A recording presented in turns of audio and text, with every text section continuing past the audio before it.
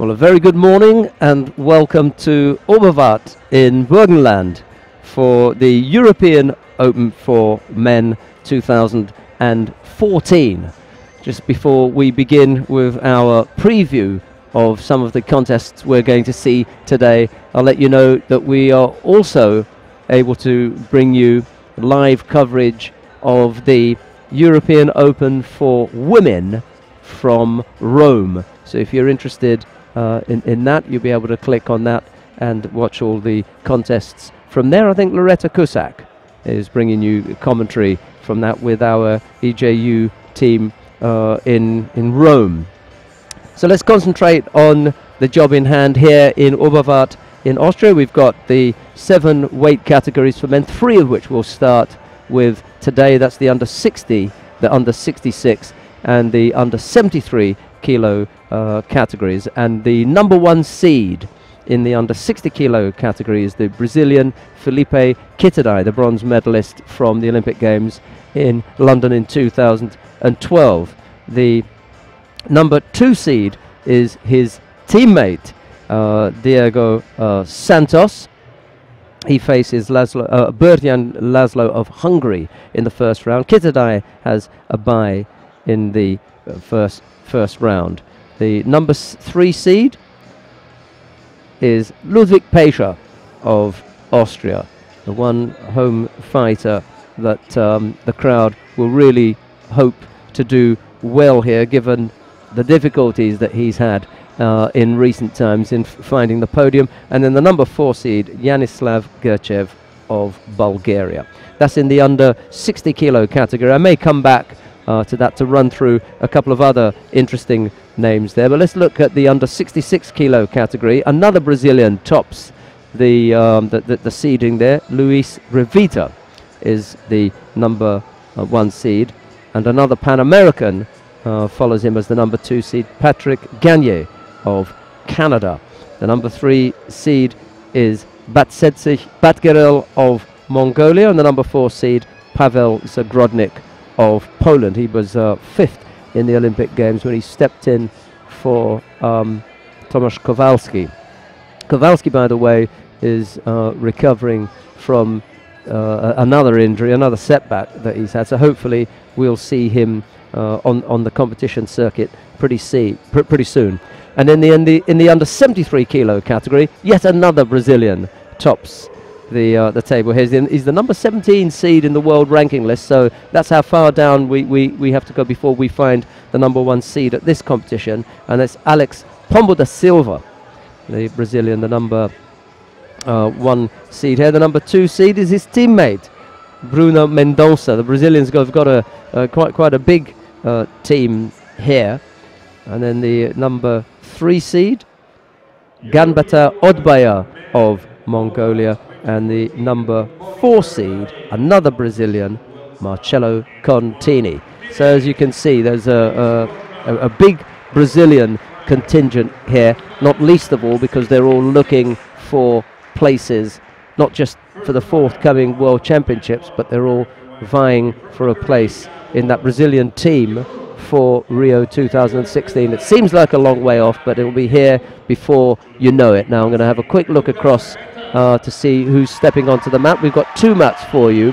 We're going to start with the under 66 kilo category, and the first contest we're going to bring you is from mat number 2, Diego Cressy of Italy, and he faces Adrian Gomboc of Slovenia. Let's go down to mat number 2 and we'll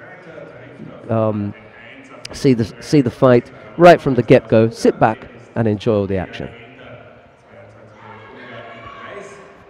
And just another reminder that if you're interested in watching the European Open for Women from Rome, you can get live action and all that too. So 2 competitions this weekend for you, all of you judo diehards.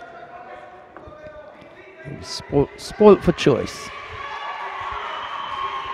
We're underway with round 1 of the under 66 kilo category. 48 fighters taking part in this weight category.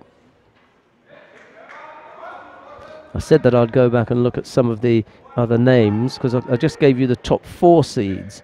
But in the mix as well is Elio Verde of Italy, Islam Bayalinov of Kyrgyzstan. He may be worth having a look at. Luka Harp of Slovenia. His mum gave me a lift and got lost when we were in Ljubljana, so that was an amusing introduction to the Harp family.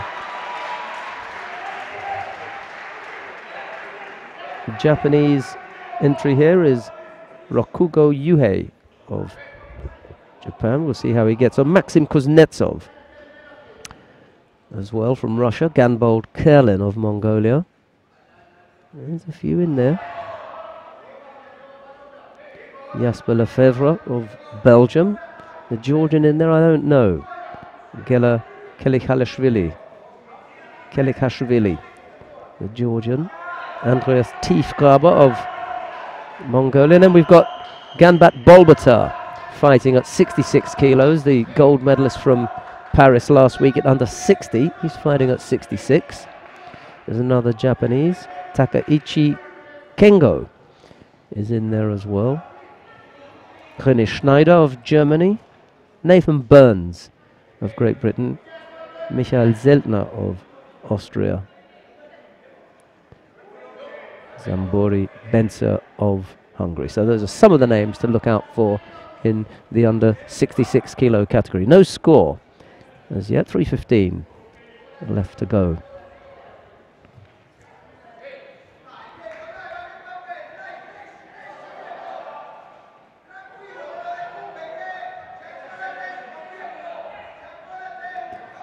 The Italian Cressy has picked up the single Shido given out by the referee. Just the one penalty. Refereeing director at the draw last night. That's where information to the coaches is given out about the fight order and who it is that their fighters are drawn against to fight. But also they receive information from the refereeing director, and he made it clear last night that although the rule about stepping out and the cross grip would be enforced strongly, he didn't want fights to have too many Shidos in, and he asked the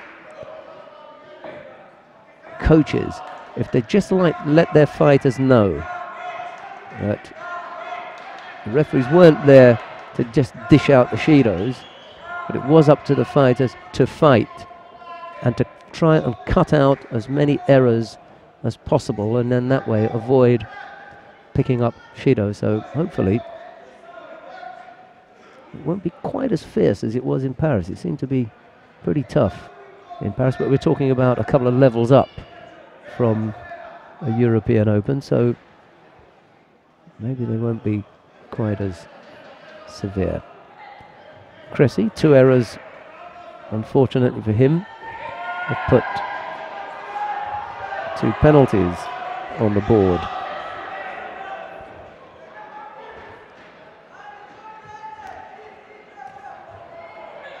Two minutes left to go. There's a good effort from Gombots, but it doesn't catch the Italian. They go off the mat, and when they come back to the middle, there's 1 minute and 57 seconds left to go.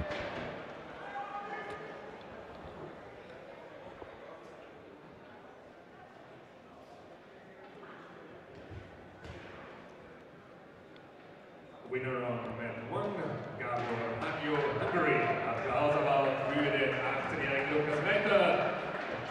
Green passing.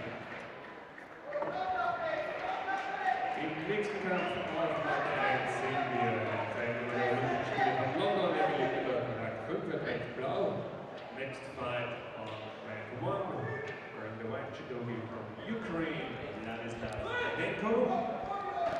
Wearing the blue judogi from Italy, 26 years old, finishing 5th at the Olympic Games in London 2012, Elio Verde.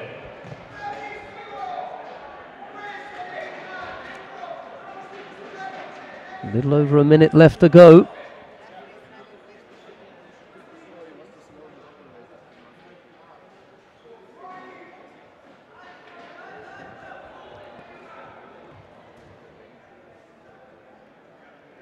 Still struggling to find a score, but that'll do. That looked pretty good. Left-sided Morote Seonage. It did look pretty good, to be honest. Cressy, despite the fact that he was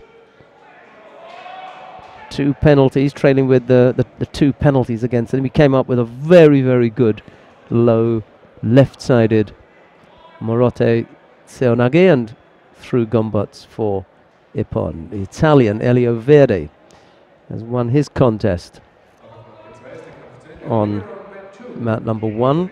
He's thrown his opponent for Ippon. That's in the under 66 kilo category as well, so going along well there. Cressy into the next round.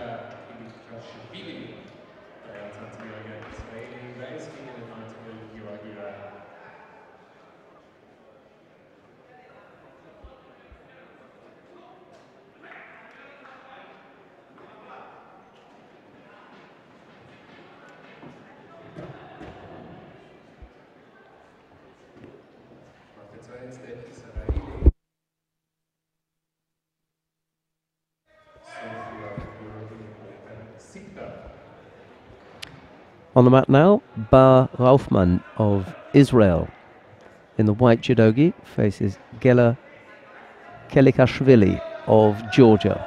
It's Raufman in the white judogi, Kelikashvili in blue.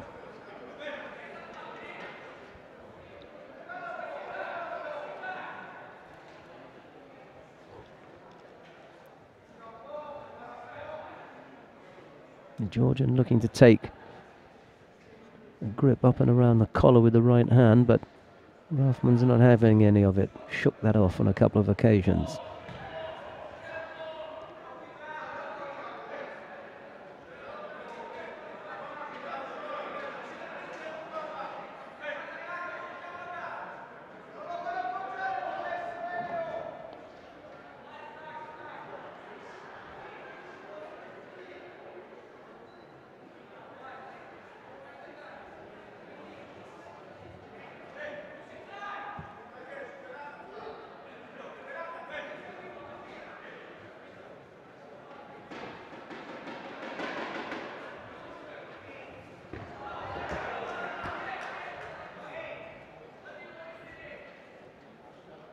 Really nice Koichi Gaki there, the Ippon Seonage top and the Koichi Gaki bottom, finishing off Raufman. Well, not quite finishing off, he put Wazari on the board, so it's a good lead for the Georgian with 3:30 odd left to go.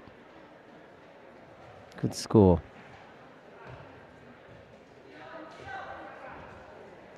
Raufman attempting to come back with his own modified kind of Kataguruma there, just missed on catching the Georgian. Plenty of time left though. Interesting to see what kind of fitness level this particular Georgian brings to the party. That was always, in the past, the difficulty. Raufman again trying that modified Kataguruma.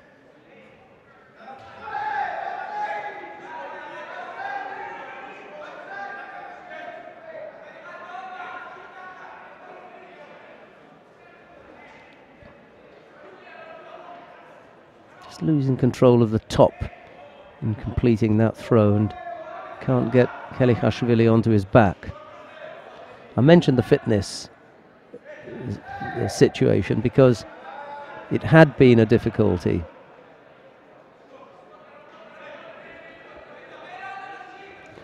Yeah, Kelikashvili trying to be a little bit clever there in bringing his man to the ground. Oh, problems for the Georgian with the shimiwaza, but it's against the face. He defends that well. And the referee calls mate. They're back up on their feet and there's 2:20 odd left to go.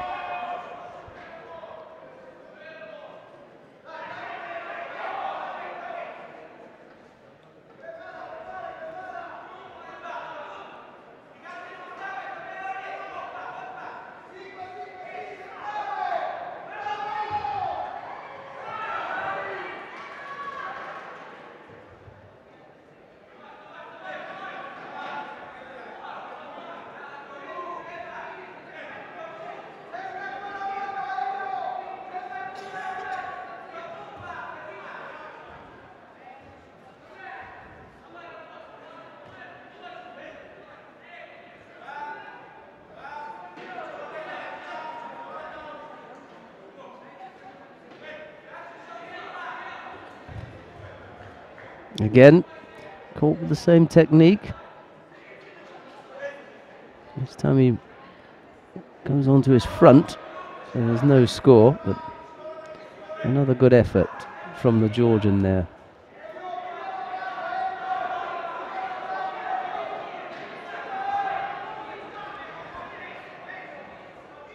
Minute and a half still to go. It's Raufmann who gets called for holding on to one side of the jacket with both hands. It was a penalty that the head refereeing director mentioned to all the coaches yesterday, that they were going to be quite sharp on giving. If you take that unorthodox grip and you don't follow it up with an immediate attack, then you're going to pick up a penalty.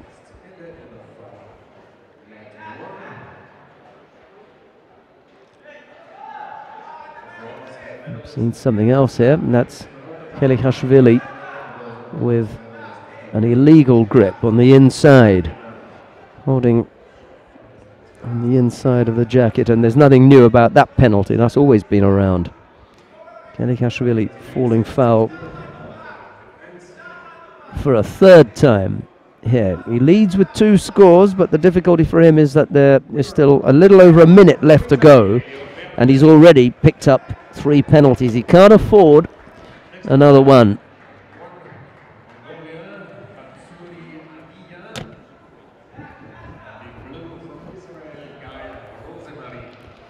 Got to be clever now.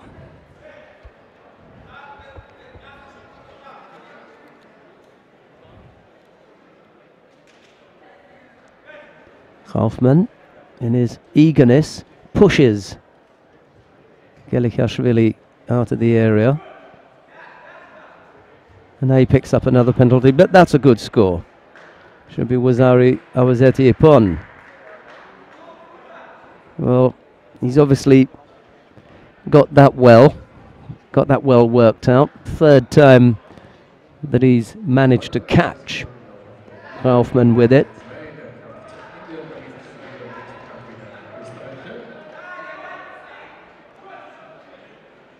And on that occasion throwing the Israeli for a second Wazari. So, the area. And now he picks up another penalty, but that's a good score. The area. And they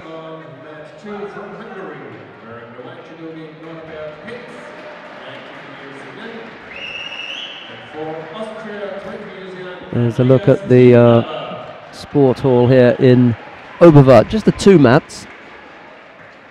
We'll start at 9 o'clock tomorrow, a little bit earlier, an hour earlier than we did today, just to get all of the fights in 4 categories tomorrow, just the 3 today.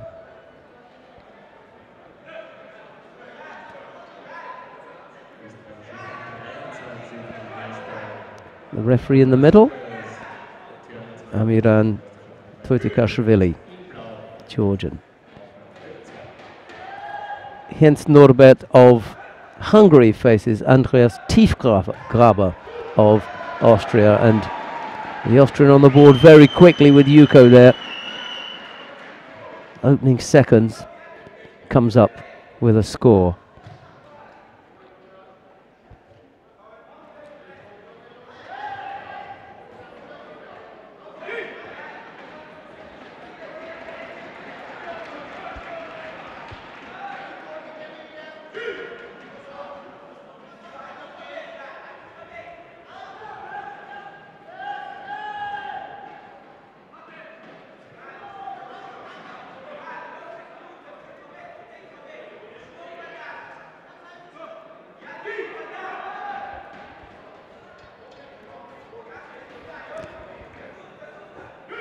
So the lead is Yuko inside the first minute for Tiefgraber.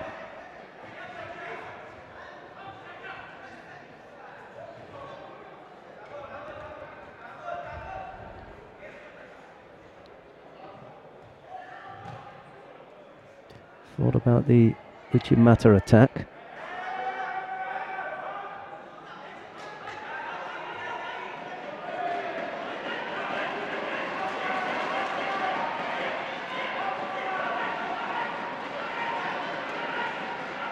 Needs to free that right leg if he can. It's just the foot left in there. Here we go. But lost the top half. That so often happens.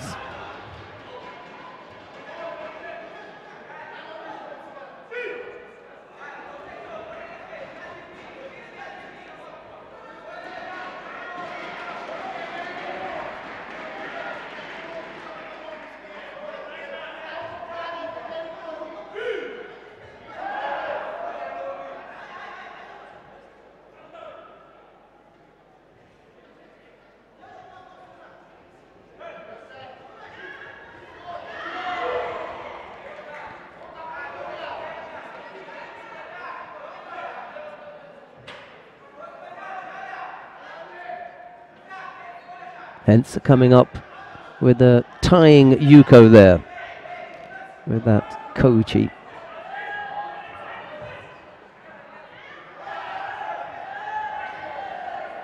Tiefgraber managing to avoid getting caught on the ground. So it's a Yuko apiece. And we got a little over 2.5 minutes left to go.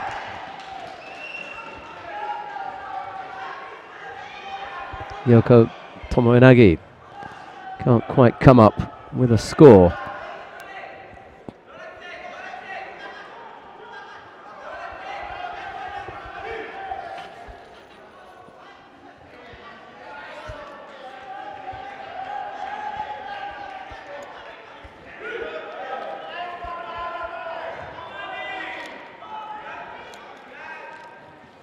.222 or thereabouts, sorry, when I looked up last. It's the time left on the clock.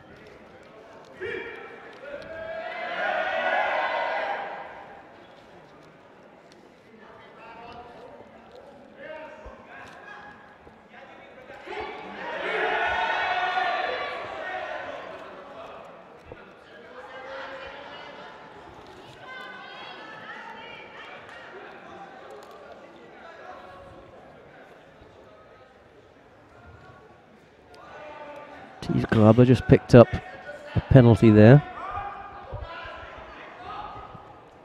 That's the difference between the pair at the moment. It's that one Shiro.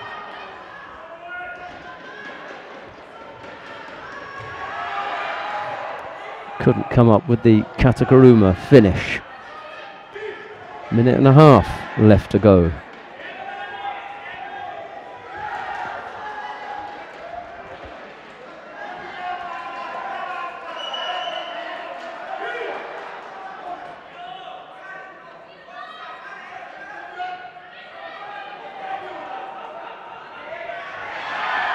Big effort there from the Austrian.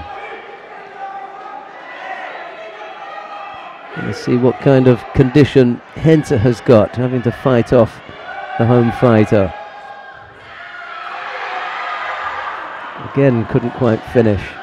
Just a little bit untidy in the final execution there, and Henze able to get off that technique.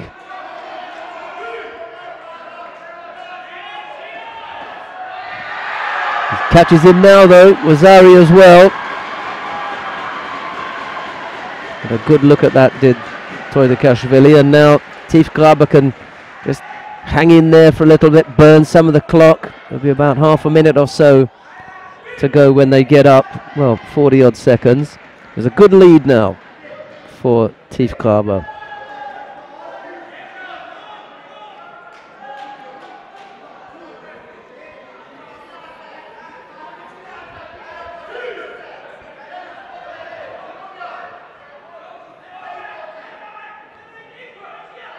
Hence needs to get both hands on his opponent. You've got to do it quickly. There's another effort from Tiefgraber.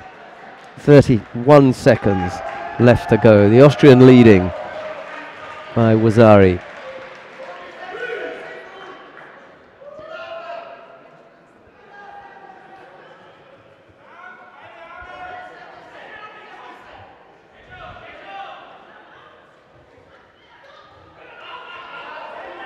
That really was a last-ditch effort from the Hungarian, hence Tiefgraber looks good for the win here. Just needs to hang on for these last few seconds. That's going to do it.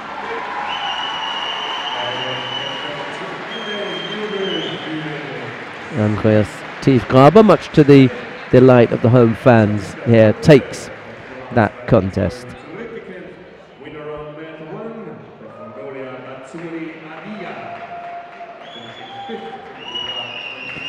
So we'll see Tiefgraber in the second round. Now, in that contest, in his second round contest, Tiefgraber is going to face the winner of the upcoming contest, and that's Ganbat Bolbatar of Mongolia, and he faces Laureano Martin of Argentina. It's Ganbat in the white judogi and Martin in blue.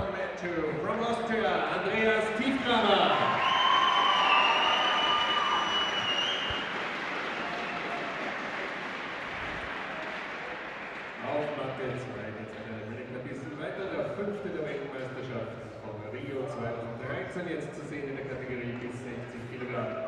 Next fight on mat 2 in the white from Mongolia, Ganbat Bolbatar, and in blue from Argentina, Laureano Martin.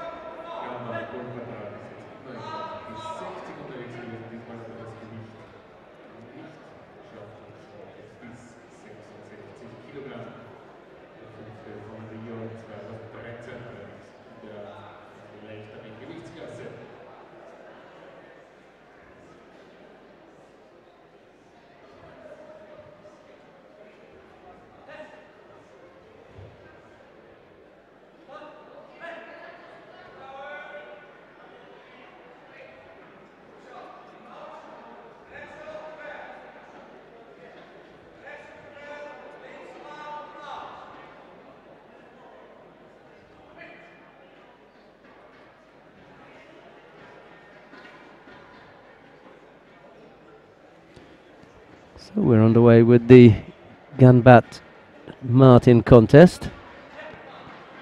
Ganbat fighting upper weight here this weekend.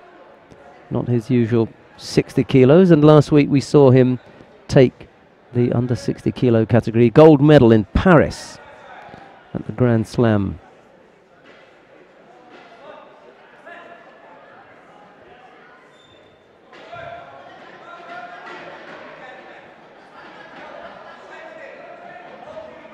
Tomoenage attempted by Martin, but Ganbat deals with that easily, moving round to the side.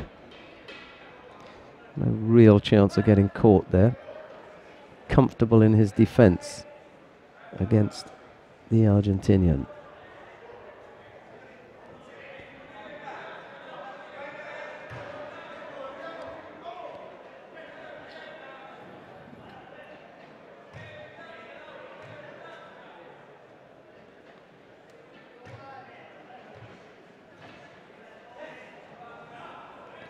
Both fighters look passive here, but it's Ganbat who picks up the penalty. Neither of them looked as though they were really doing a great deal.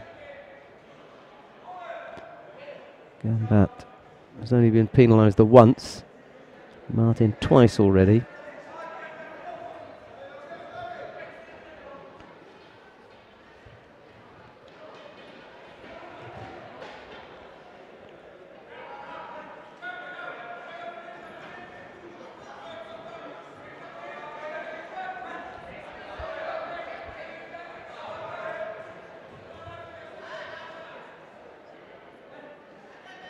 Martin felt the pressure of the attack from Ganbat, just collapsed to his knees.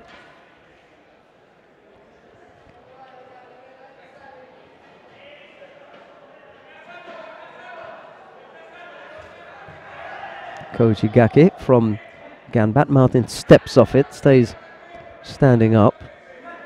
And then the referee calls Mate there. Back in the middle now. No score yet. 2:20 odd left to go. Ganbat looking to set Martin up. Martin attempting the Uchimata there, but lost contact with both hands.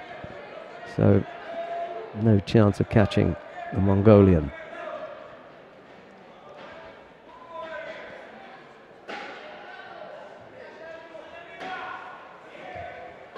Again attempting the Setemiwaza.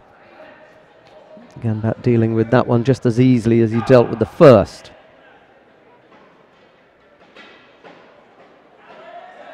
He picks up a second passivity penalty, however.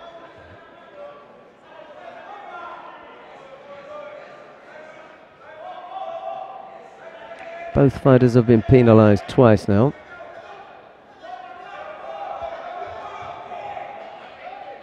Martin looking to go left side. It doesn't threaten the Mongolian though.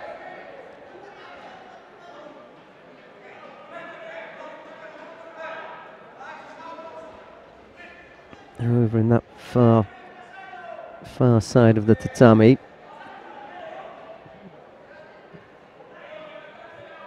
Ganbat looking for an opening. And this time it's Martin who's guilty for the second time in the contest of holding on to one side with both hands.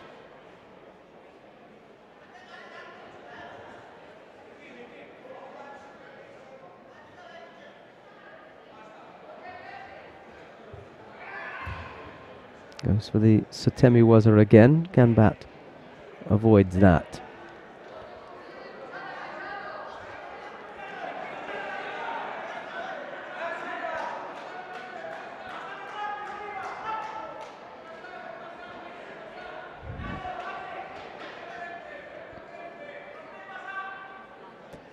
Inside the last minute. I wonder if Ganbat has worn down his Argentinian opponent sufficiently well.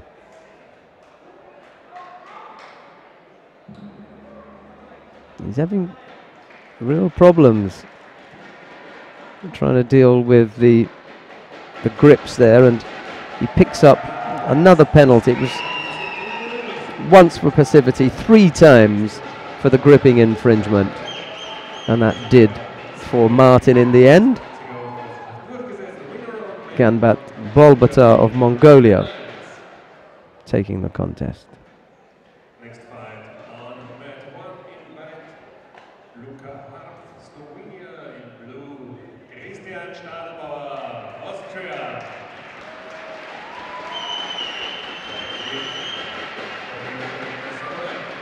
Next fight on mat 2 from Ukraine, Bogdan Iadov.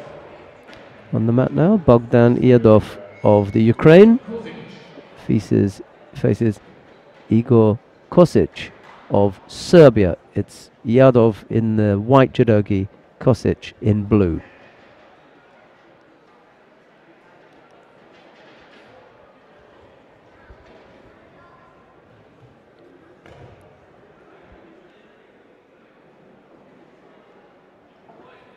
The winner of match 2, the fight 4 was Oberwart from Mongolia.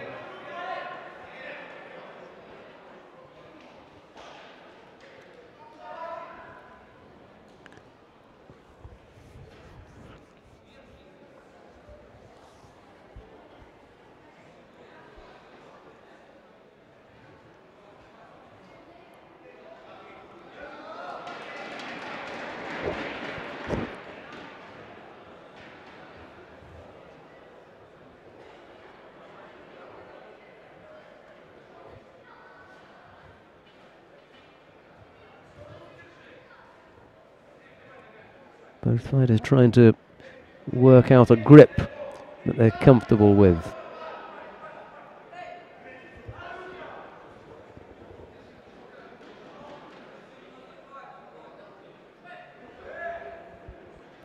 Iadov guilty of passivity and picks up a penalty.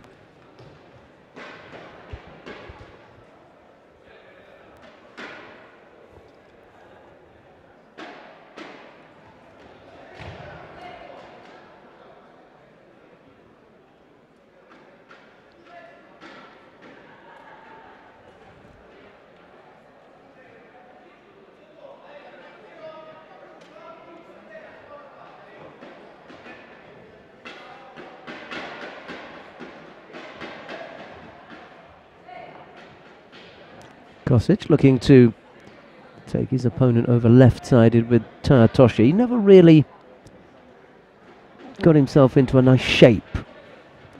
Looked a little bit awkward, and Yadov, an interesting effort there. Looking to wind his opponent up. Roll him over, but I don't think he's perfected that yet. It's going to be a while.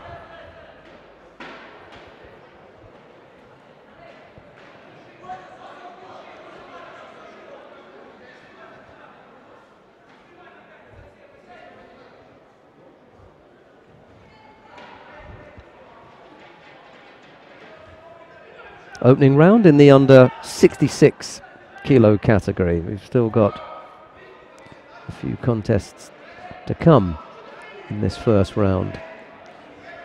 Yadov judged to have come up with a Yuko there, so a Yuko on the board.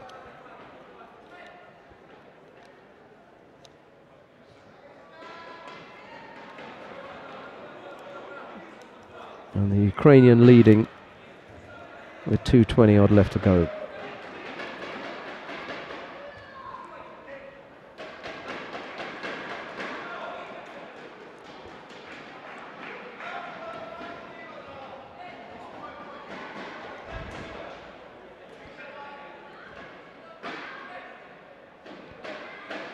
Kosic picking up the passivity penalty. They were both picked up one.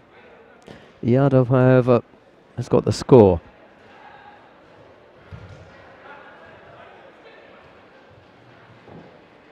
Defending against the Kosic attack.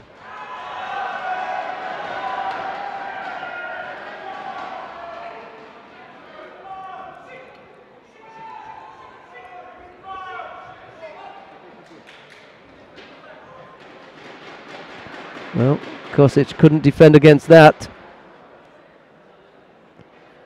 And it's Yadov who comes up with the winning score. Winner on round one is Austria.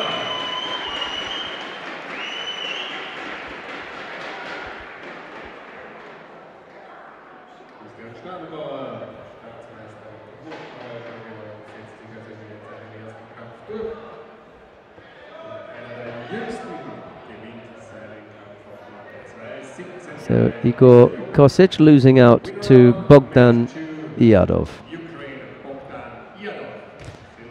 Coming up next, René Schneider of Germany, and he faces Gunnar Kops of the Netherlands. It's Schneider in the white judogi, Kops in blue.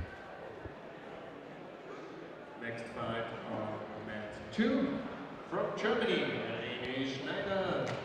And in blue from the Netherlands, Gunnar Kops. We're just doing the first round of the under 66 kilo category. Both mats.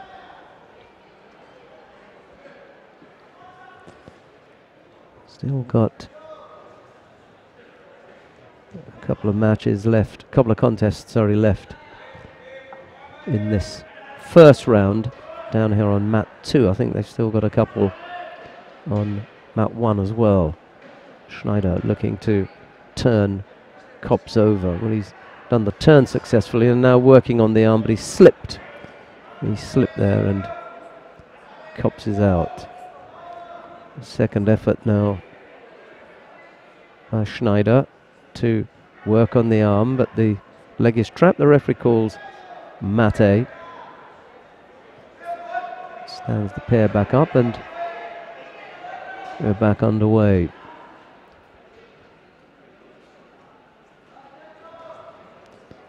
There are two Japanese referees. I'm not sure which one it is that's on the mat at the moment. Either Kawashima or Shimamura. Not sure which one. I'll find out, given that we may have to see them in the future. Better make sure You know exactly who they are.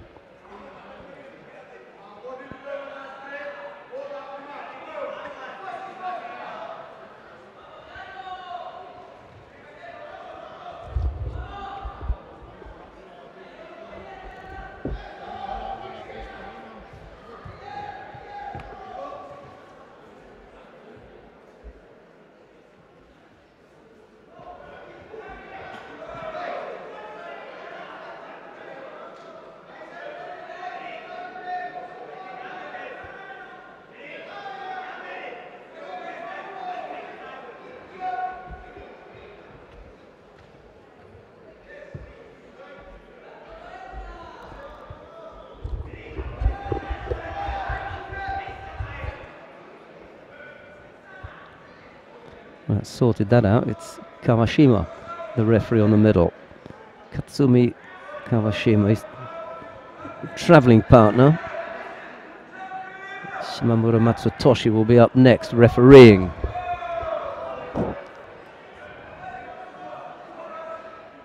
It's the mat officials then.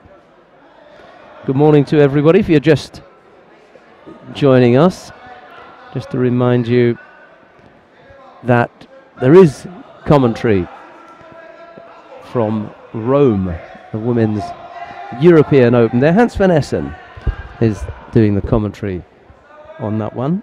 Thanks very much for that information. I hope everybody's enjoying the broadcast from Oberwart. Not as cold here as it normally is. This time of year you'd expect a little bit more snow around, but just a sprinkling low down, and you have to really look to the mountains if you want to see any real snow. Right-sided effort from Schneider, a bit generous with the Yuko there.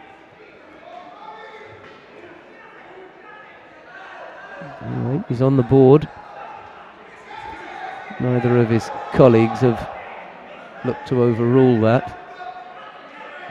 So Yuko it is for René Schneider. Kinner Kops trailing by that single score with 2 minutes left to go.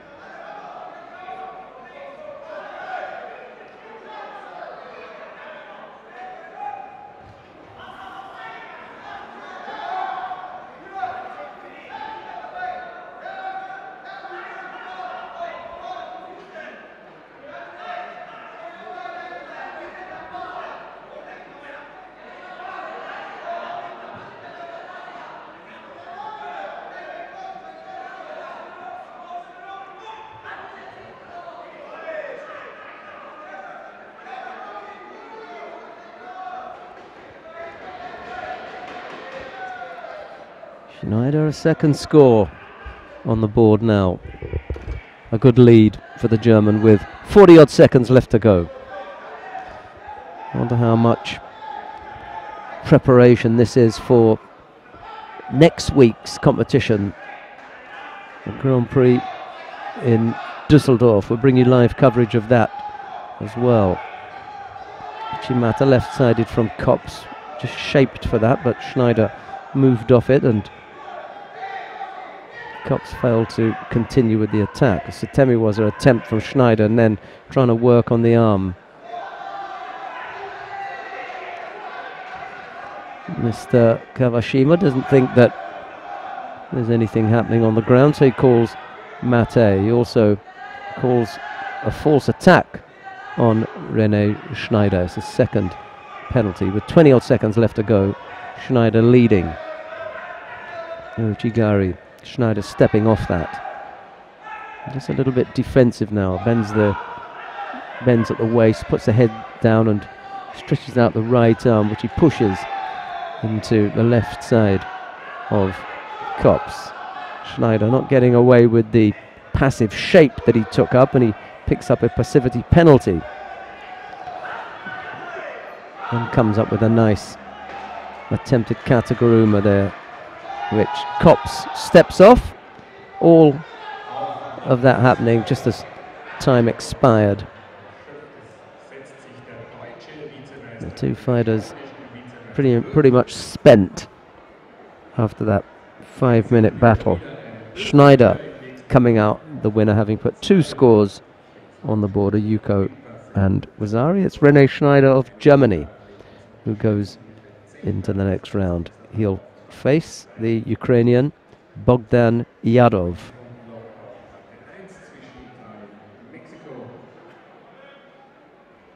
Yeah, so next week it's Dusseldorf, so that means definitely a visit to Schumacher's Alt. We're looking forward to that. And everybody will be piling in there, the local eatery and nice little place to go for a few beers. Not far from the venue either, so it's all nice and neat. The Germans do a good job in organising that tournament. It used to be in Hamburg for a good number of years, and then they moved it to Dusseldorf. I think it was called the Philips Halle, but I think it's called the Mitsubishi Electric Halle now.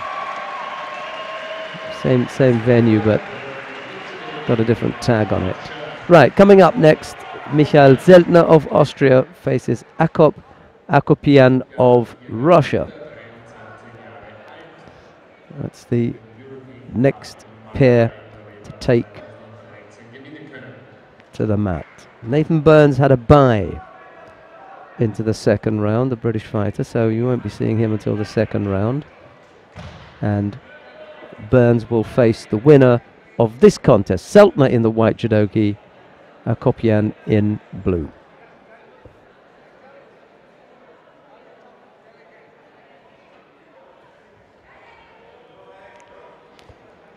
Going along nicely. It's coming up to 11:15, 40 odd minutes. We've been on the mat. Well, they've been on the mat for 40 minutes. We haven't.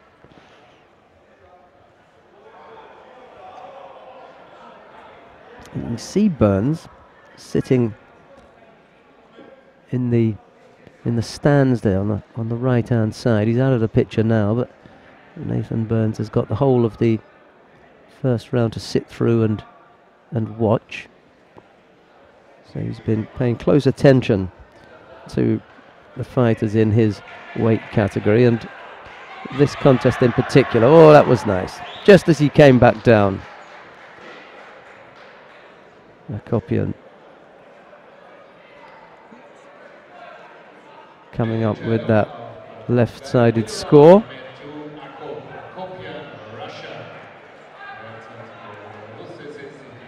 Throwing Michael Zeltner for Ippon. Right, well, it'll be Akopian of Russia to face Burns of Great Britain in the second round. Then we've got the last of the first round contests coming up now. Alexander Beta of Poland faces Artyom Naku of Moldavia. It's Beta in the white judogi, Naku in blue.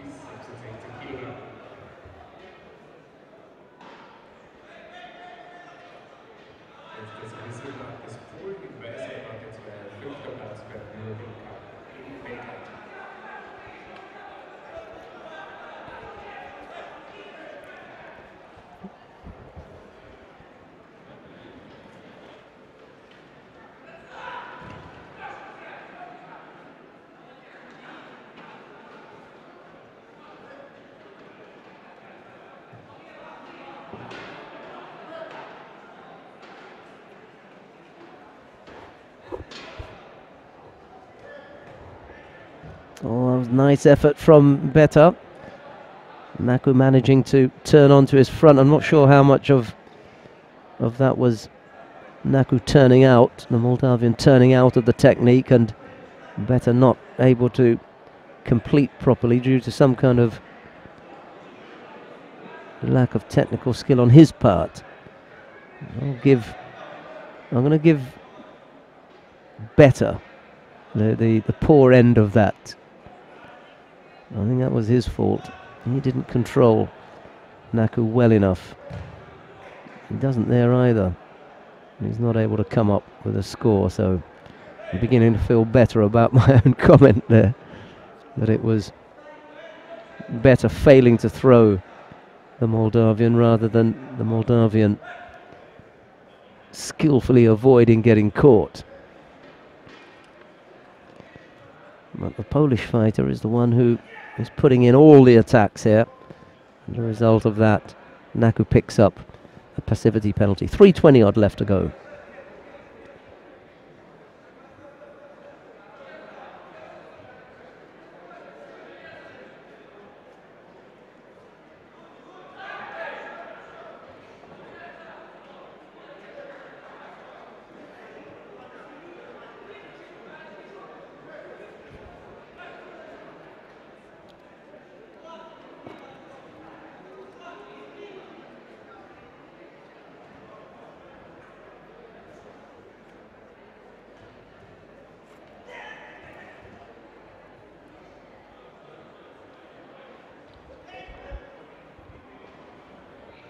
Last of the first round matches.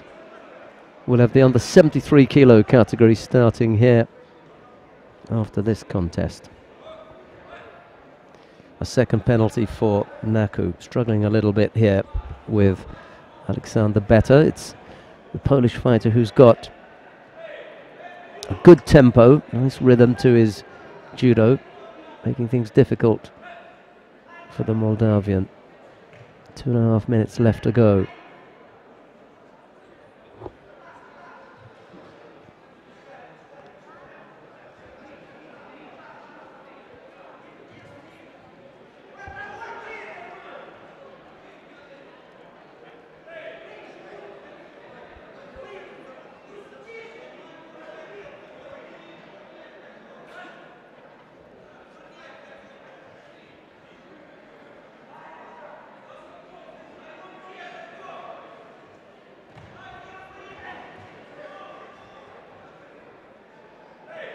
A little tired looking, that last effort from Beta. I mean, could be that he's put in so much effort in the first half of the contest that there's not a great deal left. And that was the weakest of all the attacks, and he almost got countered there. He's going to have to be careful, because although Naku has picked up 2 penalties, one score from the Moldavian would do it. Looks as though this is going to be a tight contest. Beta doesn't want to go and blow everything in the first half of the contest.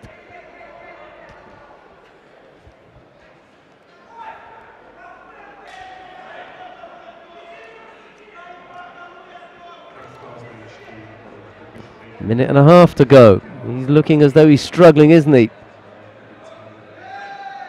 Well, Naku picks up a penalty.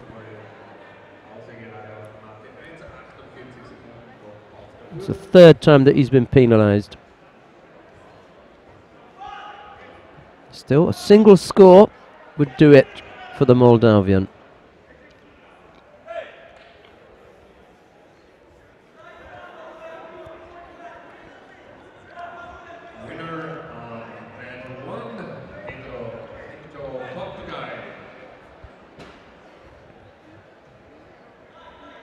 Next fight on mat 1, the last fight, under 66, the first round, then we will switch to under 73 on mat 1.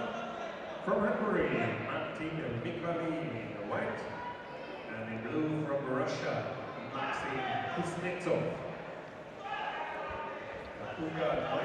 Kojigari from Naku a little bit too far away. Didn't threaten better. Last 40-odd seconds. Time to get that score on the board now. Oh, good effort. Oh, Sodagari from Naku, but better steps off it. Lands on his front. 30-odd seconds now.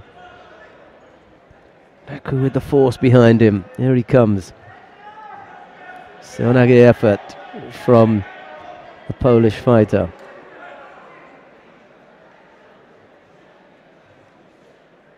Ashiwaza as well. He's got his grip. Purely defensive from Beta now, having done all the attacking, and now he's going to pick up a penalty here.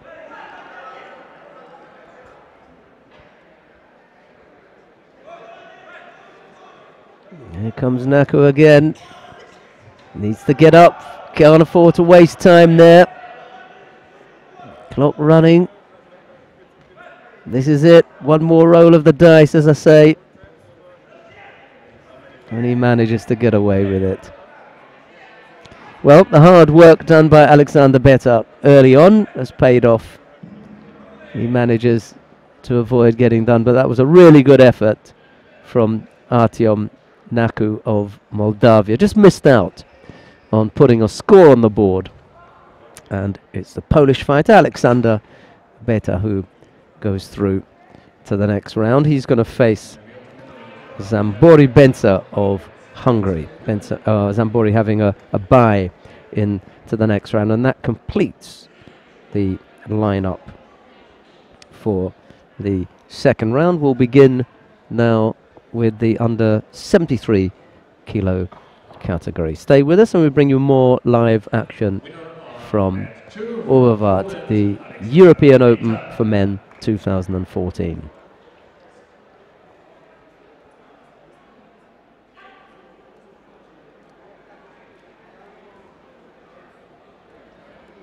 So we'll switch to under 73, first fight, under 73, event 2. Slovakian white, Martin Zagarov, 24 years old, and the blue from Hungary, Tamás Kovács, 26 years old.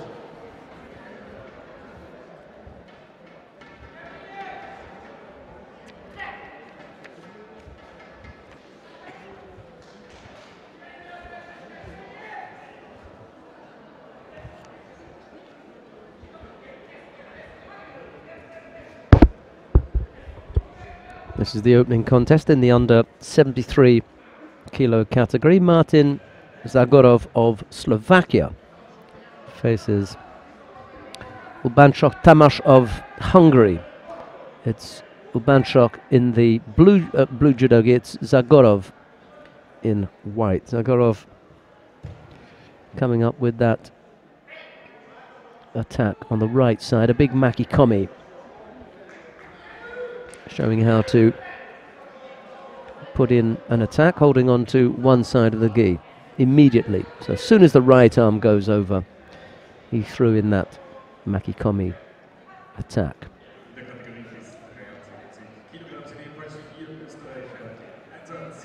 The winner of this is going to face the number 2 seed. That'll be a tricky fight. Bruno Mendonça of Brazil, number 19 in the world. Not much of a difference between him and the number 1 seed, Alex Pombo da Silva, also of Brazil. He's up at number 17 on the world ranking list. So whichever way you were drawn, top half or bottom half, you're going to end up somewhere around one of those Brazilians, both in the top 20.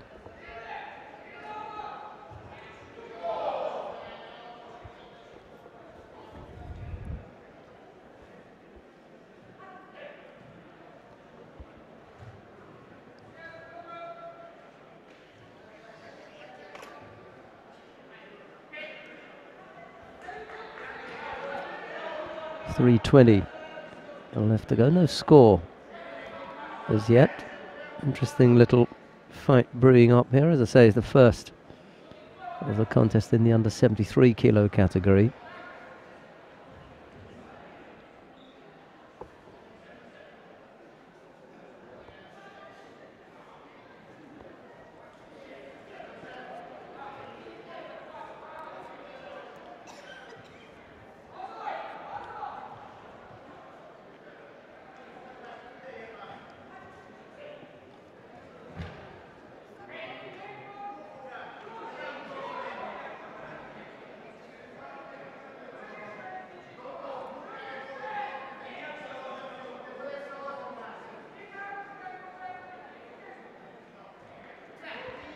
Zagodov warned about the area. Penalised for just being a little bit careless with it.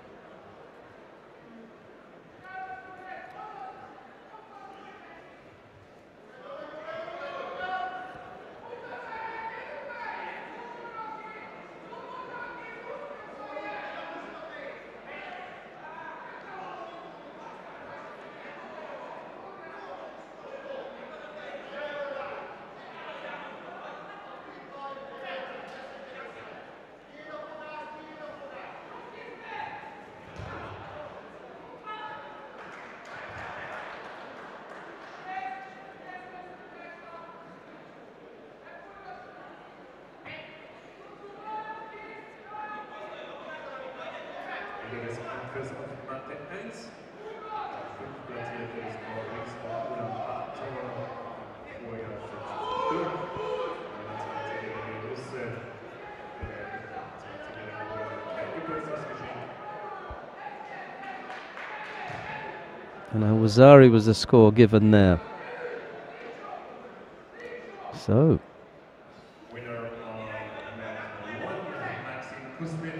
Urbanchuk leading with a little over a minute left to go.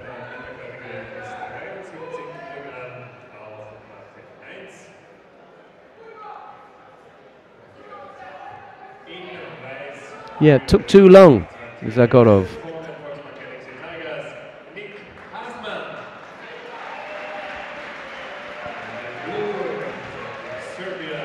Once that hand goes over, got to put your attack in right away. Zagodov taking a little bit too long about that and picking up his second penalty. 59 seconds left to go. Urbanchuk leading by Wazari.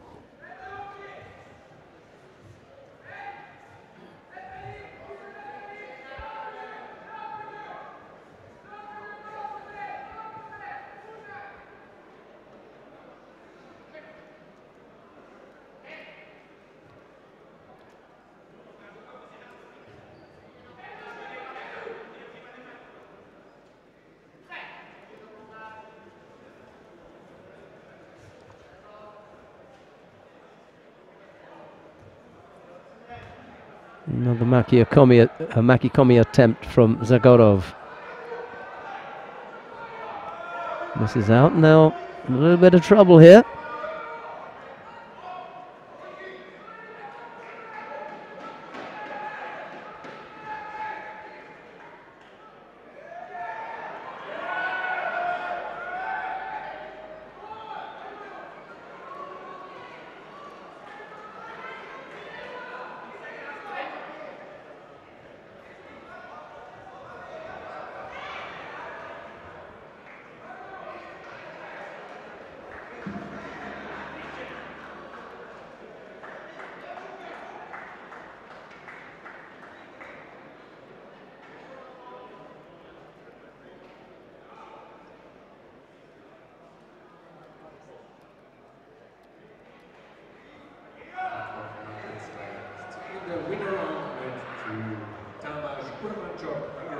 Urbanchuk of Hungary wins out there over Martin Zagodov of Slovakia.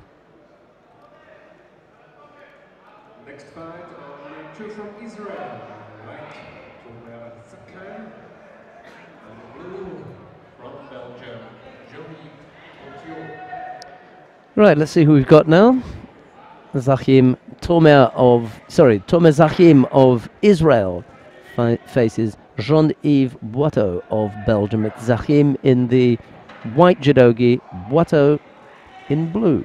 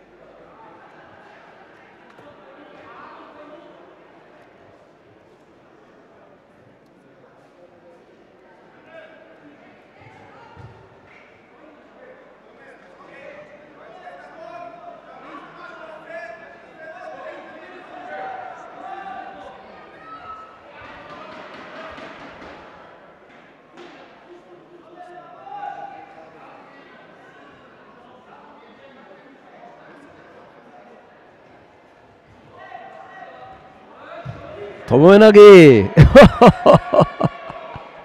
That was quality. Oh, yes.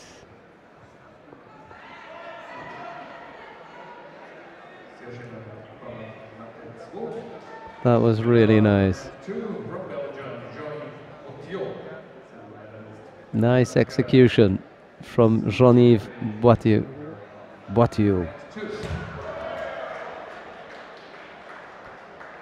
Next fight of two from Ukraine, Artur Sarkisian. From Japan, Keiichi Ota. Right, let's see who we've got now. Artur Sarkisian of the Ukraine faces Ota Keiichi of Japan. It's Sarkisian in the white judogi, Ota in blue.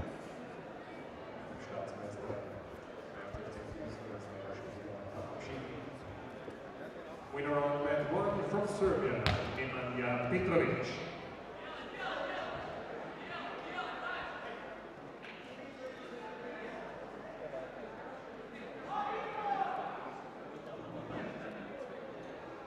Next fight on mat 1 from Hungary, in the white, Gábor Kárpáti, 20 years young, and from Moldova, blue, Igor Somoka.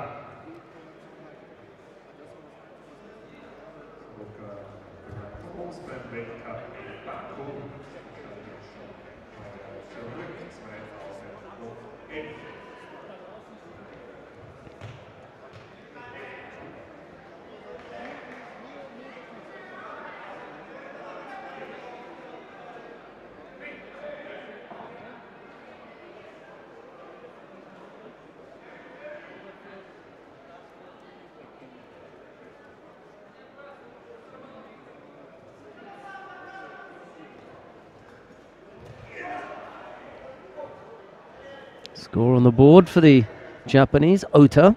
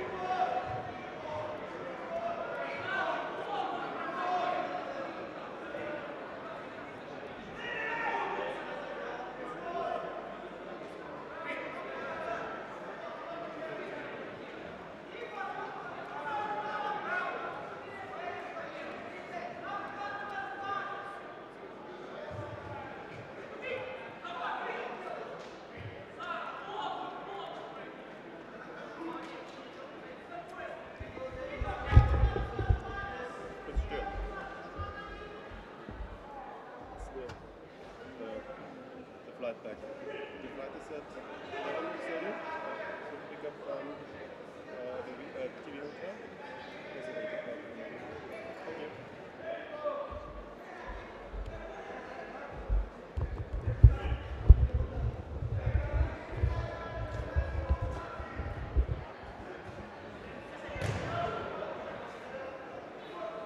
Still the Yuko lead for Ota.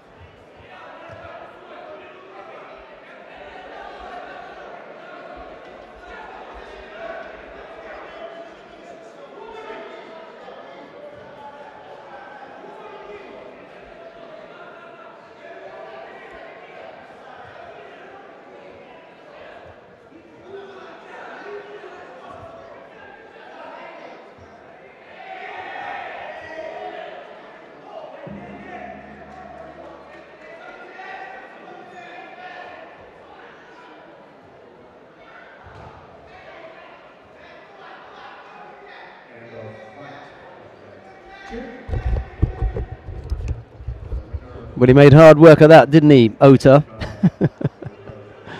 Bit of a struggle in the end. He scored quite early on, but he just couldn't finish off his man. Went the distance. And it's Ota who goes into the next round. Coming up next, Adrian Darotti of Romania, and he faces the young Italian Enrico Parlati. It's Darotti in the white janogi, Parlati in blue.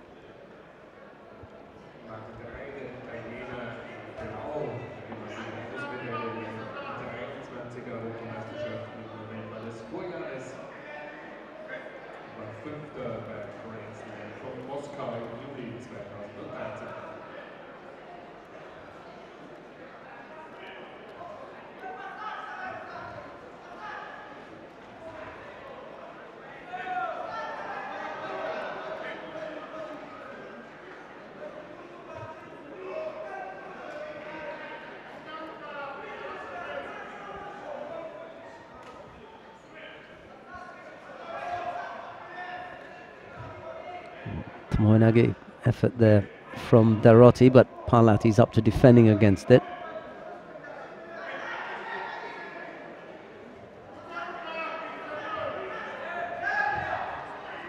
Right-sided effort from Parlati, but Darotti blocks that, and he almost comes up with a turnover there.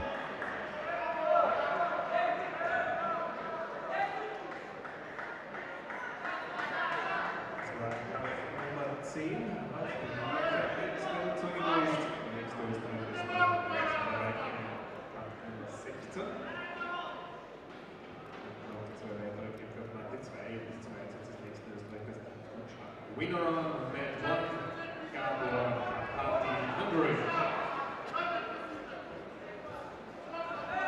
Next fight on match 1 from Georgia. White, 19 years old. And 19 years young, wearing the blue jersey from Portugal.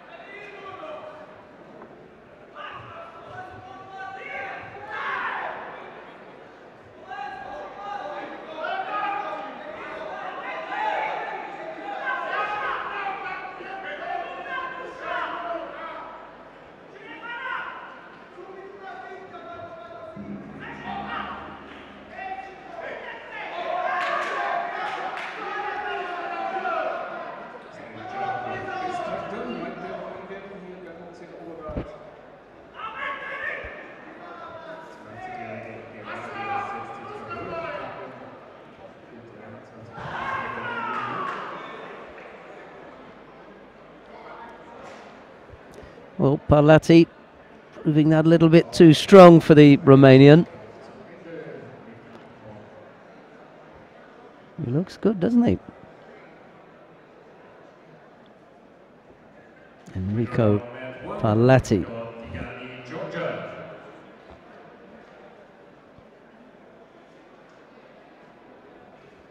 Winner of match 2, Enrico Parlati, Italy.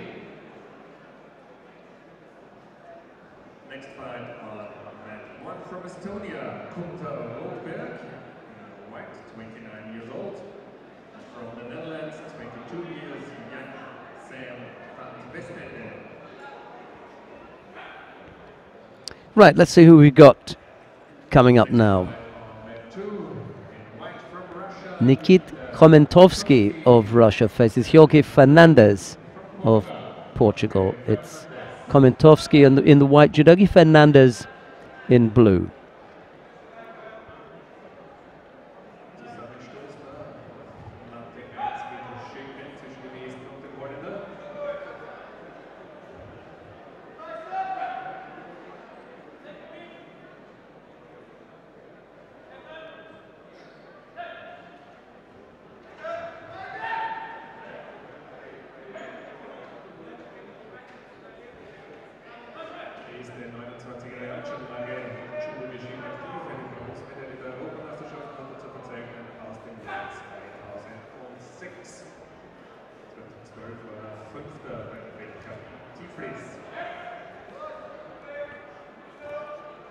Fernandez on the board quickly with that Yuko.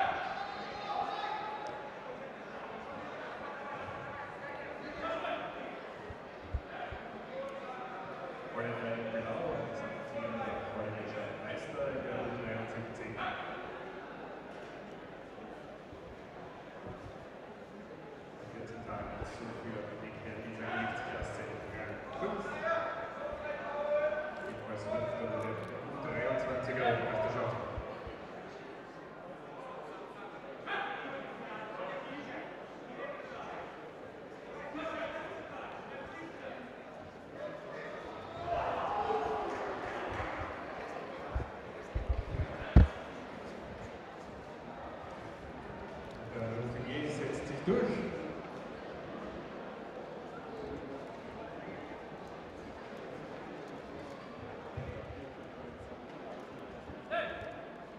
Ende des Kampfes auf Kante 1.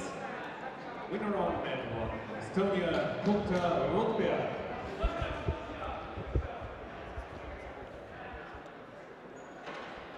Next fight on mat 1, from Great Britain, Jan Koziewski, Latvia, Dimitris Fedozenkos.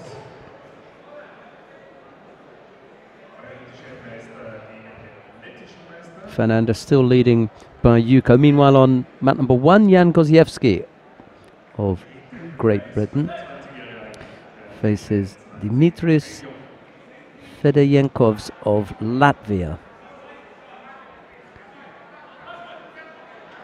Fedozenkovs up against the British fighter Jan Koziewski. That's down on mat 1 in the under 73 kilo category. Meanwhile, here Nikita Komentovsky of Russia trails Jorge Fernandez of Portugal by a single Yuko.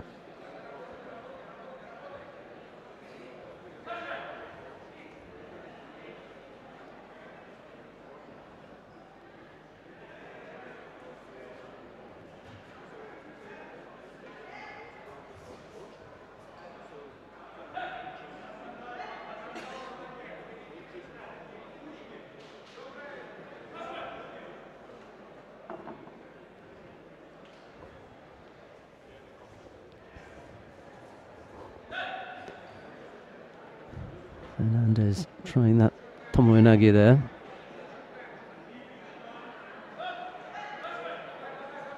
Komentovsky picks up the penalty for holding on to one side of the jacket for too long.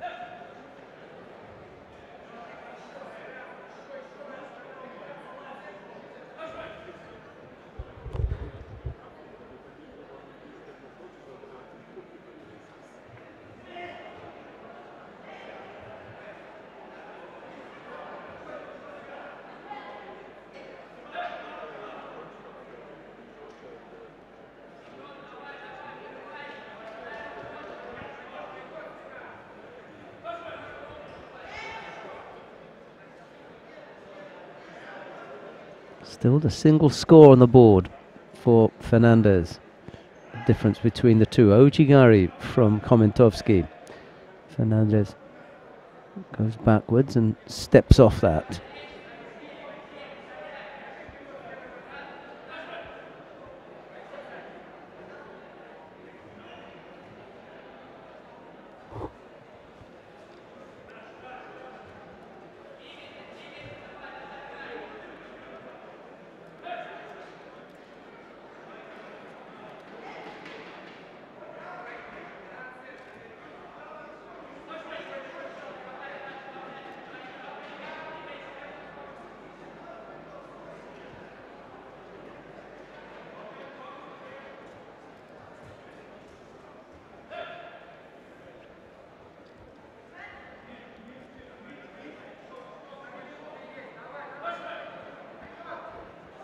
Needs to come up with a score here, the Russian. Fernandez attempting that low upon Seoinage.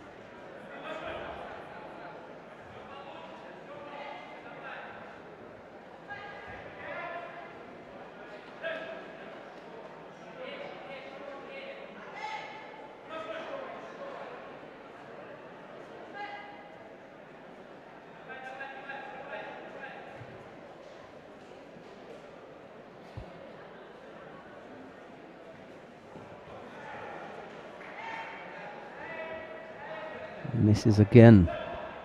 Just not threatening at the moment, Komentovsky.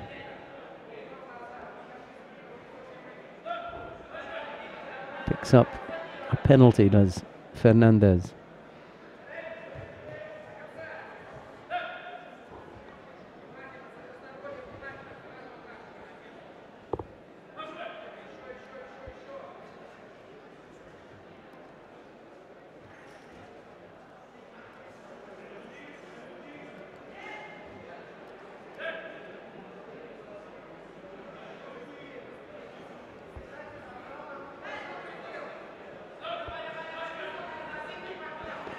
Penalised again, the Portuguese.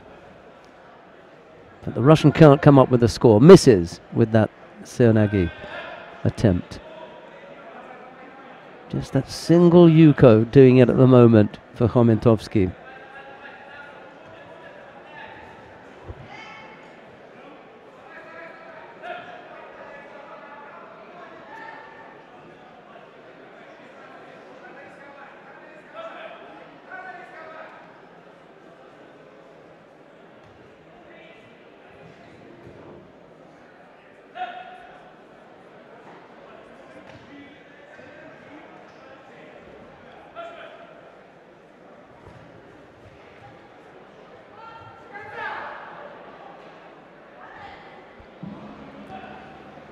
Well, time ran out there. Couldn't come up with a score, the Russian. Jorge Fernandez of Portugal it is who takes that particular contest.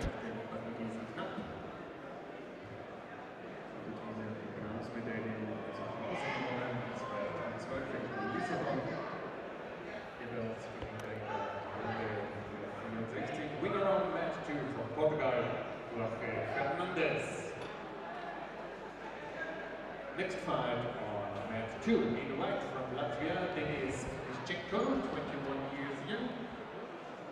This is a fight from the Dominican Republic. Santana in blue.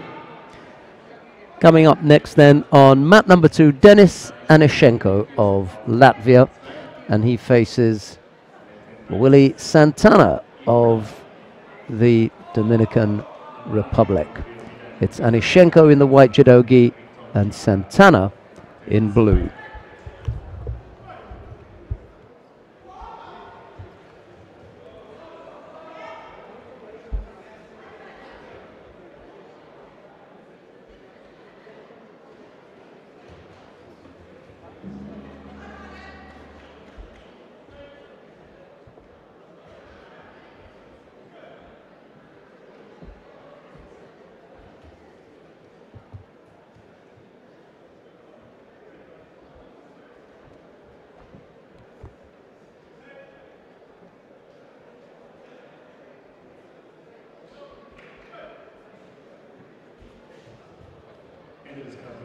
It's a winner of one Dimitris Ivanenko's Latvia. Der lettische Meister gewinnt seinen ersten Kampf. Und damit heißt Deutschland gegen Italien. Next fight on mat 1 is Germany, right, Suji Katsumi, 25 years old, 2 bronze medals at World Cups. Blue from Italy, 1 silver, 4 bronze medal at the World Cups. Andrea is Italy, 22 years young.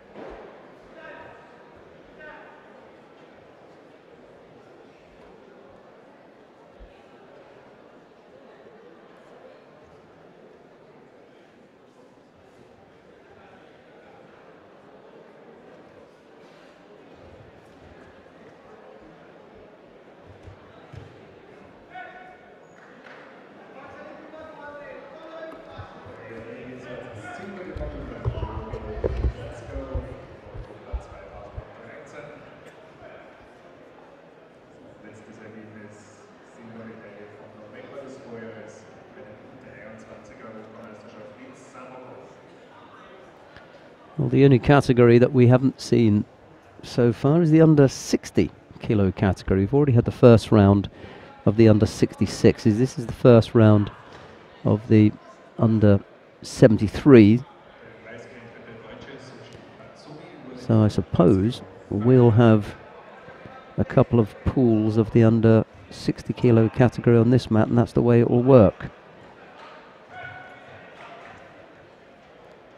We should have pools C and D of the under 60 kilo category coming up after this. All right, nice and clear.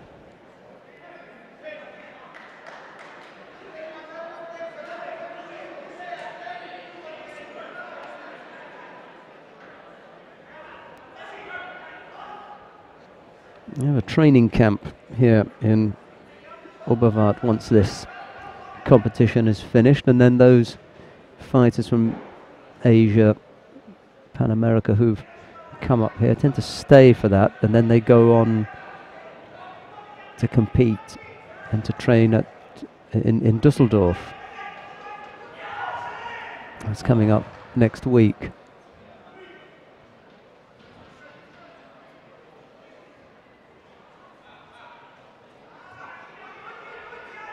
Santana caught in Osaikomi here.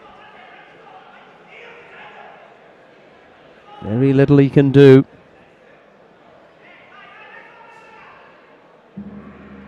There you are. Denis Anishenko of Latvia coming out the winner there.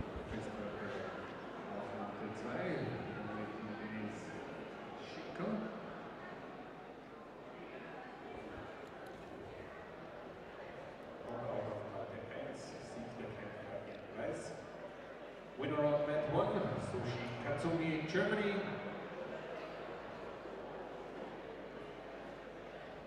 Next fight on match 1, in white, Maciek British, Poland, and in blue, Sami Fushi, Belgium. Winner on match 2, Denis Anishenko, Latvia. Und damit geht's hier auf Matte 2 mit Ungarn gegen Österreich weiter. In Blau für Ungarn, Coach Heredi. Right, next contest down here on map number 2. Dritan Shala of Austria in the white judogi faces Heredi Akos of Hungary in blue.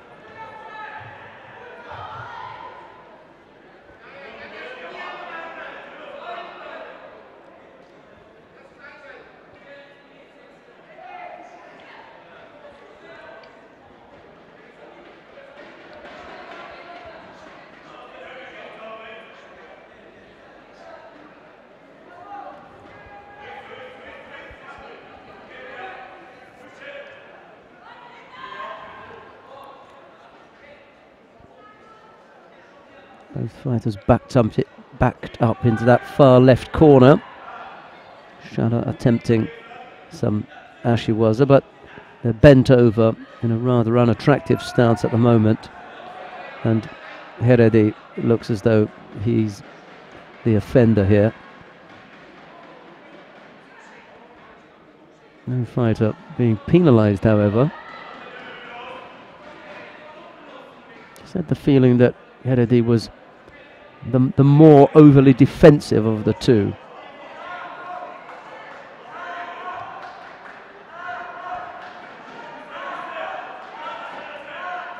And she's going to give someone a penalty here. And she's decided that it's Shala who looks the more defensive of the pair. I'd have gone for the Hungarian. At least you had the appearance from Shala that he was looking for an opening. Heredi just seemed to be happy to fend off his opponent.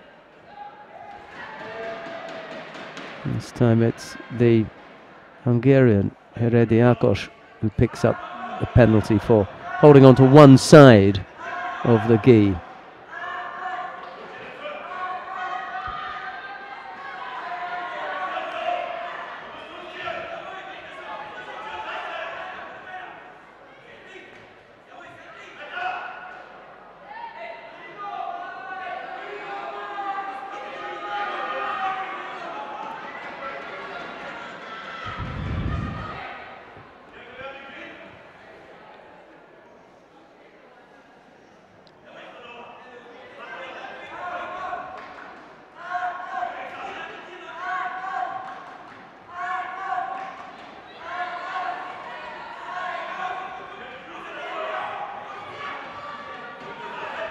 Now it's Schaller who looks overly defensive. Just holding off with that left hand, bent over. Does come up with a score though. I like that for Yuko. Well, hadn't put a score on the board, but I liked it.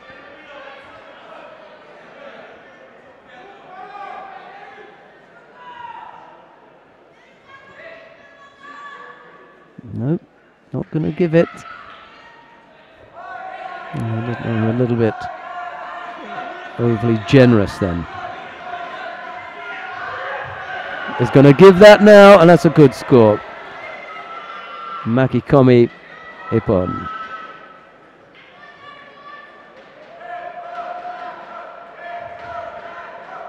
Well done to the referee, nice position. Got herself around to the right side.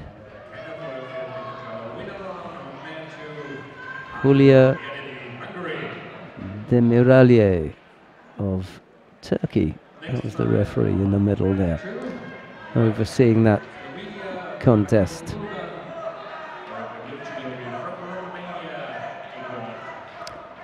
Coming up next, Marko Prodan of Slovenia faces Eduard Nicolescu of Romania. It's Prodan in the white judogi, Nicolaescu in blue.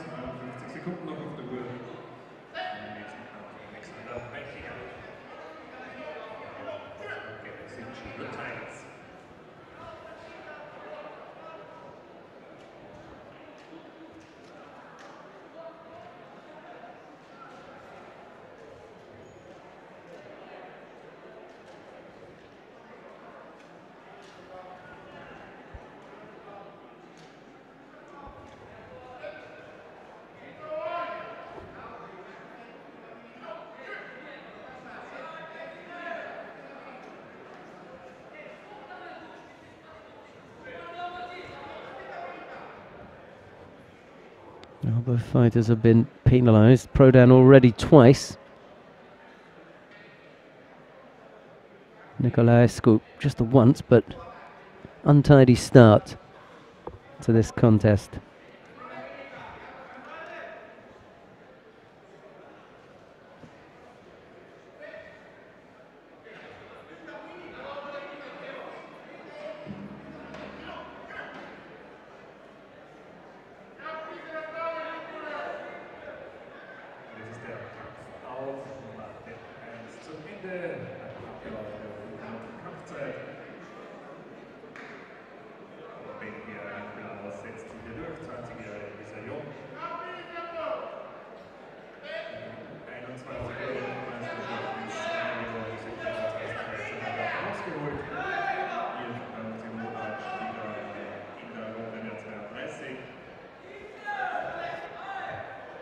Couldn't come up with a good attack off the sleeves there.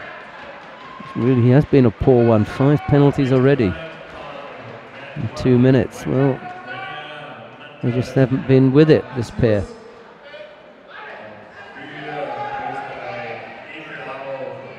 And Manfred Hausberger, the referee in the middle, having very little choice but to penalise them for the mistakes that they're making. I'll tell you what, Prodan may also come up with one shortly for passivity if he's not careful. Can't afford another cycle to go without attacking. Nicolaescu keeps throwing them in. There's another one. And luckily for Prodan, he comes up with a Kojigari there. He's flirting with danger.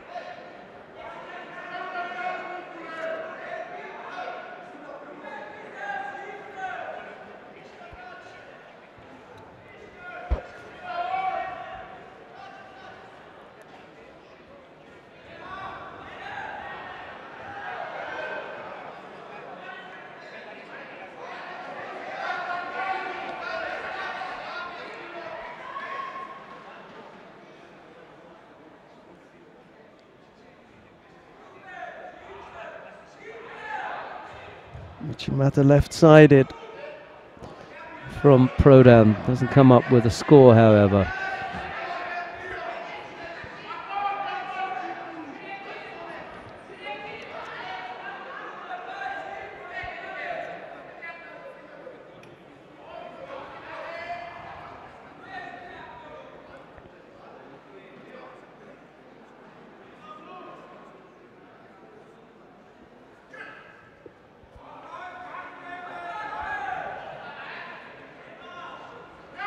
Minute 40 odd. All the errors were committed within the first minute and a half. They've been reasonably good after that, working well, keeping off the edge of the mat. And a better effort from Prodan. Right then left.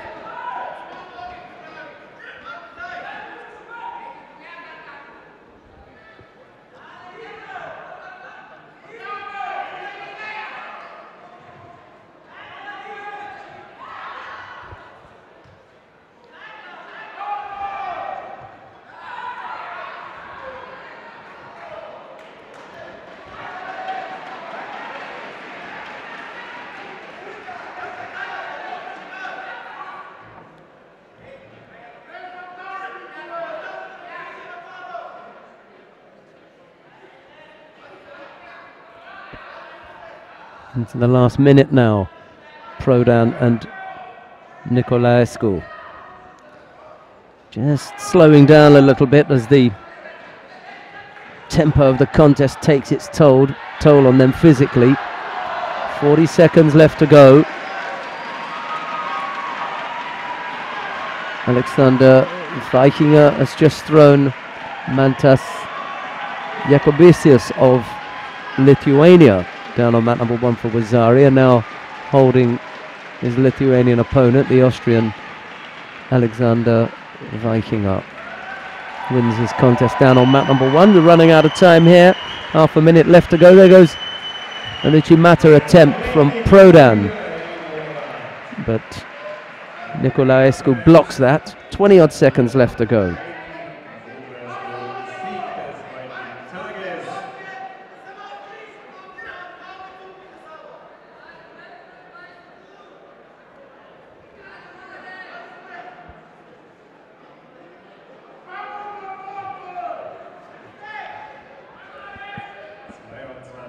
Time for one more big attack. And that'll be it. Prodan's got to go now. He doesn't. It's Nicolaescu who manages the attack. And that'll be it. Nicolaescu of Romania takes it on the back. Oh, I beg your pardon, Prodan. Prodan takes it, having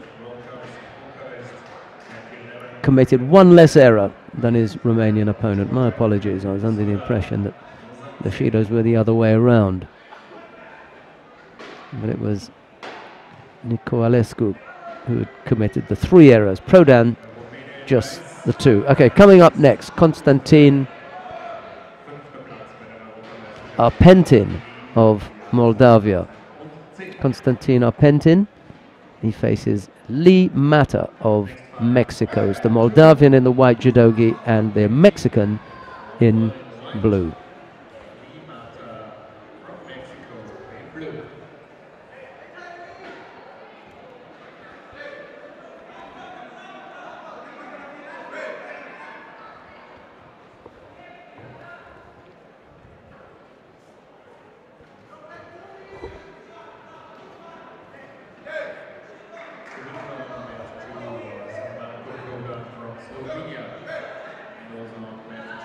Last fight, under 73, then we will switch to under 60, round 32. Letzten Kämpfer der 64 der Kategorie bis 73 Kilogramm. Dann wechseln wir zu 60. Die Kategorie bis 60 Kilogramm sind folgende Österreicher am Start. Von den Galaxy Tigers, Good score.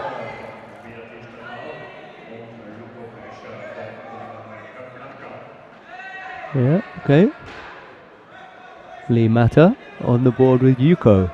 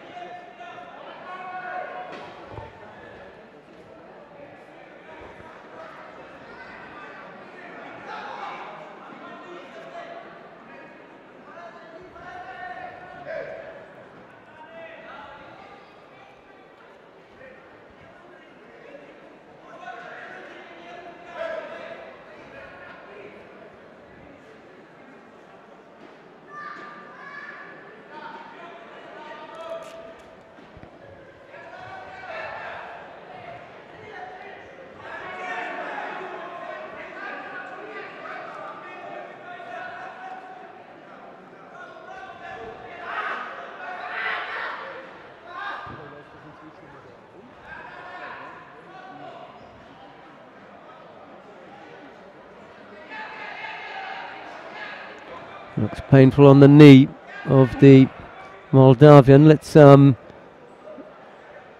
probably shift down to mat number 1. Mexican, Lee Mata. A while before they get the stretcher on there and take him off. So let's go down to mat number 1 then.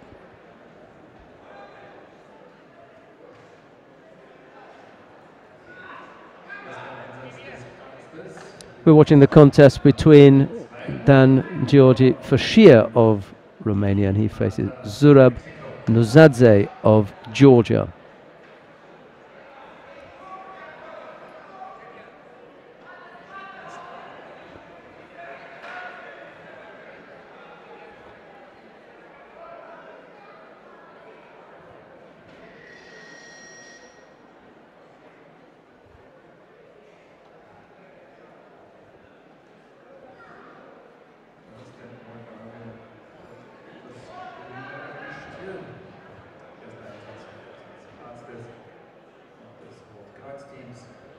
Und damit wechseln wir zur Kategorie bis 60 Kilogramm. Jetzt die Runde der 32.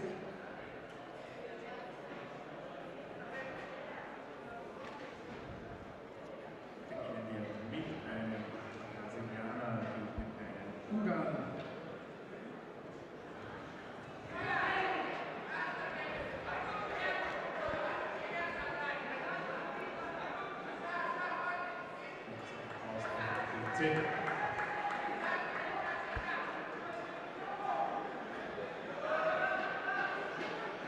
Next fight on match 2. First fight under 60 kilogram. The white category representing Brazil, Diego Santos. We'll just finish off watching this contest with Fashir and Nuzadze, because it's the last contest in the under 73 kilo category, and then what we'll do is we'll go back down to mat number 2 and watch the opening round of the under 60 kilo category. That's taking place now down on that mat. The referee's already called Mate, so there's no score there. 50 odd seconds left to go between Fashir and Nuzadze. Fashir moving up from 66 to 73. Not quite sure how successful he's been as yet. Some players take a while to settle. And I think that may be the case with Dan Georgi Fashir.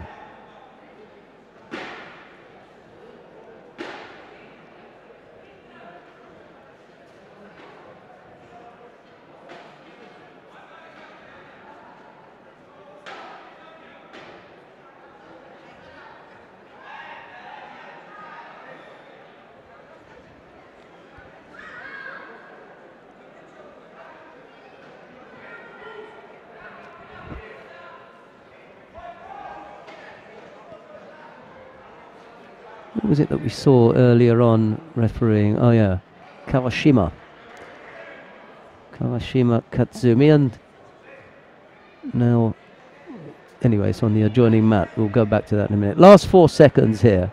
Fashir has picked up the penalties.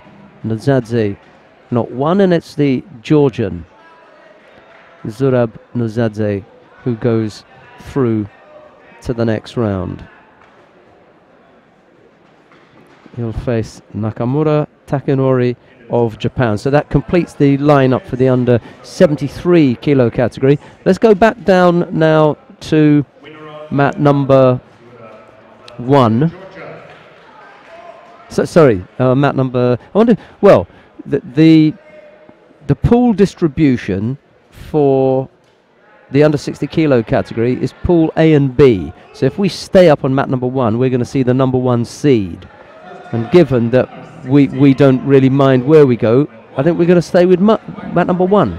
So we're going to stay on mat number 1. The contest coming up there is Carmine Maria Di Loreto of Italy, and he faces Giorgi Brolashvili of Georgia. It's Di Loreto in the white jirogi and Brolashvili in blue. So there you have it. 60 kilos, we're going to see pools A and B. The number 1 seed there is Felipe Kittadai, but he's got a bye. And this is the first contest in that first round, pool A. That's where we are at the moment. Right, whilst we're watching this, I'll just explain something about the European Open, because this European Open for men in Oberwart is sandwiched between the Paris Grand Slam from last week and the Düsseldorf Grand Prix of next week.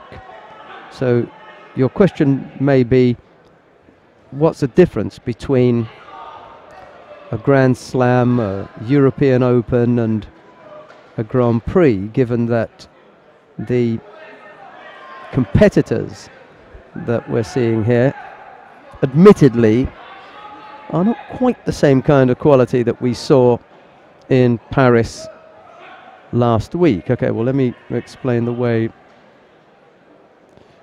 that it works. There are varying levels of competition. Obviously the Olympics and World Championships, Masters, Continental Union Championships, they carry the greatest number of points. Now, in order to get to the Olympic Games, you collect points at these point-scoring events. And the European Opens, or Opens either in, if they're in Pan Americas, a Pan American Open, or the African Open, or Asian Open, or Oceania Opens, they all have points attached to those competitions. And throughout the qualification period, you will attend those events and collect points at them. The Grand Slams have a larger number of points, as do the World Championships and Masters. The Masters is the only one that's a little bit different because that's by invitation only. You need to be in the top 16 in the world to qualify for that competition.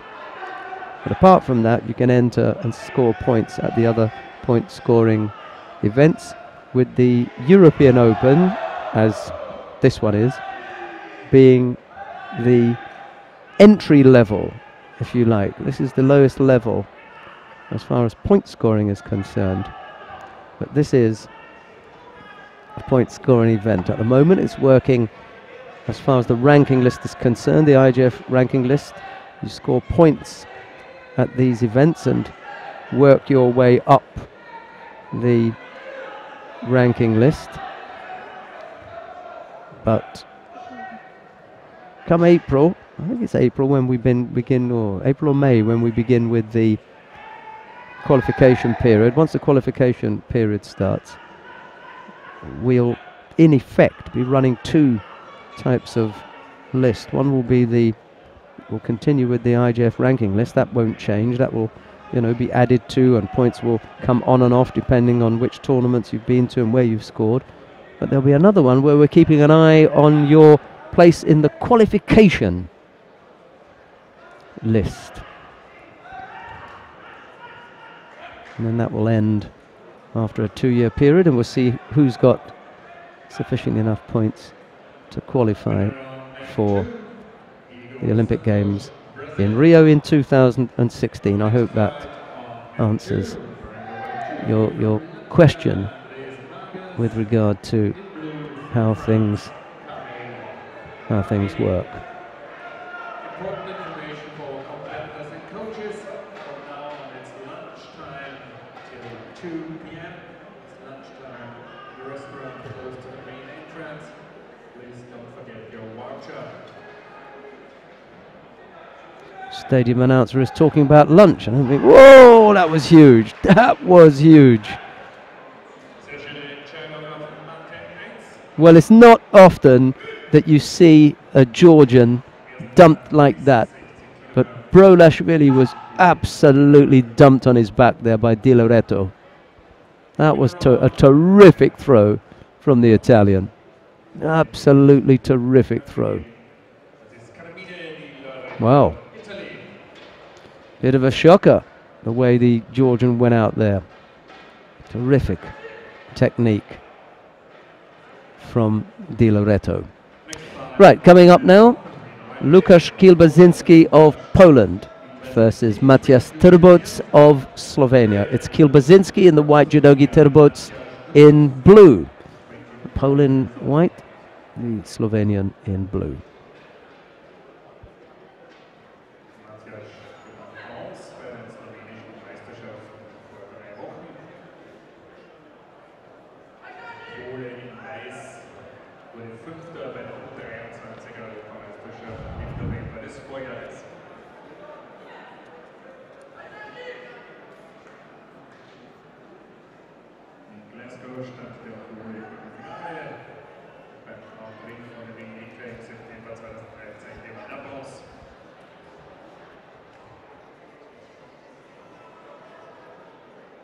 Nächsten Kampf auf Matte 1. Österreicher im Einsatz. Und Matte 2 gab es noch 1,5 Kämpfe, bis wir 2 Österreicher in Serie landen. Stefan Kudiara und Ludwig Petscher. Stefan Moser ist der nächste auf Matte 1. So almost a minute gone, no score yet between Kilbazinski and Terboc.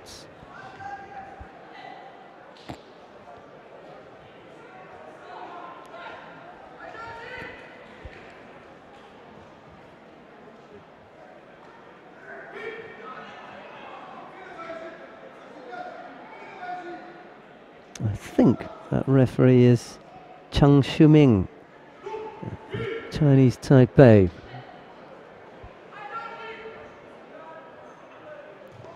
I narrowed that down from a list that they gave me. And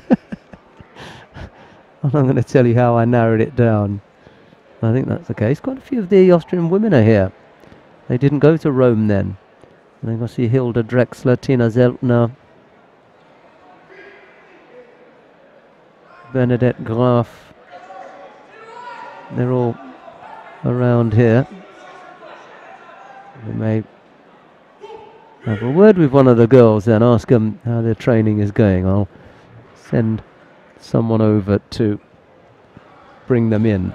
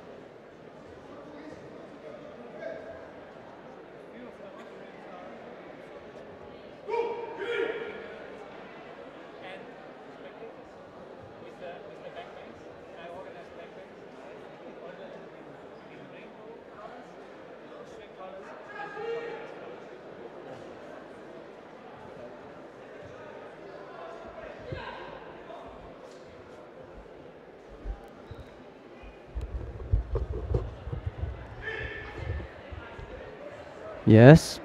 Took his opponent over. It's the arm lock coming on here. No one's going to worry about the score if you can get the arm lock on, but the feet are in the wrong place. They do call mate.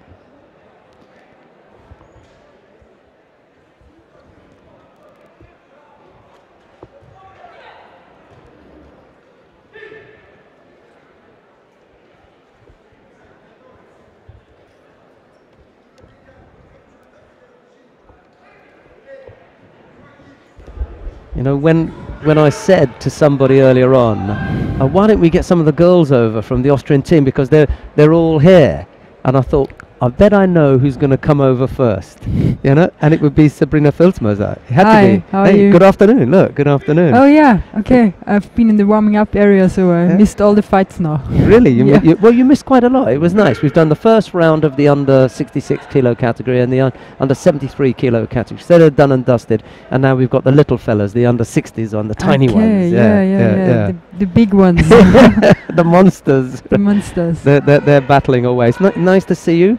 How are you since the operation?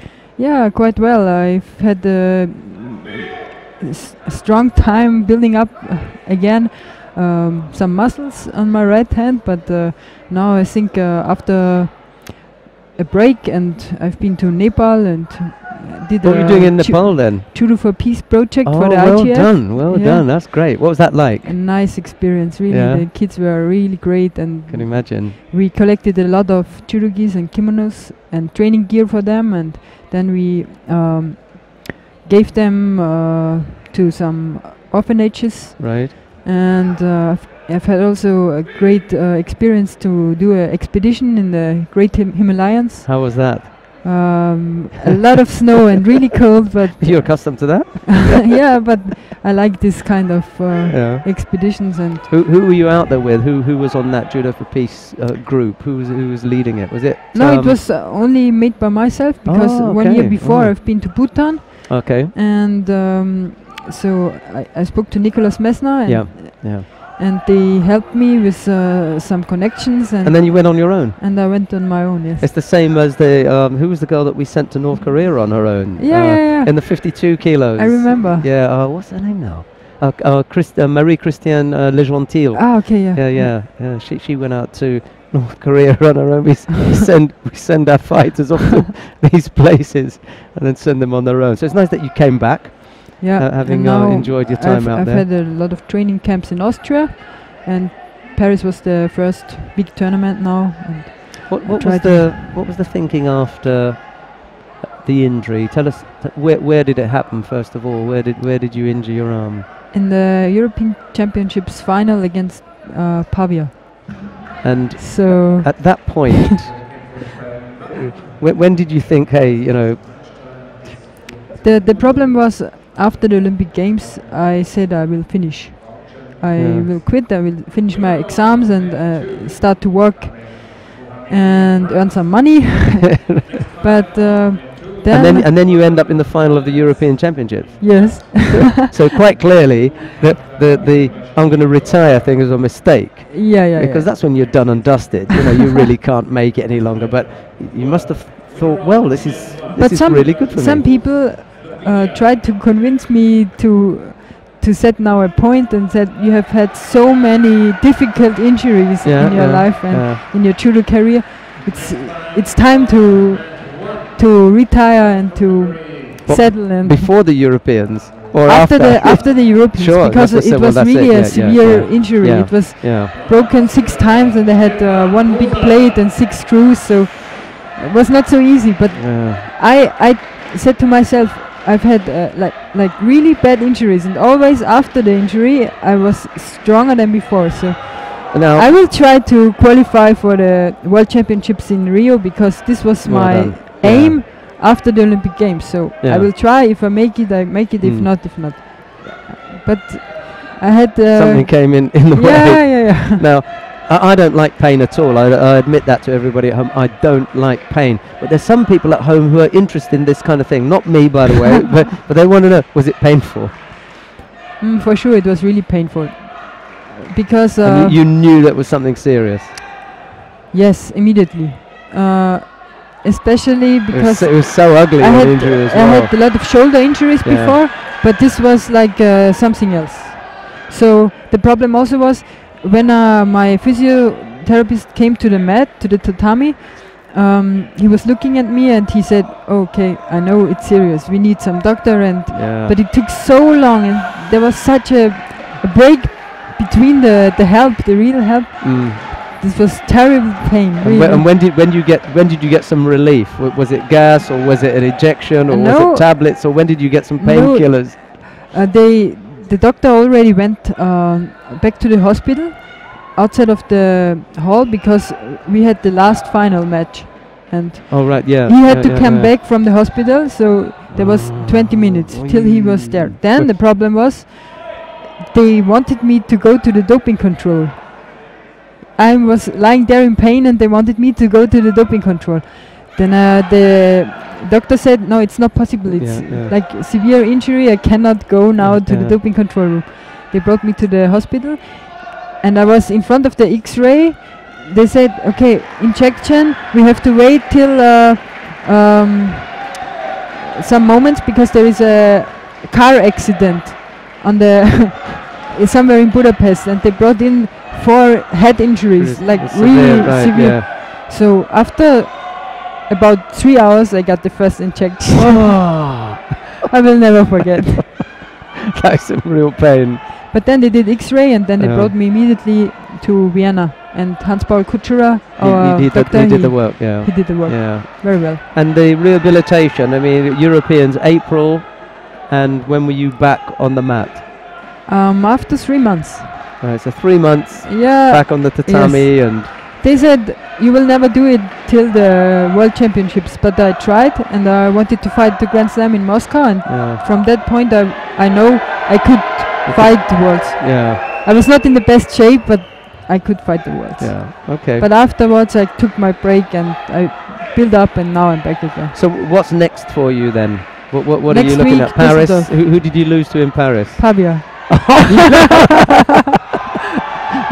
Welcome back. Yeah, it was a nice welcome because it was only 6 seconds. There was no fight. it was a It quick was one. really, really clear and wonderful opponent.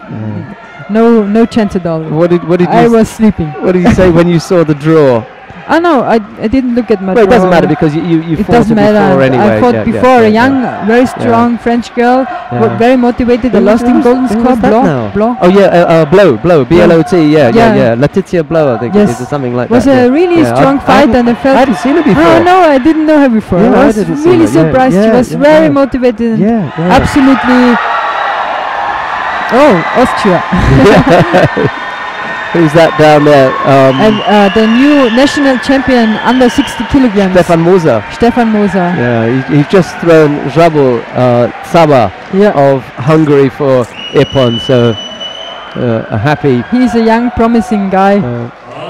Happy Austrians down there. Yes. I think they're going to go and look at it anyway. But you've got in the split screen there at home. You've got a couple of shots. One of Matt 1 and Matt 2. So next for you, what's coming up next? Düsseldorf next So Düsseldorf. week. We'll see you in Düsseldorf. Let's hope that. Well, as you say, the draw is the draw. Yeah, the draw is the draw. So whatever happens, against Blanc, I lost in the golden score, and then I knew I had to fight in the repechage, and for the bronze medal was Pavia. I was happy to fight her again. Yeah, get it over and get out of the over way. everything. You know, there's always some difficult feeling if you lost to somebody residual with a really serious injury. Yeah. And there should not be like a revenge or something. That's right. But in your head, you have to be prepared. Well done. And To I get think over that. Yeah, I think I got over it after losing again. Okay, it's done the now. fight. Yeah, it's done. Yeah. But now it's like before, I would say. Yeah. And this was the most difficult match, I would say, before it started. Who did you see in your category, the under 57 kilo category in Paris, that you thought that's a good performance? Who did you see and you thought I like think the young French girl. Yeah, Blow. She had such a motivation. Yeah, like I've never seen it before. Yeah, that's really surprising sometimes in Paris, because there are so many young players, also like from France. They can put in 4 people, but sometimes they go through and they go to fight for the medals. Yeah, it's amazing. Yeah, it's really nice. There were some good young ones there. Right, we're going to see you next in Düsseldorf. I'm glad that the injury has come and gone. We've got that out of the way. I'm glad that you sorted out the Pavia business. I don't know if you saw the fight with Pavia and Yamamoto. No, I didn't see before. Yeah, Yamamoto overcame her as well. So I think it was close match. Yeah. But she's managing her now, whereas before. Yeah, but sometimes it can go this side and the other way. I think they know each other very well. Yeah, very well now. Yeah. They can feel it's possible in each direction. Well, that's one that's going to happen again and again, isn't it? Sure, for sure. They're going to be around for a while, so we'll see that. Right. Düsseldorf next week. I don't know which other ones of your buddies are around. I don't know if I saw. I hope like Kathi Unterwurzacher. Yeah, that would be nice. A sickness. She had to take some antibiotics, but now she's back in training, and I hope she will fight next week. She here today? She's here. I will bring it to her. Okay, great. I think I saw Catherine Tina Zeltner. I haven't seen her around, but maybe she will be here. Has she got a brother? Yeah, the brother's doing judo. Yeah, I thought so. Yeah, so it's really nice. Family business. Bernadette Graf. She's here. She's also here. She can only train muscle training, no judo, because she has a knee injury. Okay. But from now, I think she can sit down on a chair. For sure, she will come and talk to you. And what? And finally, Hilda Drexler. What about? She's also here. I saw her. Yeah. I can see her. they're trying to avoid eye contact with us. They're looking away.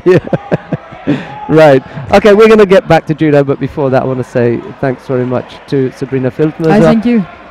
It's a terrific tournament here in Oberwart, and it's always nice when we come here, if there are men, when Sabrina is away from judo, that she can be looking after us, because she's a really terrific host and sells the whole tournament. So thanks Sabrina, really nice to see you. Right, okay, let's get back to the judo. I think we're down on mat number 1, and we've got Yanislav Gerchev of Bulgaria and Amado Claudio Lazia of Romania.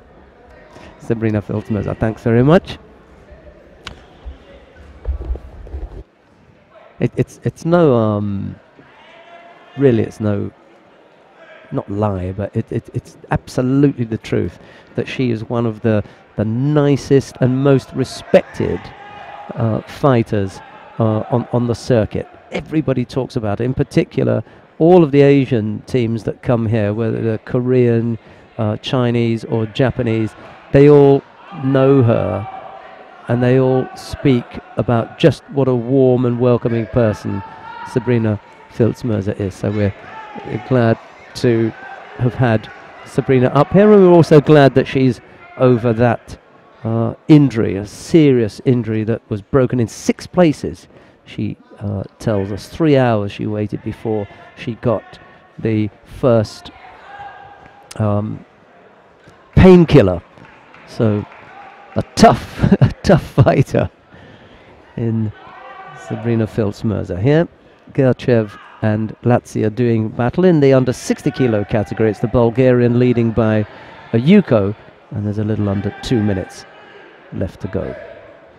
Just update my information on the under 60 kilo category. Felipe Kitadai of Brazil had a bye in the first round, and then we saw Di Loreto of Italy throw Georgi Brolashvili beautifully for Ippon. Lukasz Kilbazinski of Poland lost out to Matthias Terbuc of Slovenia, and then we heard the roar of the crowd as Stefan Musa of Austria threw Jabo Tsaba of Hungary. So that's the lineup at the moment. We've got 2 second round matches lined up for you. Felipe Kitadai will face Carmine Di Loreto, and Matthias Turbuts will face Stefan Moser. So we're down now into Pool B, and the first of those contests is going on now. Yanislav Gerchev of Bulgaria leads Amadeo Claudio Lazia of Romania by Yuko, with 50 odd seconds left to go. And down on mat number 2, Stefan Kudera of Austria has just been thrown by Anton Dimukhametov of Russia. Dimukhametov of Russia throwing Kudera of Austria for Ippon down on mat number 2. Half a minute left then. Gerchev still leading by Yuko.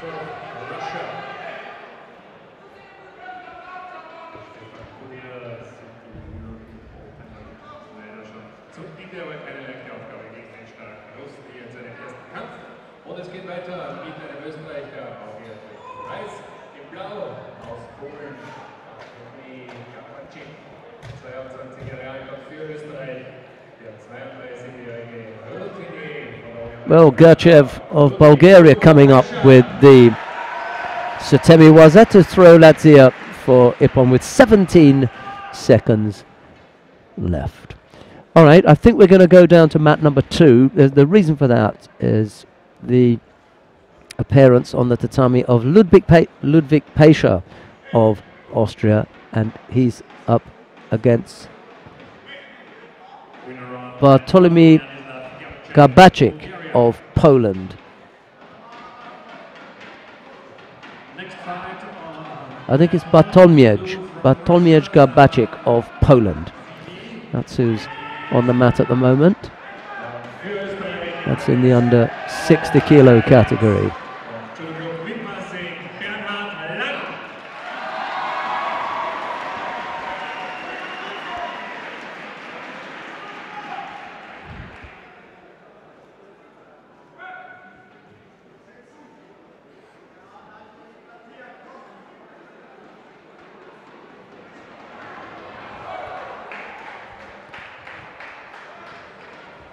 Well, down on mat number 1, Sava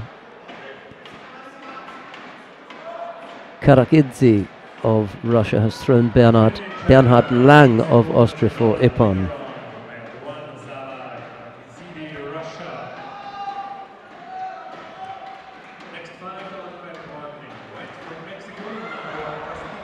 Pescher not able to come up with the Sutemi Waza.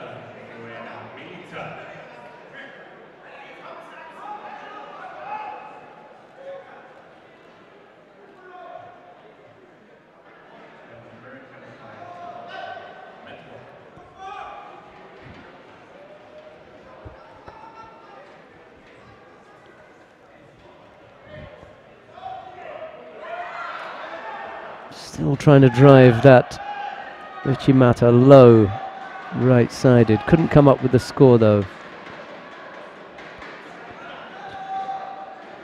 Bartłomiej Garabacik of Poland. Garabacik. All right, struggled with that one, but we got it now. Pescher in the white judogi, Garabacik in blue.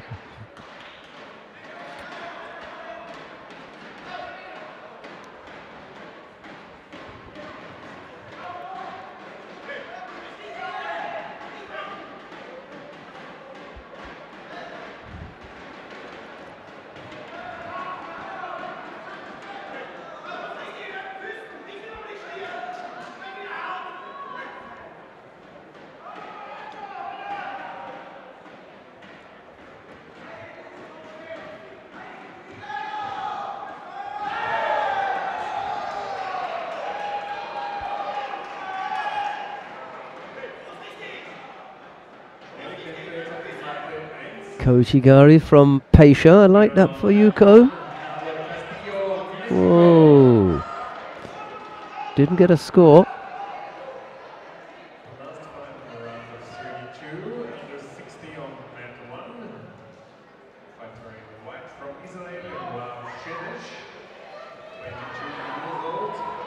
Pesha does come up with a Yuko this time. It's for the Tomoe-nage. Yeah, Yuko, nice. And the Austrian followed that up with the Osai Waza. So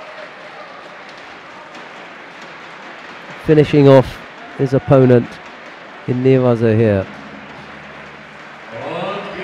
That will please the crowd.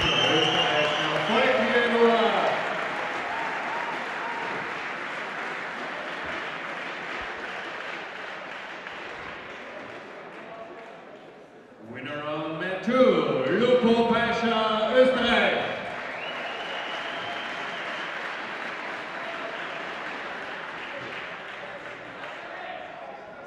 Mit Stefan Moser und Ludwig Pesha im Achtelfinale in 16 Kilogramm. Next fight on mat 2, in white from Belgium, Senevins, and in blue from Japan, Ryo Kawabata.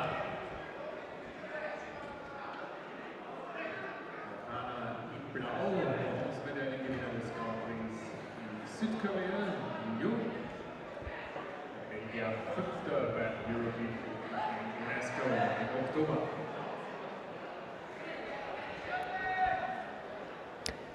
Right, who have we got now? Sen Wins of Belgium in the white judogi. Faces Kawabata Ryo of Japan in blue. And it's Kawabata who picks up that penalty for holding on to one side of the gi with both hands.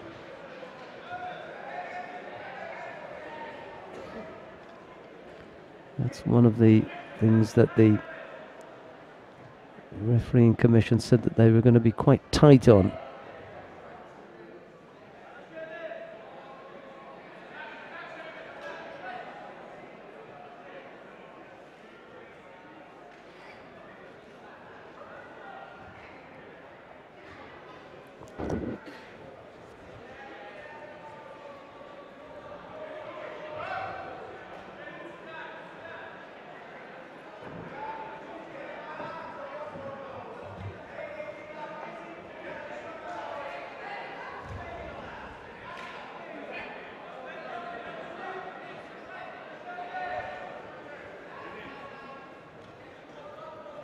Quite come up with a score there though. Wins looking to go low right-sided, and then Kawabata cleverly coming up with an attack as he was about to be driven off the mat there. He does pick up a penalty for going out of the area. I thought he'd avoided that. Could have been for something that he'd done a couple of seconds earlier on, but that last attack looked reasonable. Probably something that he'd done earlier on. Oh. The referee signalled Wazari there. Oh, sorry, no Yuko. Well, it's difficult to see from here. First of all, we couldn't see the signal of the referee from where we are. And then it looked as though she may have given Yuko, but then that was waved off. Wins avoids that. Satemi was a attempt acrobatically spinning onto his feet. Kawabata, the Japanese, has picked up the 2 penalties. So minor problems for Kawabata to deal with. Continuing to attack though. Tried the right-sided shoulder throw and taking his opponent off the other side. And then Ochigari, it looks like. Ochigari from Kawabata catching Sen Wins for Ippon. There's nothing that the cameraman could have done about that. He was in the process of showing us the replay from one technique, and you know, you win some, you lose some. So that's the first time I've ever seen that happen, so you know, nothing you can do about it. Kawabata throwing wins for Ippon with Ochigari, and it was a beautiful Ochigari. We'll just have to imagine what that one was like. Coming onto the mat, Tobias Engelmeyer of Germany faces Ido Bar of Israel. It's Engelmeyer in the white judogi, Bar in blue.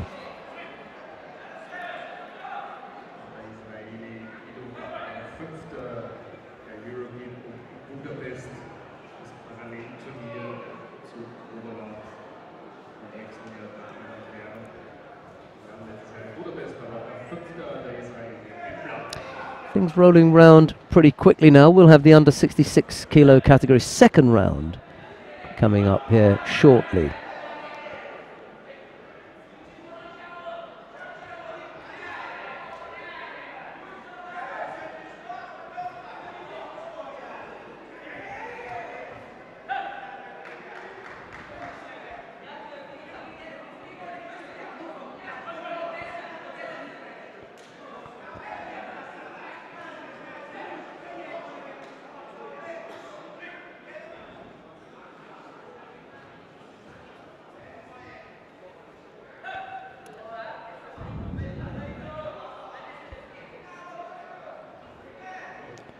Contest up on mat number 1 is Yoav Shemesh.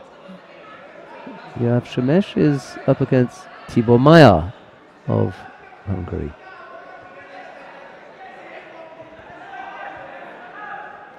Meyer just needs to have a little bit of blood tidied up from his nose, that's all. And then we should be back underway.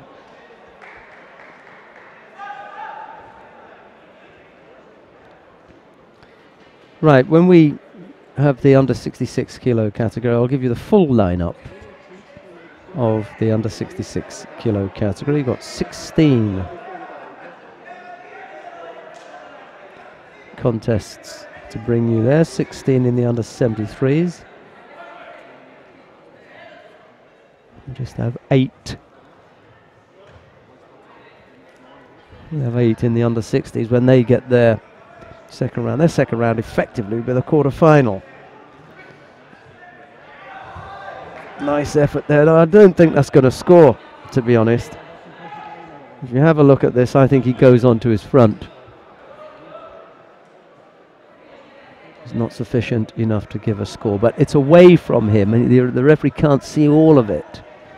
And I really don't put that down as an error. He gives as much as he can see. He then relies on his 2 colleagues and the care system to tidy it up, and it's a tiny bit of difference because of where he's standing. So I think that's good teamwork, and that's the way. Oh, no, no. After all of that talk, they say it is.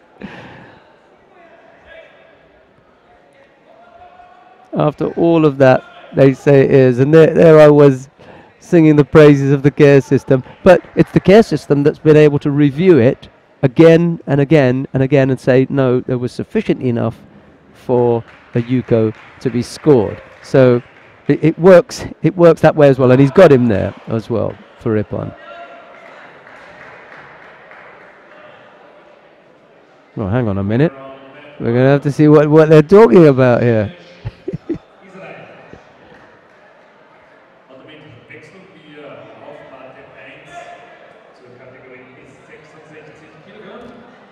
Well, let's have a look at the replay if we can, with Engelmeyer being thrown for Ippon by Bar.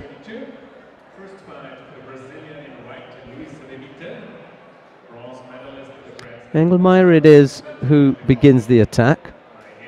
You see it here left-sided. Bar immediately. This is the point where you say, whose technique is it? Watch Bar's right arm. This is the point where you see who takes the technique over. You can't see it at that point. Watch Bar's right arm there, and he pulls him over. That's when you say whose technique it is. Everything else that Engelmeyer's doing, if you only look at Engelmeyer, you might say that Engelmeyer puts him on his back. But you look at it, look at Bar. He knows what he's doing. Sutemi Waza from Bar over onto his back. Nice technique. Bang! Here we go. And at this point, it's Engelmeyer's no longer throwing Bar. Bar is throwing himself to throw Engelmeyer. This is a nice Sutemi-waza. And you can see it with the right hand. He blocks the technique here. He drops to pick him. And everything here. Look at the face of Bar. He is throwing Engelmeyer now. Nice illustration. We got in a good position there. And it's a good score. And you've even got the attempted bridge from Engelmeyer on the way over. So, good one. That's a nice nice bit of work. Nice bit of camera work. And thanks for the our replay technician.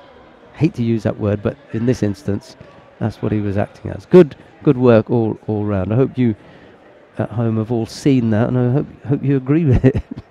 That's the explanation I'm giving anyway. Good work from another top draw rip-on, this time from Juan Postigos. Beautiful Toshi there. So a couple of really nice techniques. I wonder what it is, but Bernadette Graf has come over to join us, and I wonder what it is that she was trying to say. Maybe my English is not so good. Rather, she speaks perfect English. We're absolutely delighted to have and to welcome on Judo TV for the first time, I think. Yeah, for the first time. First time. Say, it's not the first time that we asked you to come up here, but you've always been busy. Yeah. You see, it's difficult to get the winners up here because they're always busy. They're collecting medals, they're doing interviews, they're going to doping. So it's not often that we've had the chance for you to come up here, because all the time that we've been following you, most of it was as a junior, and you had an exceptionally successful career as a junior, so we never got to get you. But we're delighted to have you up here today. Welcome to Judo TV. I'm sure everybody at home is pleased to have you here. But you're not on the tatami at the moment. No, I'm injured at the knee, and it takes right or left. Right.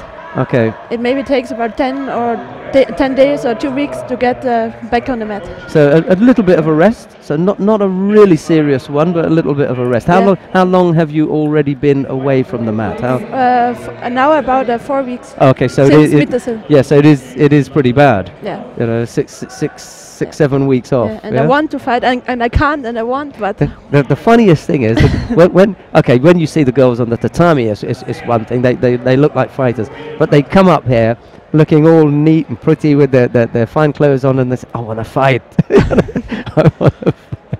So when Mittersill, you did you had the injury. Yeah. That's unfortunate, because such a good camp with so many good fighters. Yeah, of course. Yeah, early on in the camp, first day, second day, or no, it was the lucky that it was at the end of the camp, so I can fight a few days. Yeah. And then I have to rest. Okay, well, maybe how old are you now? 21. So it's nice to get it out of the way. You don't want any knee injuries later on. Get it out of the way. Let them have a good look at the knee. Work on repairing it. Get strong, and then come back. When will you be ready, do you think? When are we going to see you back? I think in Nürnberg at the trainings camp. Okay, and then after that, your projected competition return? Maybe in Georgia, in Tiflis, when we go there.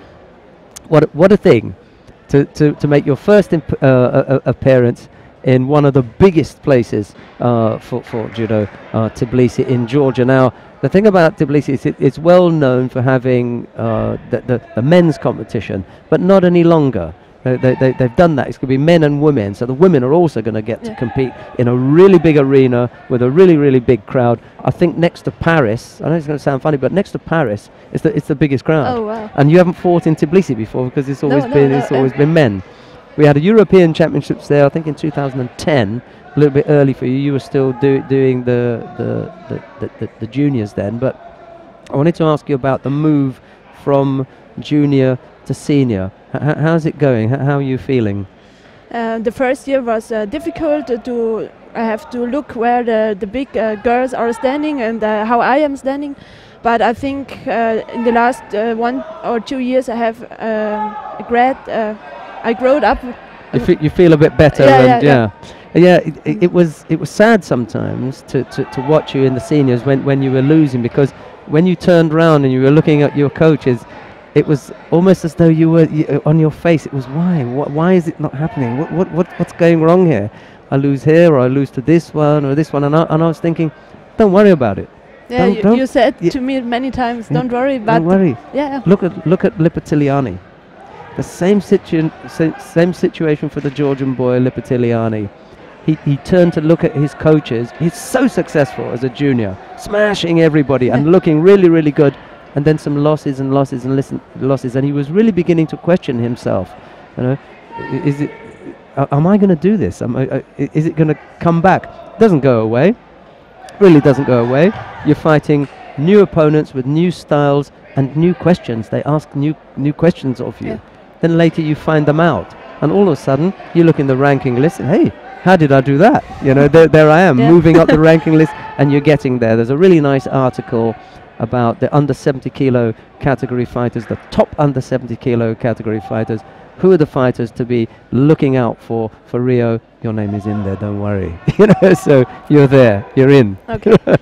and we look forward to seeing you back on the tatami and as successful in the senior judo as you have been in the juniors. For me, no doubt about it. You will be up there with the top fighters. It takes time, and I think it's possible to go to Rio and to have a good result there. Now, you are in one of the hardest categories. I know a lot of fighters talk about, oh, it's hard in this one, this one or that one. But for me, and I don't speak about men's judo, women's judo. I look at all the 14. I just look at all the 14 categories. Yeah. And if somebody says, you know, what's the most exciting? Or what's the hardest? Or whatever, and it's 70 kilos. There are just so many people, so many good fighters, so many attractive fighters from different places as well. Sometimes we look at Europe and Asia. That's it. And that's it. You just look at Europe and Asia as the two countries in a specific category where all the top fighters are coming from. Not in yours. You've got them from Africa. Morocco, Canada. Yeah, and you've got the Pan America region, and we don't know what's going to happen with Kayla Harrison. Is she going to come to 70? Is she going to stay at 70? We spoke about the Canadian Kalita Zupancic. Speak about Maria Portela, the Brazilian, Cortez, the Cuban. So really, you know, there's this whole wealth of fighters from the globe. I think we're just a little bit short down in Oceania. But apart from that, you can look at the Pan American Union.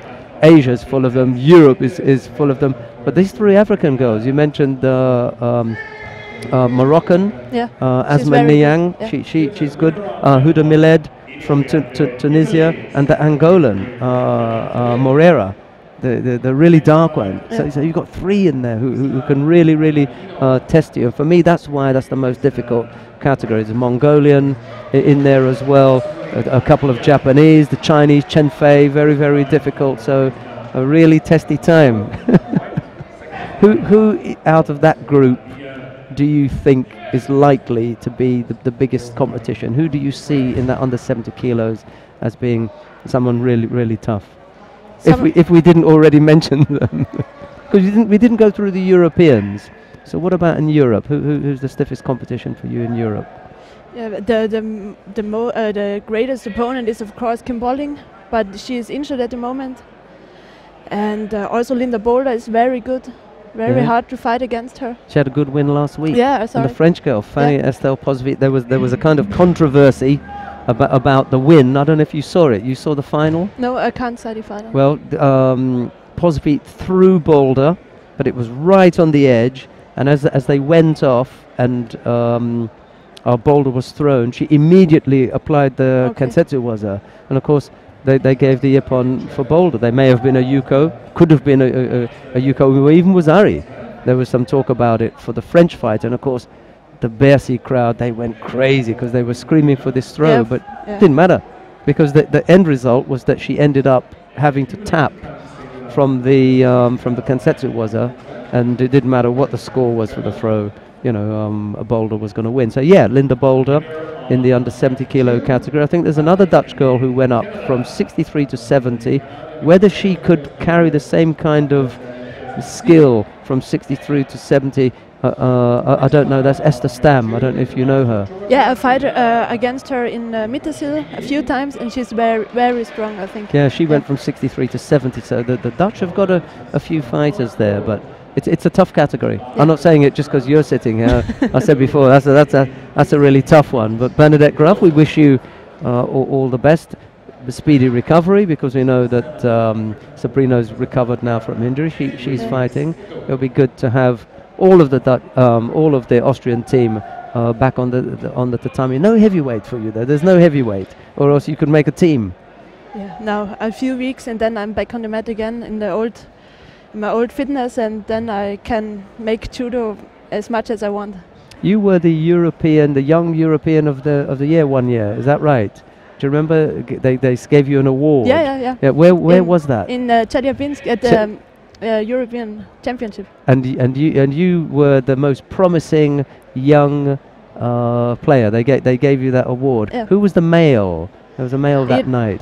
I think it was a man from Georgia, but I can't remember the name. Shavdatuashvili, it could have been the young player coming up. Yeah, it could be. So you and Shavdatuashvili, and I saw you that night.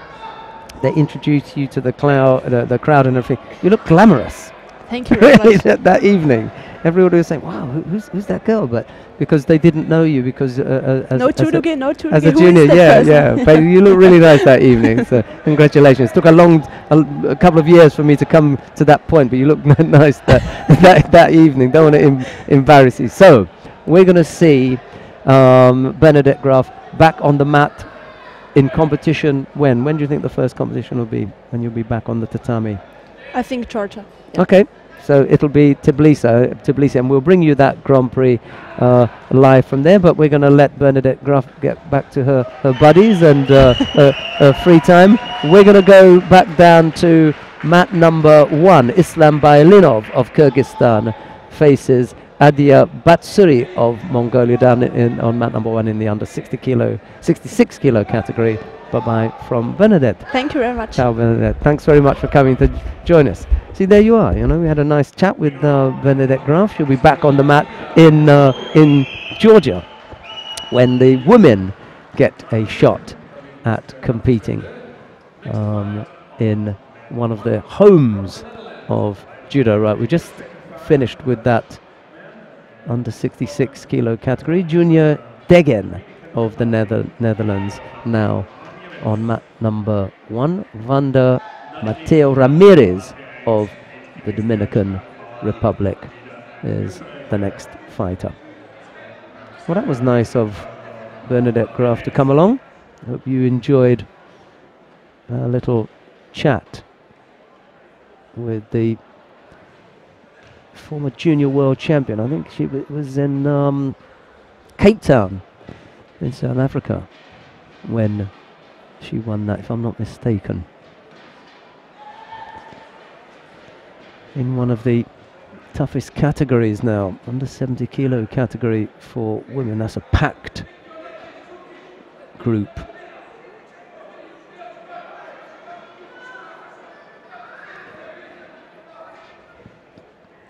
Quite a thing for somebody to come out on top of that group.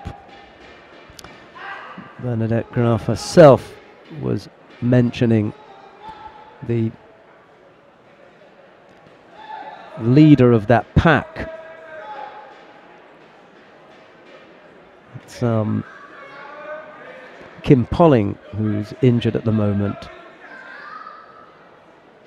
Next week, when we're in Dusseldorf, I think we're going to get to see, or hopefully we'll get to see Winston Gordon. He's teaching out in Germany. I can't remember which one of the clubs Winston is at, but he's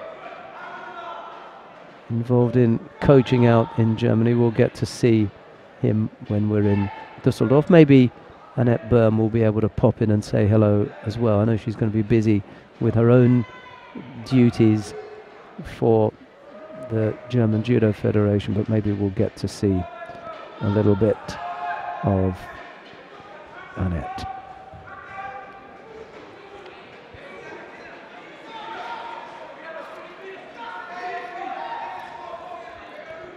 No score yet between Degen and Mateo Ramirez. It's the man from the Dominican Republic who's attempting the Sangaku turnover at the moment. Degen has picked up 3 penalties, or 2. So he's got a bit of work to do. Mind you, meanwhile down on mat number 2, Gela Kelichashvili of Georgia leads. Actually, no, things are tied up there because Cedric Bessie of Monaco has just tied things up, scoring Wazari. So Wazari apiece down there on mat number 2.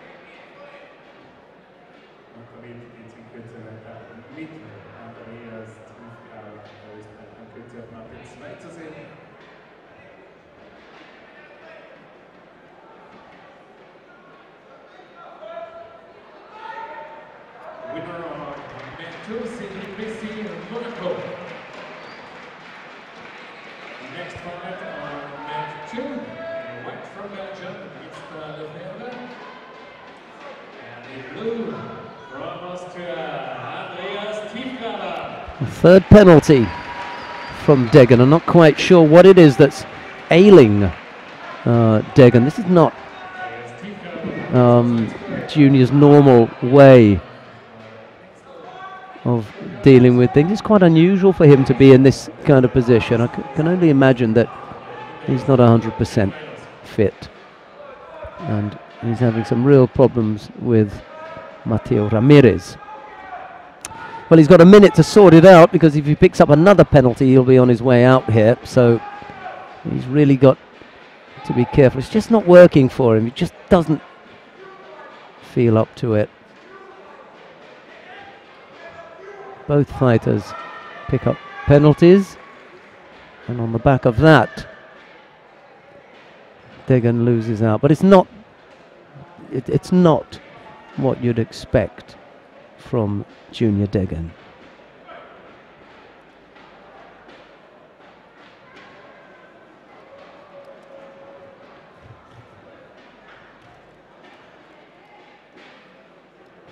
Winner on mat 1, Mateo Ramirez, Dominican Republic.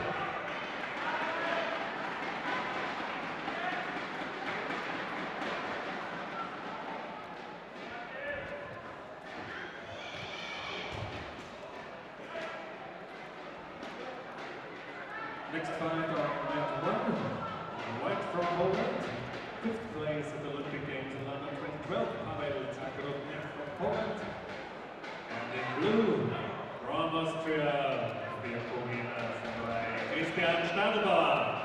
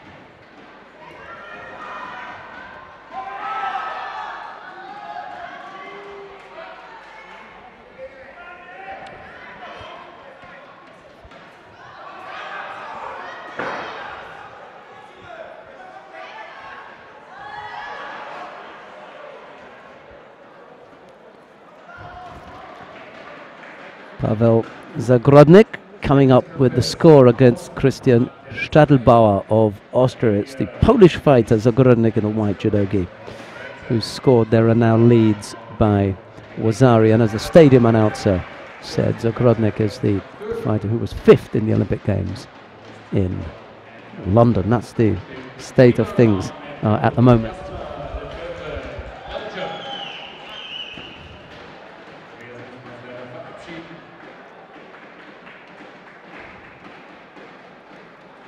Next fight on mat 2, white from Mongolia, and blue from Japan, Keiko Kachi.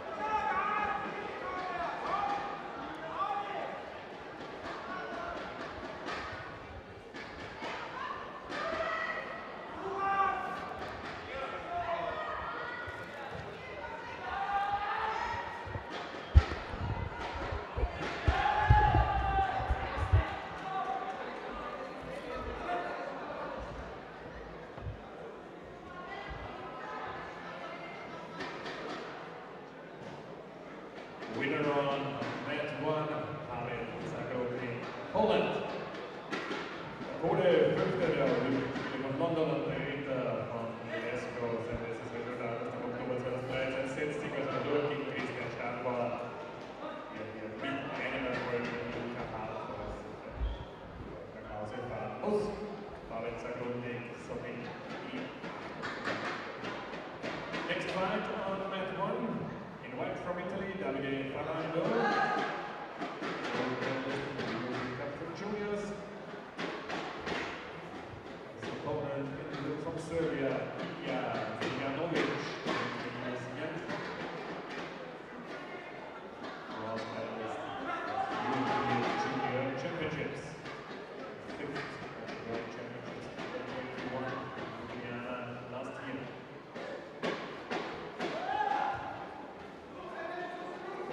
Fighter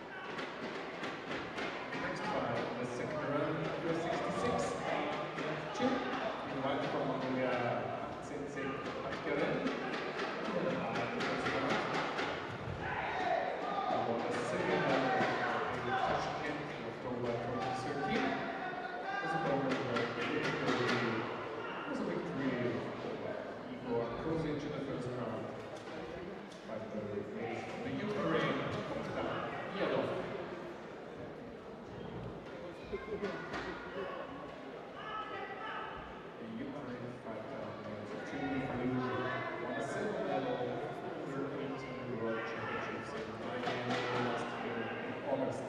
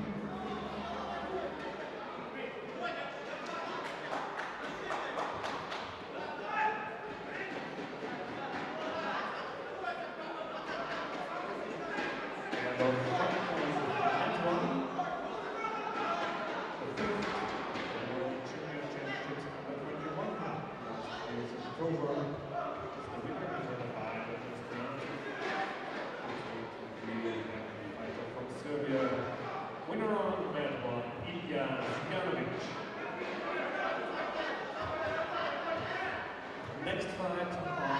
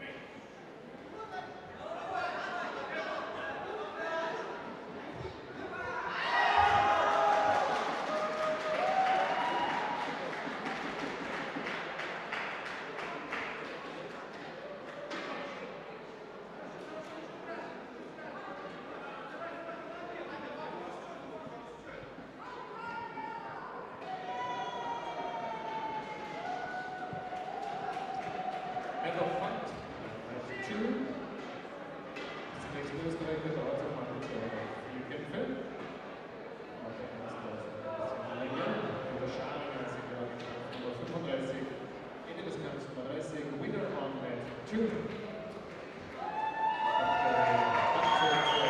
Mongolia.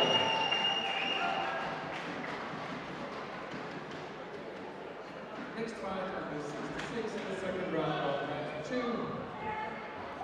Schneider from Germany, white, and blue. Matteo Pilas, Italy.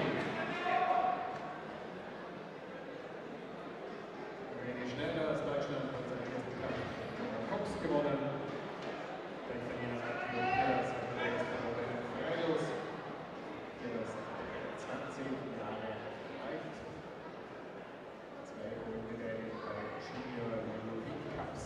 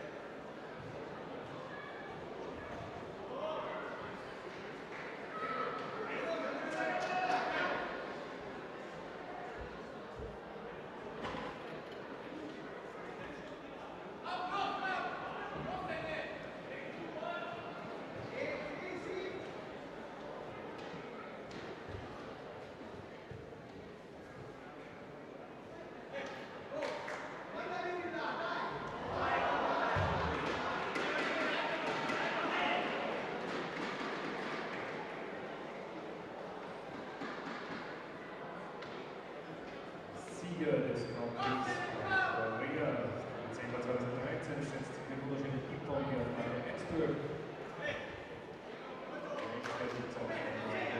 Winner on mat 1, Yuhei Okugo, Japan.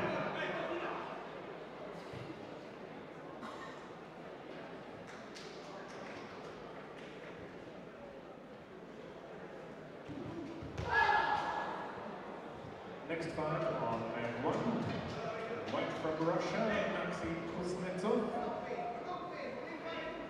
Bronze medalist in the European company.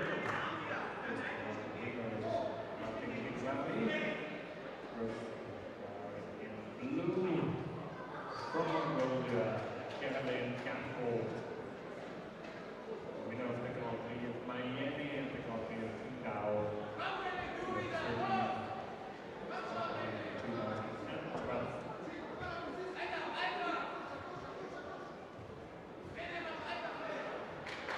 Campbell returned 2 in 1 week.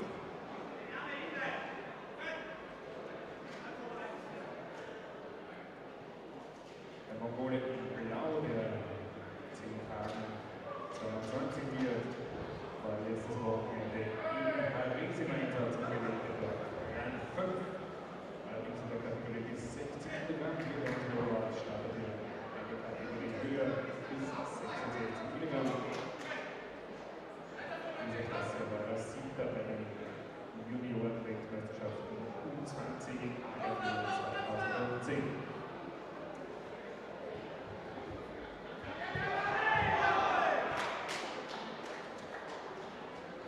Jubel des deutschen Trainers auf Matte 2 über den Ping-Pong seines Schützlings.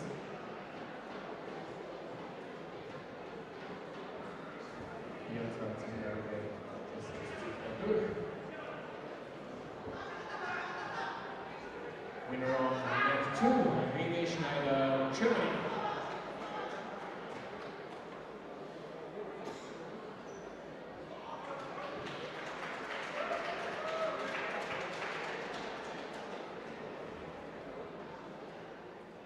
Next fight on net 2, first fight from Great Britain, Tim Burns, 24 years old. The second fight from Russia, Akopyan, 23 years old. Russian, the European Cup in Malaga,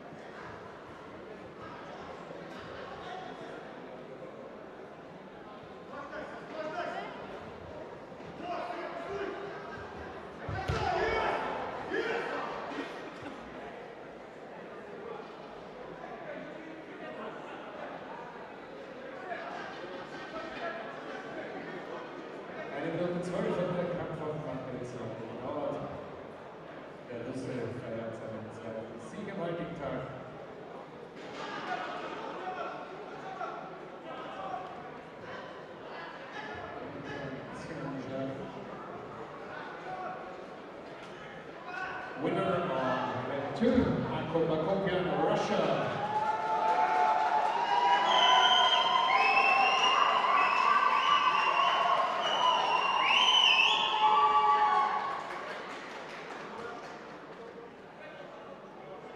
Next fight on event 2 is the last fight on the 66, then we will switch to the 73.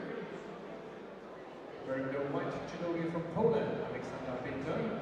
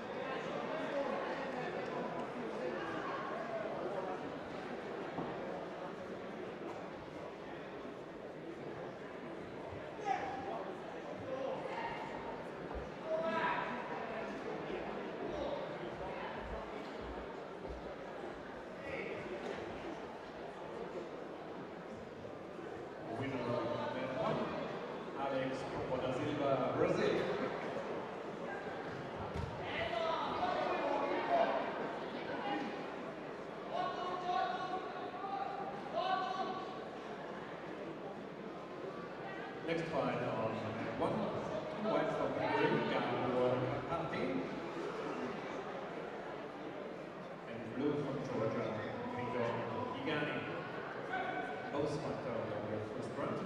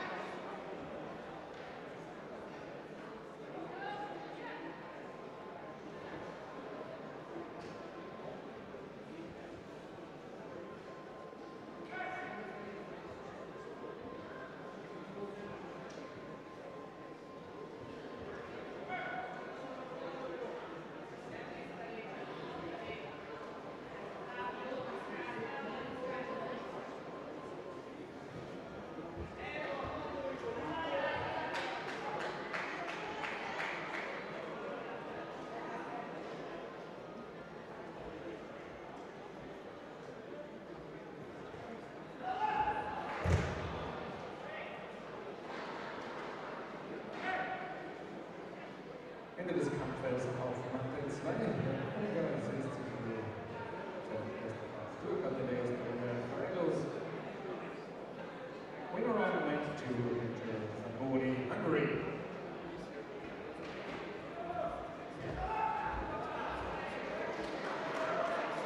Ein Kampf noch und dann werden wir den nächsten Österreicher sehen und den ersten Einsatz können wir dann für das Schariger sehen wir. Nächsten Kampf, aber zuvor auch Matte 2.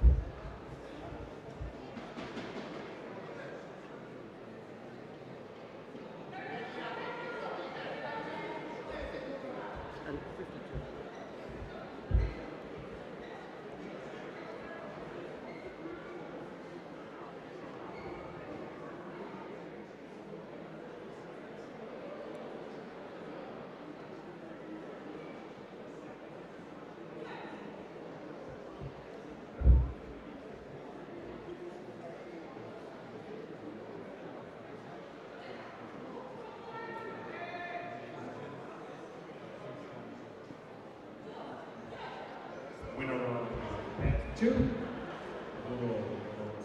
Brasil.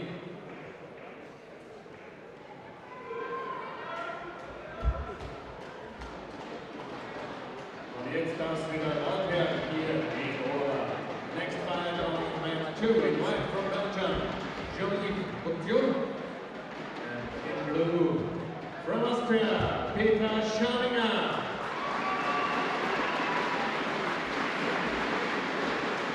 Erster Kampf für den Produzenten.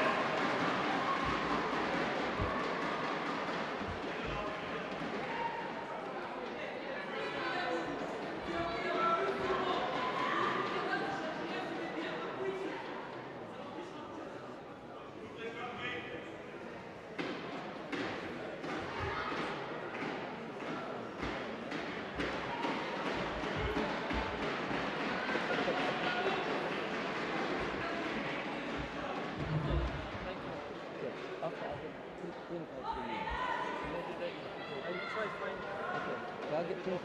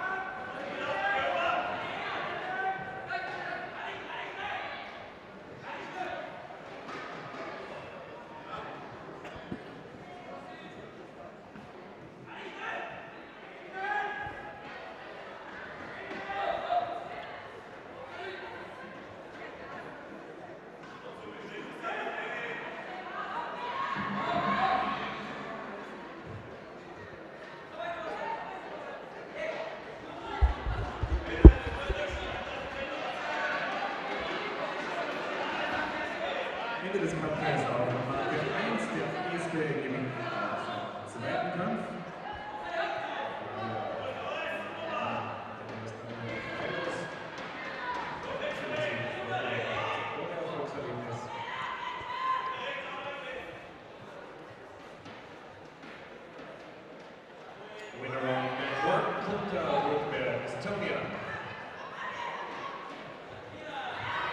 next fight on mat 1, Dimitri's course. Latvia is opponent in blue, 3 years old from Russia,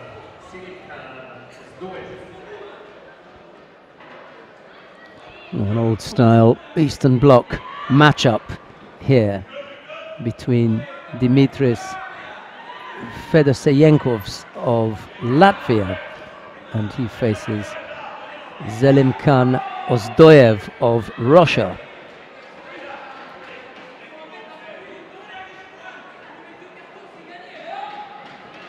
Fedoseyenkovs in the white judogi and Ozdoyev in blue.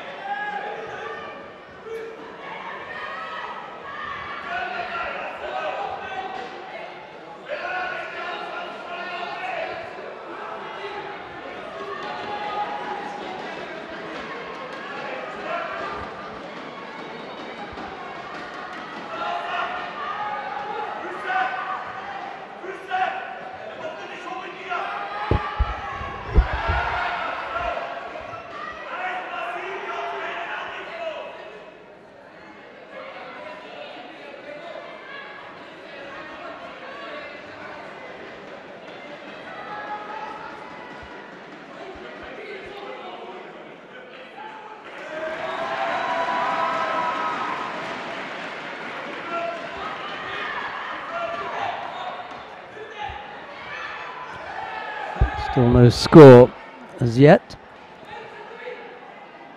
Fedoseyenkovs, unfortunately for him, has picked up 3 penalties.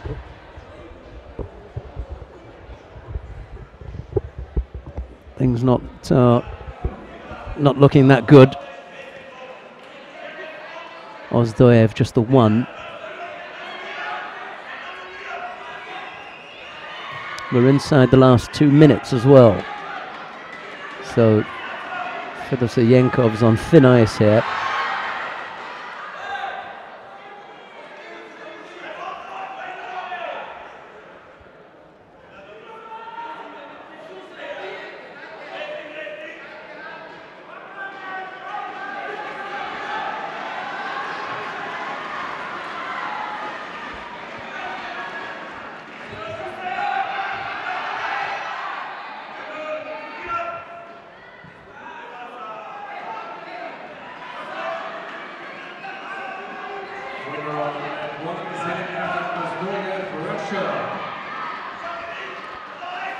Well, the Latvian not able to avoid picking up a 4th Shido, and as a result of that he receives and Sokumake, and he's on his way out. It's Ozdoyev who goes into the next round.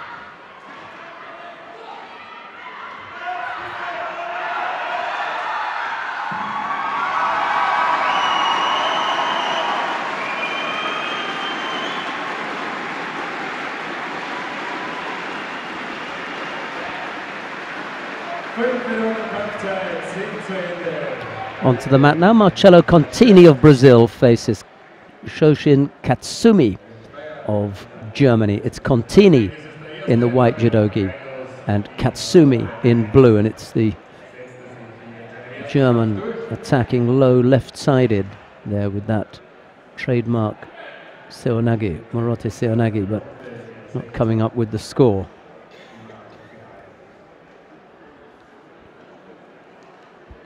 Winner of man 2, Peter Scheininger, Austria.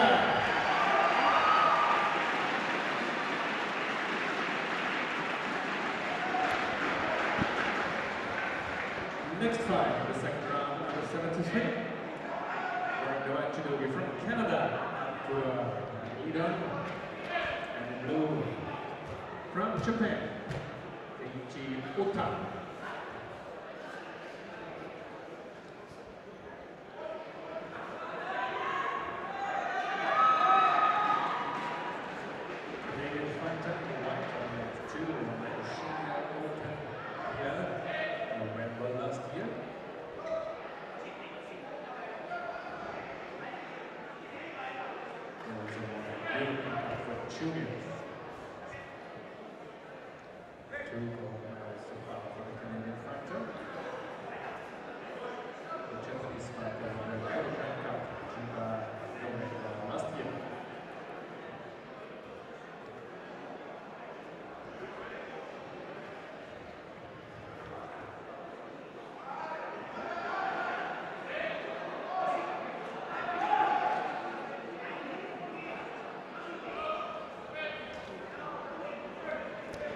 No score yet. A little over 3 minutes left to go.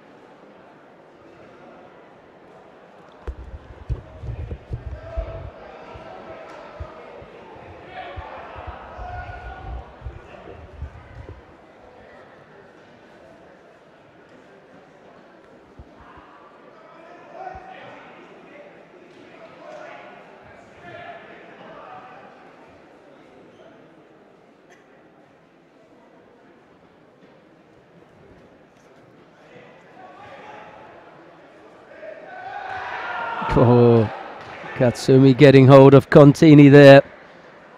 Misses with the Uchimata, and there's the turn. Sukeshi from Katsumi Shoshin.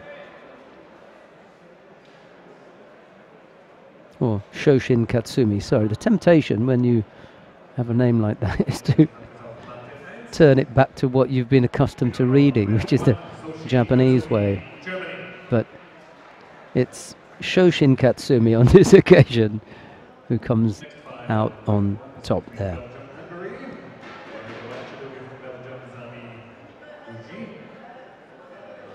Blue from Hungary, Oberwart. Kish is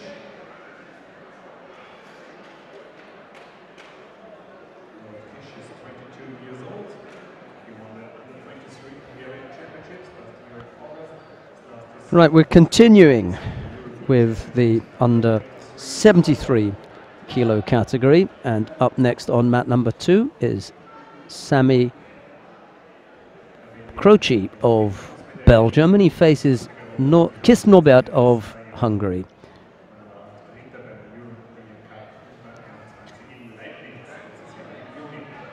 Chochi in the white judogi, Kis in blue. Wazari there for Kis with the big makikomi.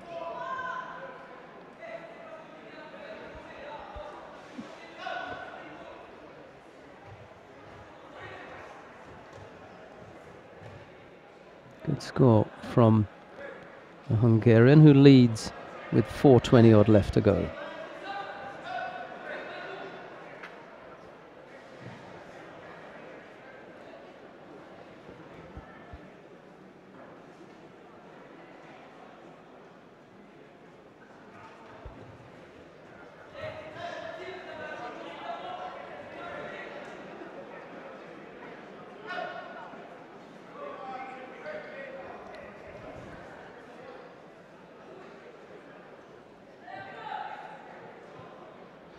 Well, quite a lot of judo still to go in this under 73 kilo category. Almost half of the second round matches still to come. We've got Arthur Margelidon of Canada and Ota Keiichi of Japan coming up next.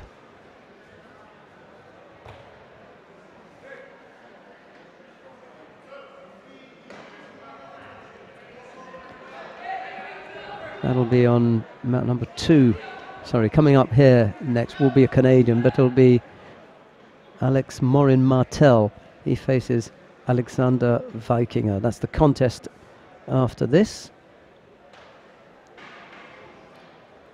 Pool A and B going a little bit quicker on mat 1 than it is on 2, but they may catch up in the end.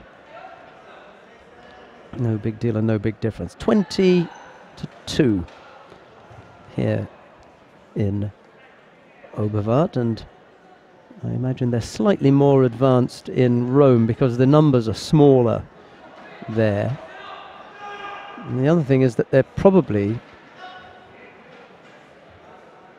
a lot further through because they have 4 categories today. Whereas the men here only have 3.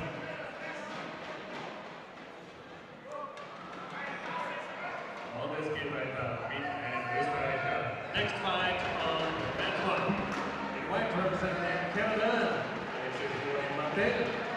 And in blue, representing Austria, Alexander Vikinger. So another Austrian takes to the mat. Now this time it's Alexander Vikinger. His opponent is Alexis Morin Martel of Canada. It's Morin Martel in the white judogi and Vikinger in blue. Winner of mat 2 of Canada. Next fight on mat 2. In white, Federico Parianti, Italy, and in blue, representing Georgia, Nazli.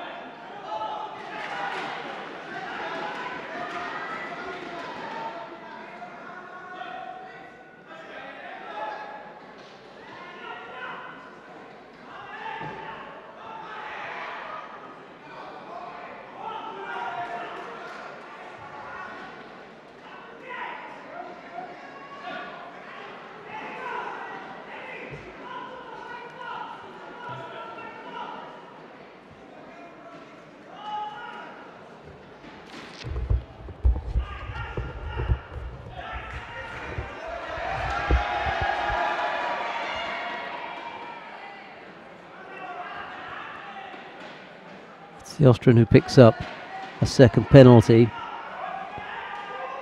Not sure if that's the Chinese referee down there. Xi Junji is the referee. I don't think the home crowd are going to like him too much if he penalises their man again, but there's nothing that he can do if Vikinger continues to commit errors. Then that's what's going to happen. Almost came up with an Ashiwaza there. Oh, there's the Maki Komi Wazari. It's a good score.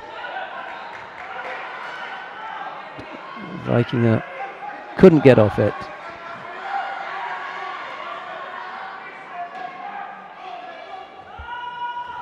There's the Osai Komi as well.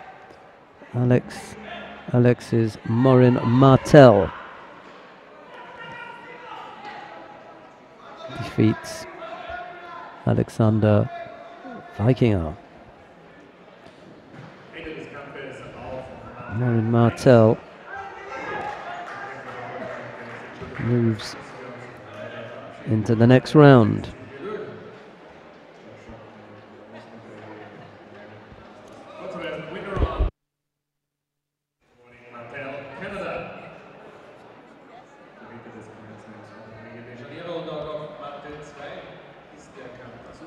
Well, this should make an interesting contest. Surab Nozadze of Georgia faces Nakamura Takenori of Japan. That's the next pair on mat 1. It's Nozadze of Georgia in the white judogi, Nakamura of Japan in blue. Here we go.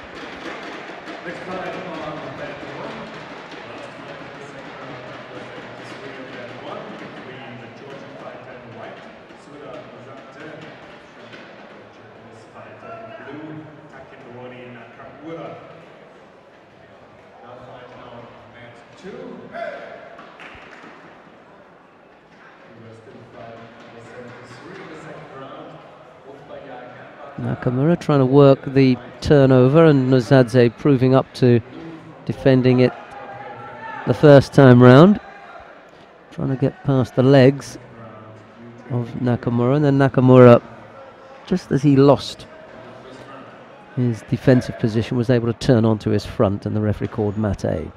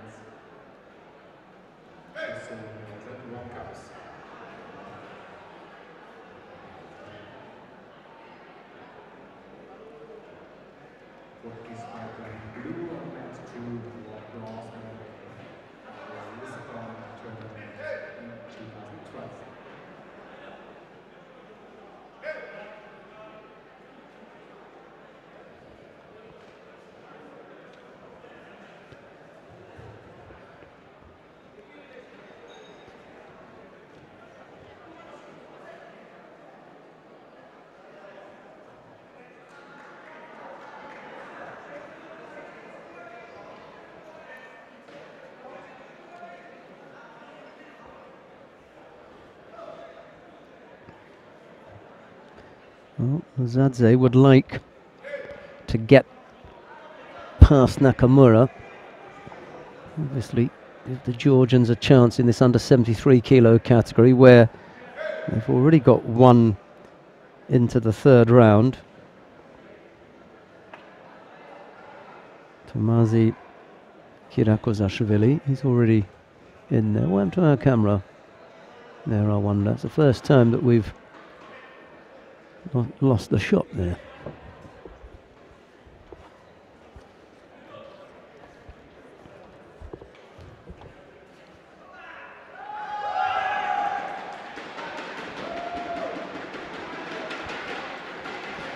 No score yet, 250 odd left to go.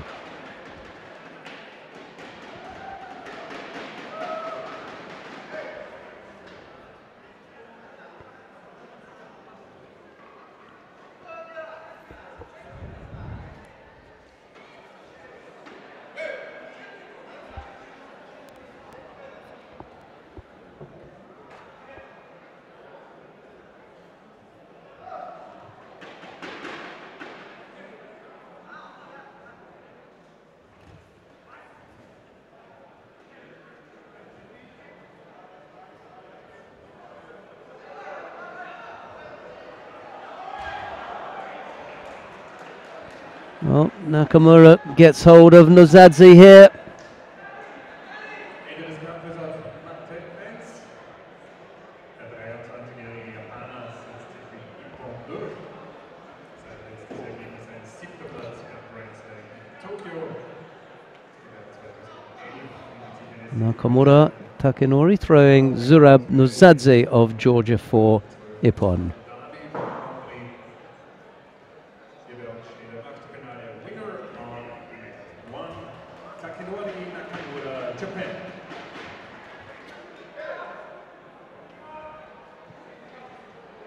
So we will switch on that one to under 16, round of 16.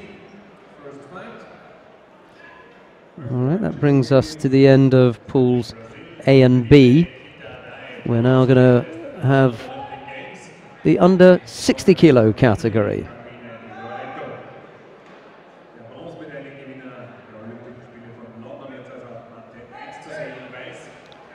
Let's have a look and see for the first time today Felipe Kitadai of Brazil, the #1 seed, and he faces Carmen Maria Di Loreto of Italy.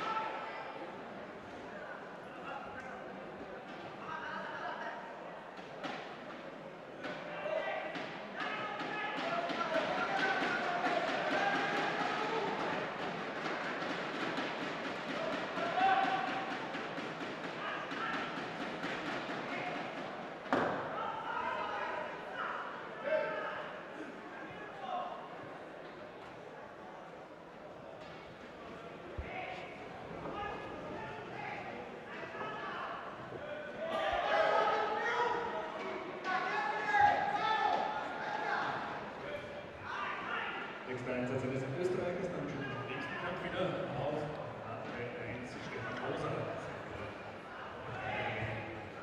16 Kilo.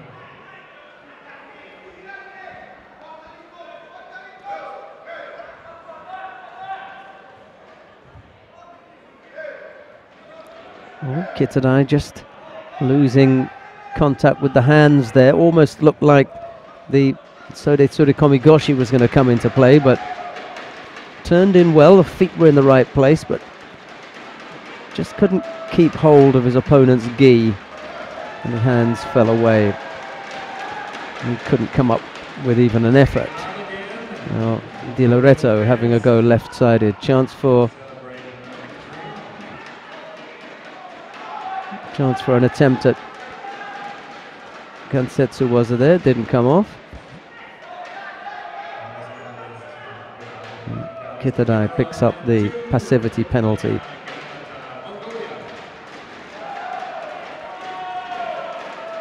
Ochigari, but he can't turn his man onto the scoring part of his body.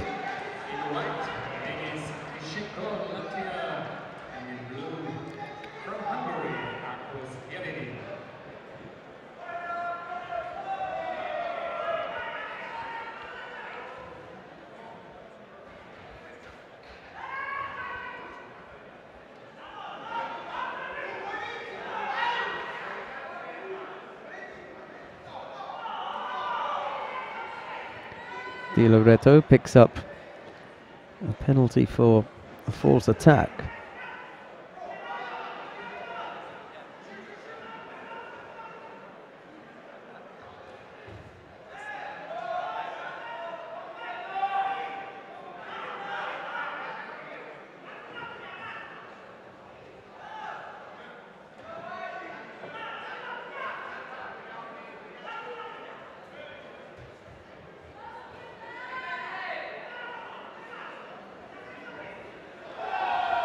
Almost going off the other side there.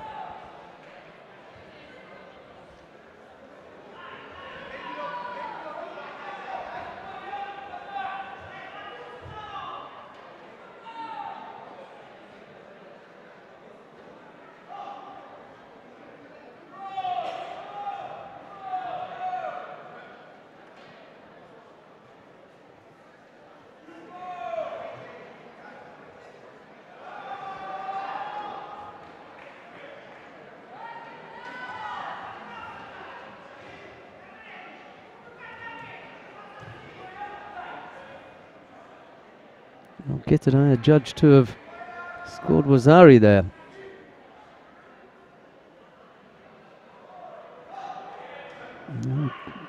He was lucky to get the Yuko. I don't know about Wazari. Well, I know about Wazari. No, the answer to that was, but I still think he was a little bit lucky to get the Yuko.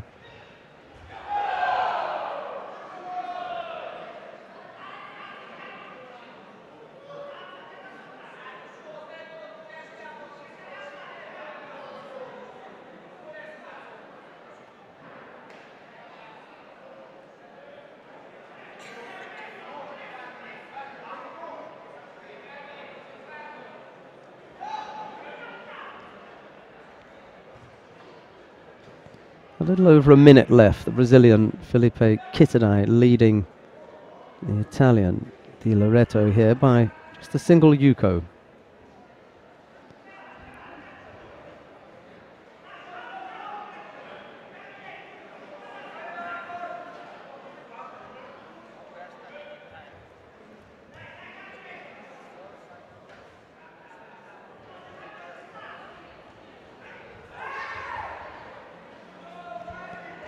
Coming up to 2 o'clock here in Austria.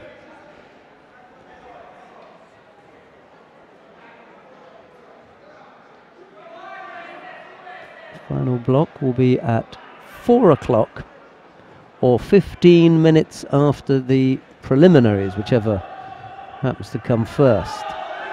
But that's the estimated time, 4 o'clock or 15 minutes after the preliminaries. 3 weight categories to bring you. We'll have the repechage and semi-finals, bronze and finals in that final block, which will start at 4 o'clock or shortly thereafter. It's just missing out with that Ojigari effort. 13 seconds left to go.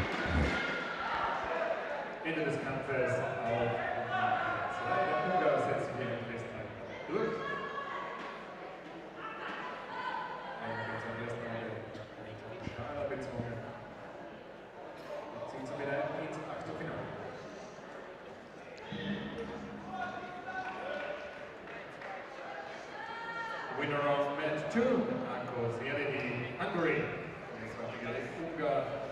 Somit Nummer 1 Sieg von einem Resultat. 400 einzigster Kampf zu Ende. Der Bronzemedaillengewinner der Olympischen Spiele von London 2012 setzt sich hier mit einer wieder durch. Next fight on match 2, Alejandro Clara. Just a single Yuko there. Felipe Kitadai winning out over Di Loreto of Italy. All right, so Kitadai in to the quarterfinal. We'll see who his opponent will be. The next contest coming up, Matthias Terbuc of Slovenia. He faces Stefan Musa of Austria. It's Terbuc in the white judogi and Musa in blue.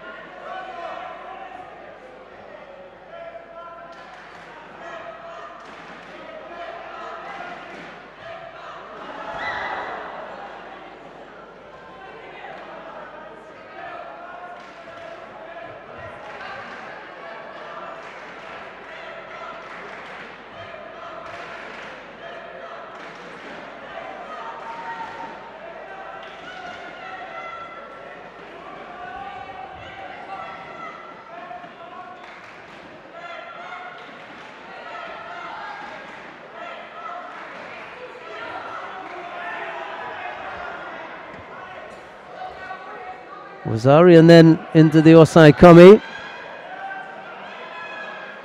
Terbuts in control here. Stefan Moser in some degree of difficulty. Yoko Shiogatami from the Slovenian is enough to finish off the challenge of the Austrian. It'll be Stefan Moser to have the early shower and Matthias Terwoods to take on Felipe Kitadai in the first of the quarterfinals.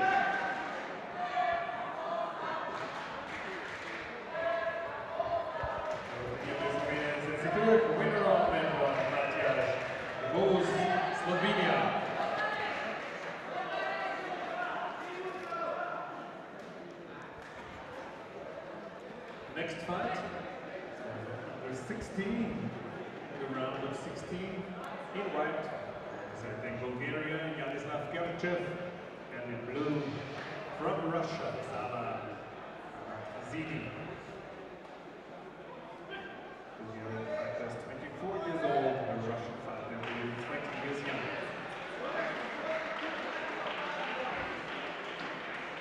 Gerchev is the winner of the European Open Sofia 2 weeks ago. Also winner of the European Open in Bucharest last June.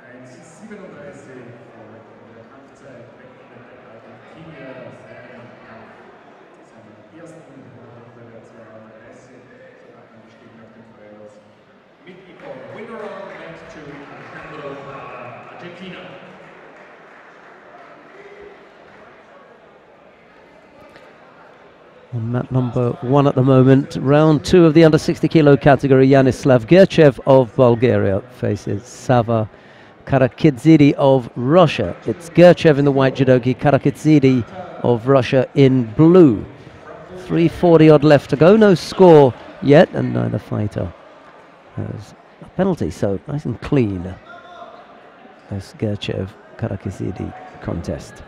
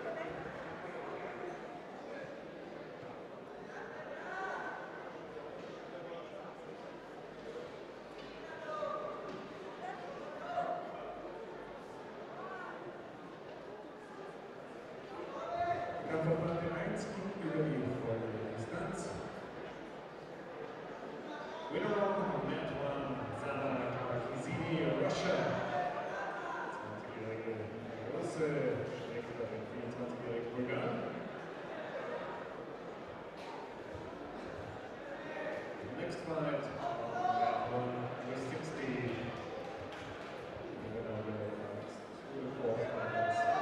In white from Mexico, now Castillo, and the blue from Israel, you are Shemesh.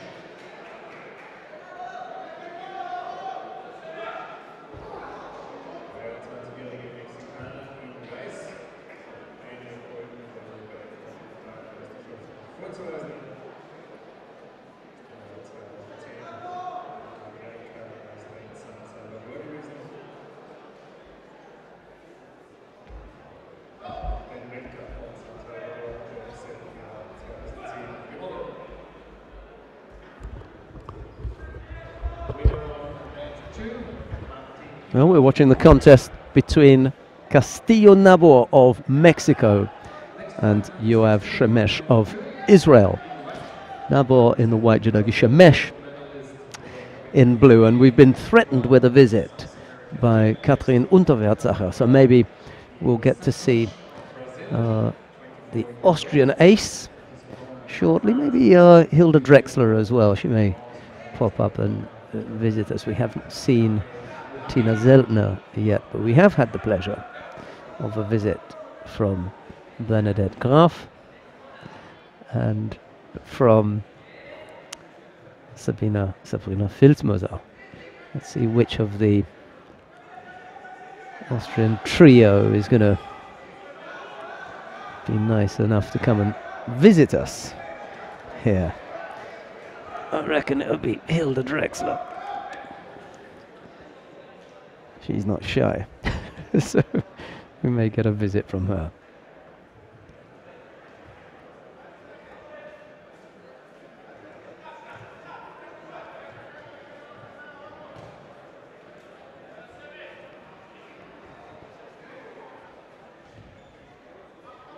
Just the one Shido against Shemesh so far, and a nice big Osoto effort there from Nabor, but Shemesh just stepping off that and avoiding getting caught.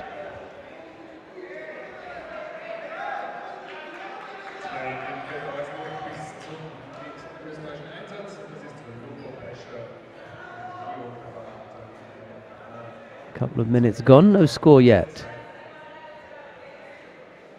Both fighters moving nicely, looking positive. Nabor just collapsing there with that right-sided effort. Ended up looking like Maki Komi. Not quite sure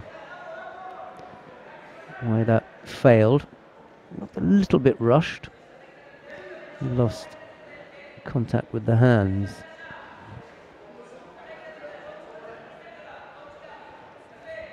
2.5 minutes left to go.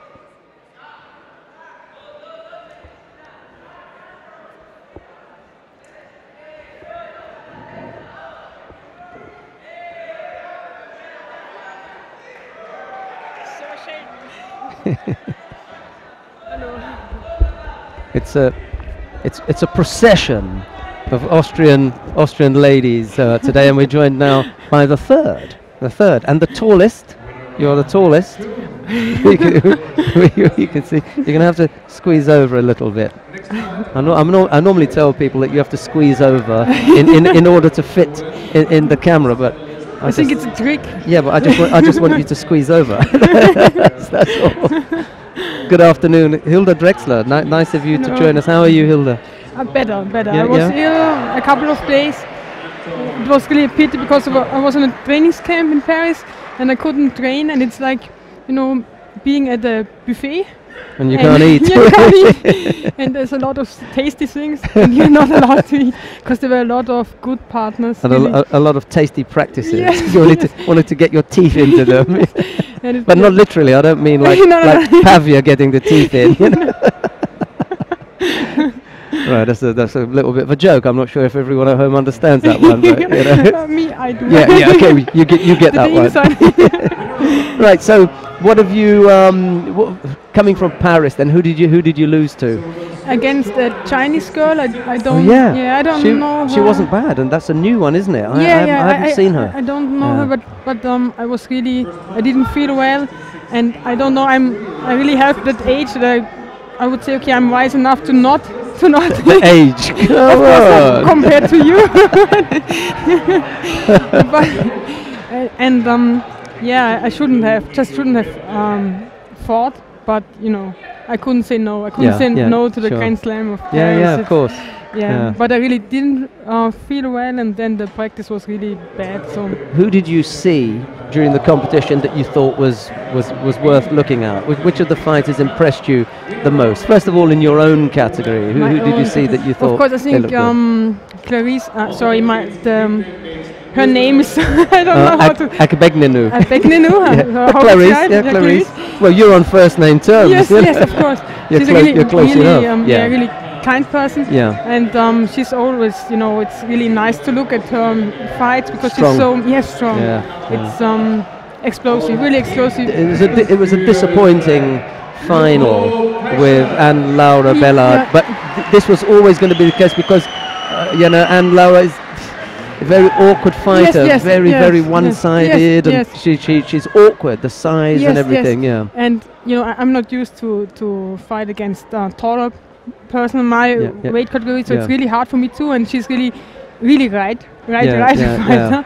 And extreme. Yes, and Marco Spitka, he was really mad at me in Warsaw because I didn't do well against her, and it's sometimes I win, sometimes I lose.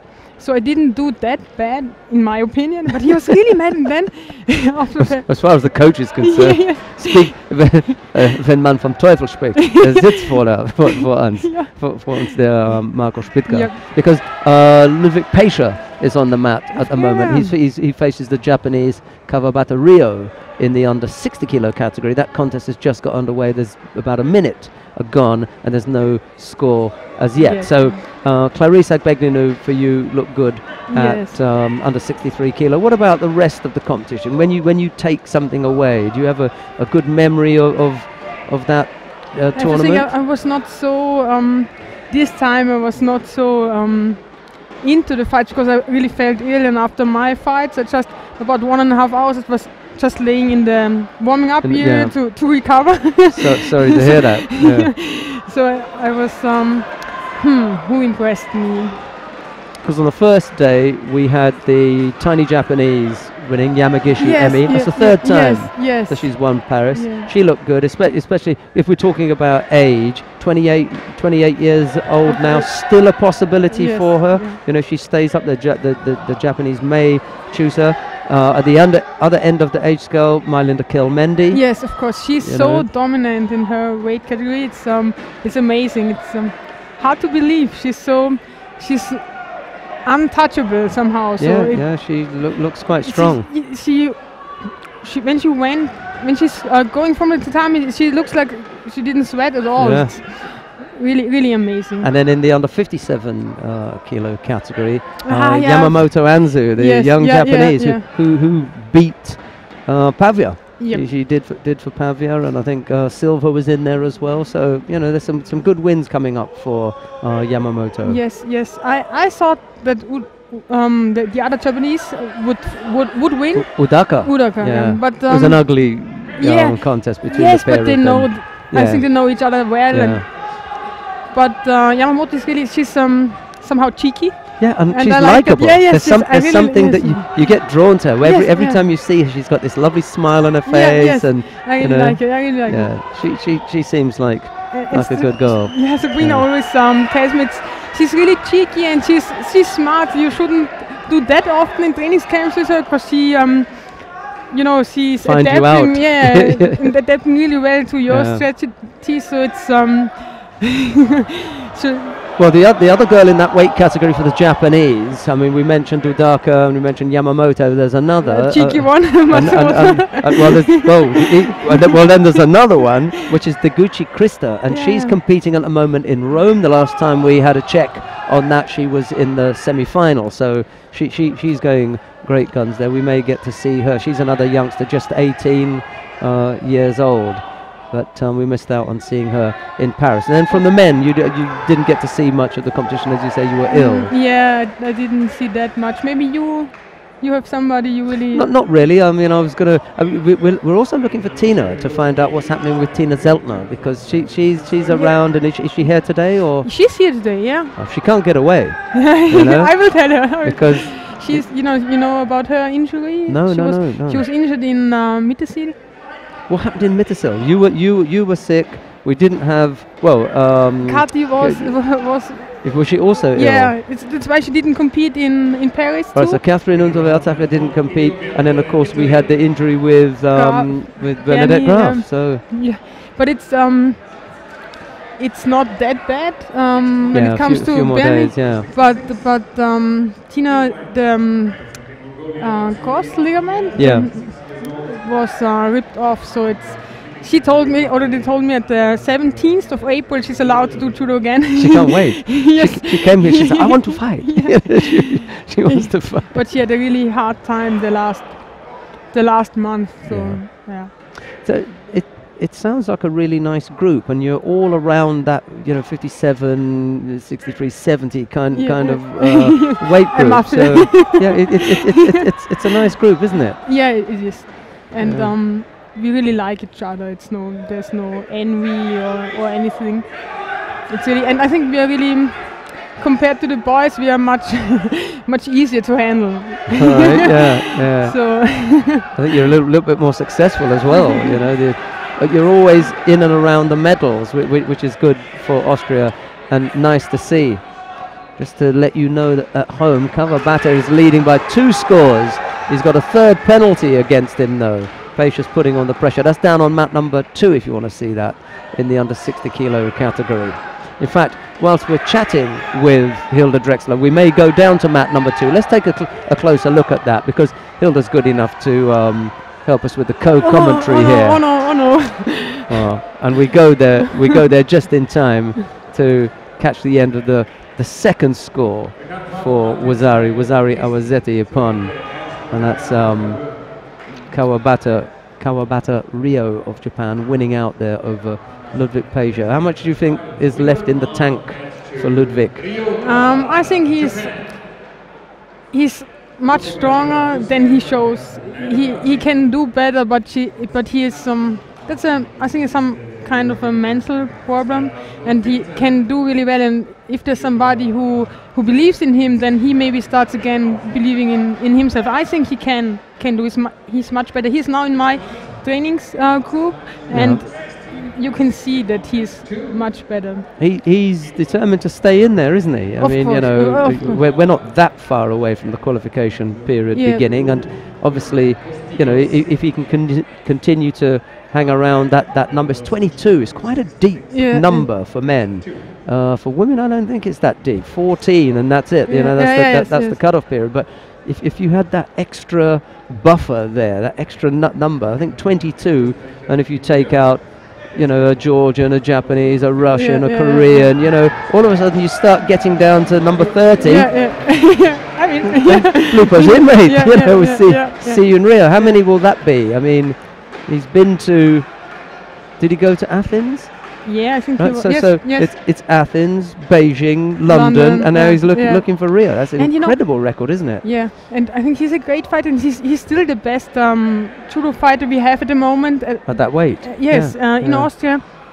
And there are some people talking, he's suffering from, I don't know, a crisis now, and he's not that good anymore, but then he won a World Cup, and then I'm thinking, I would like to have that crisis. That means I really want. Okay, if the result is a gold medal, I want this crisis. Yeah, let's bring it on. Yes.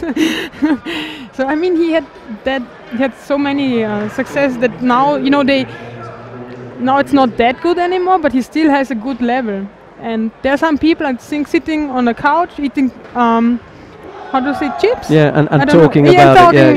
No, about 140 kilograms and sitting there like, this old Pacia, he's not good. And that's how people talk. I suppose people are entitled to their opinions, but in that respect, we're entitled to comment on the things that they say. And for me, that kind of comment is worthless. It's of no value at all. Becher's a good fighter. He's still got some mileage left in him, and it's perfectly possible that if he stays healthy and he continues to compete, at a reasonable level, he'll earn himself a place in Rio. Why not?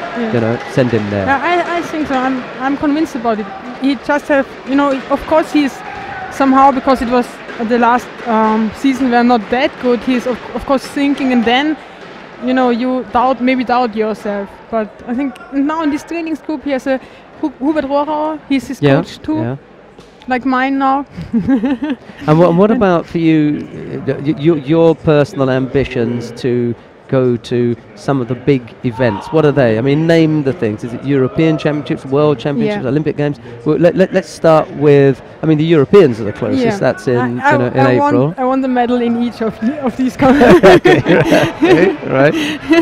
Okay. No, last year I was 5th at the Europeans, so it's not that, You're there. Yeah. Yes. Another fight, that's it. You're in. Yes. Yeah. So I hope so. It's also about being mentally strong. And I hope I will get this. Here is what the Commission see. That's the view that they get. So this is the new Ippon, or no, this is just Yuko. All that is just Yuko. But the nice thing is when the referee gives that signal, it's not done and dusted.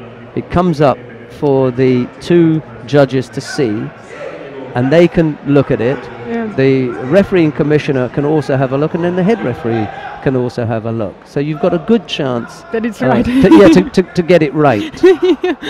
It's not that bad. But and that was do you know? There's a sentence in German. It's viele Köche verderben den Brei.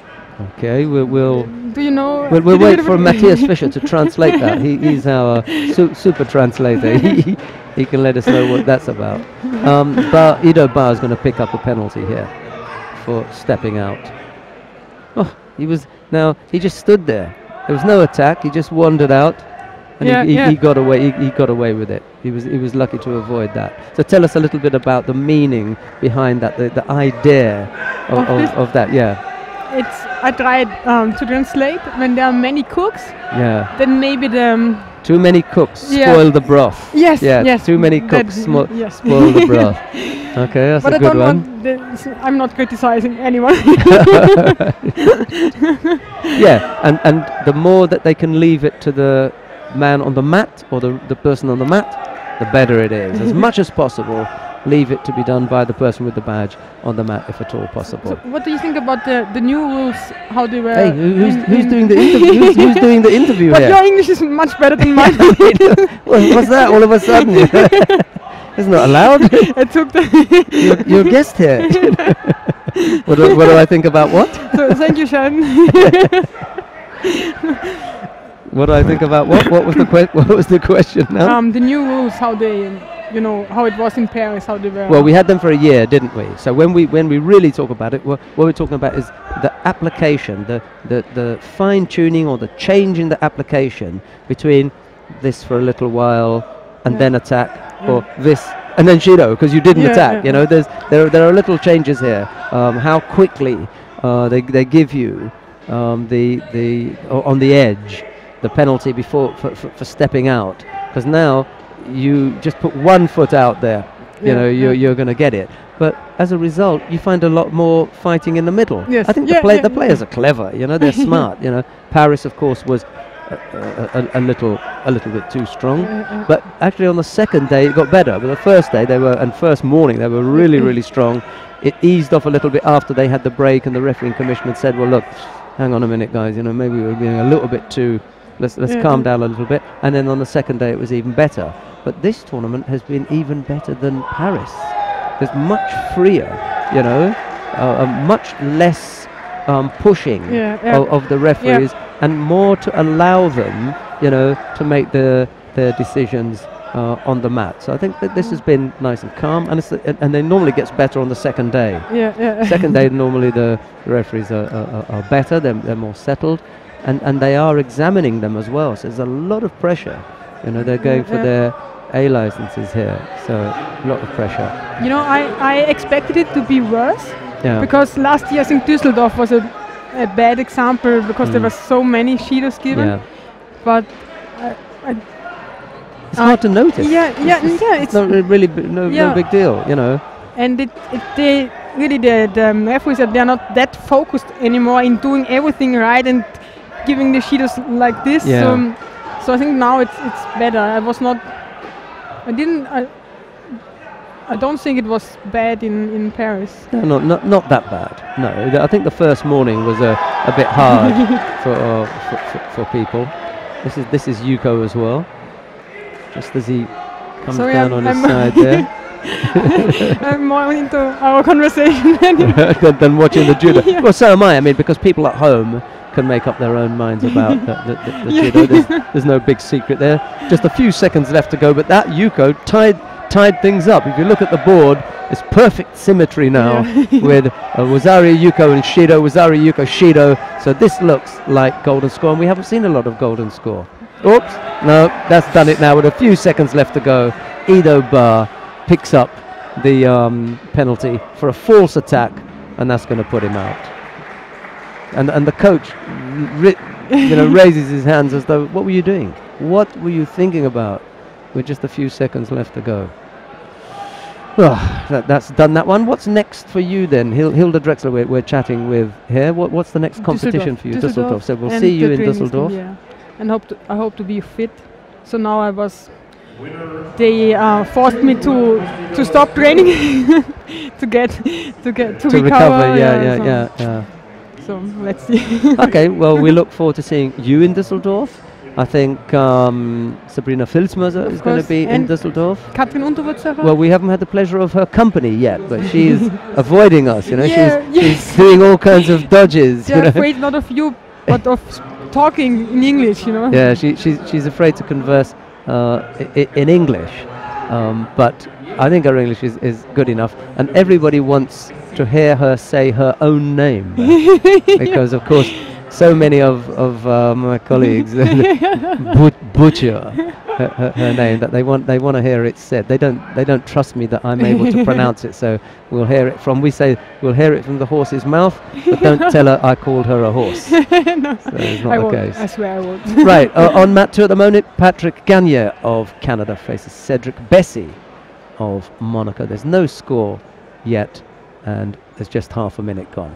Right, we're going to look forward to seeing Hilda Drexler in Düsseldorf in a week's time, where she's going to be fully fit and ready, totally recovered and ready to go. And we want to thank Hilda for coming along to join us. Is it the first time that you've been on Judo TV? Yes. You're joking. Yeah. Well, after all of these years, it's the first time that you come to visit. Yeah, I have to admit, I How could you? also avoided you. Yeah. Hey, you're not the first woman to have said that. I'm sure that there's several women out there who are doing exactly the same thing and avoiding me. Honestly, right.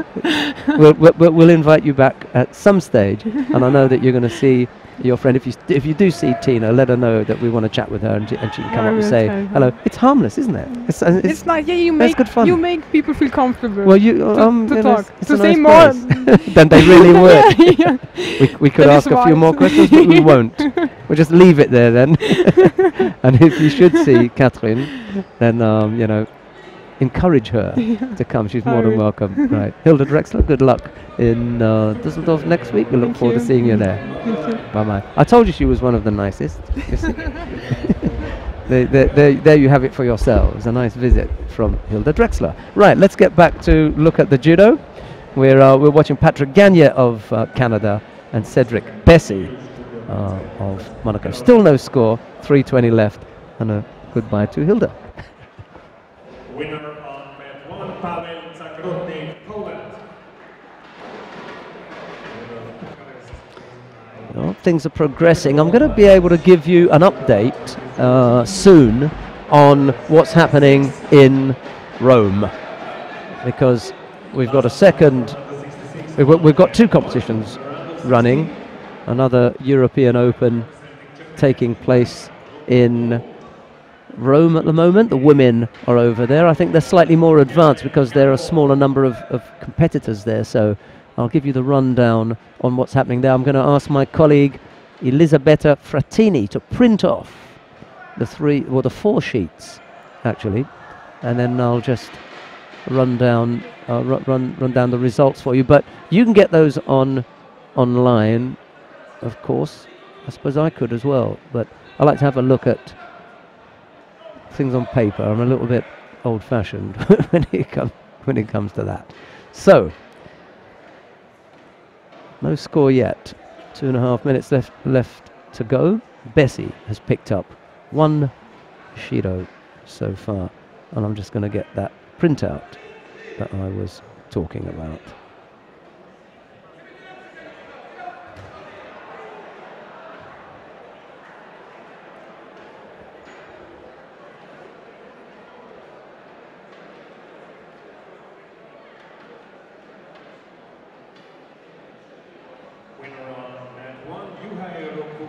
Japan.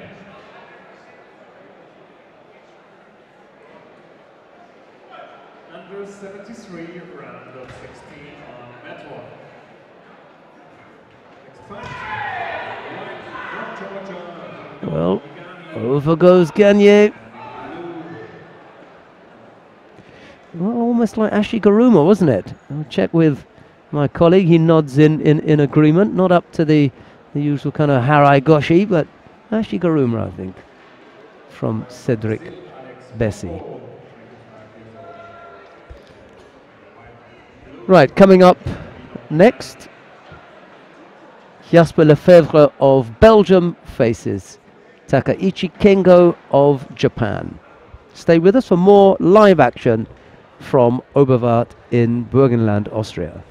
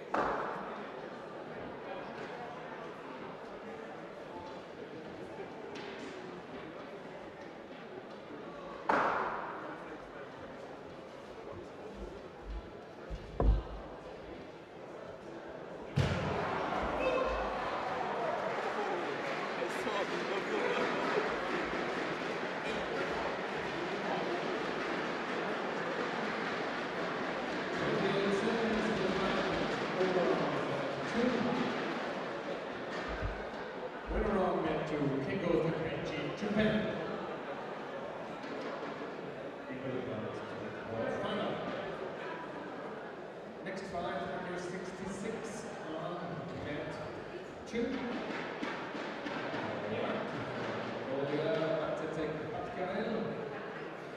Blue from Germany, Schneider.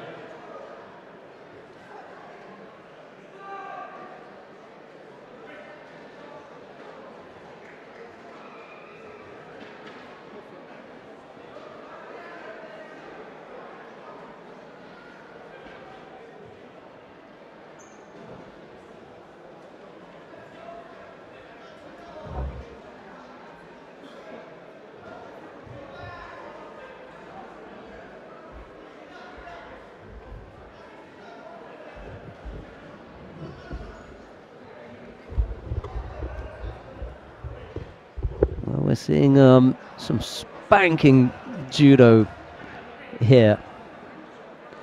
And I wonder if we'll get a follow-up to those last couple of contests. This time Batsetseg Batgerel of Mongolia. He faces René Schneider of Germany. It's Batsetseg in the white judogi and Schneider in blue. Over goes Schneider.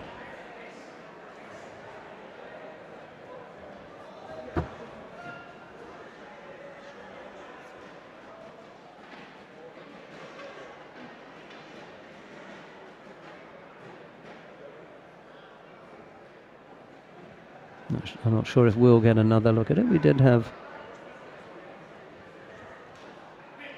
Ozari is the score.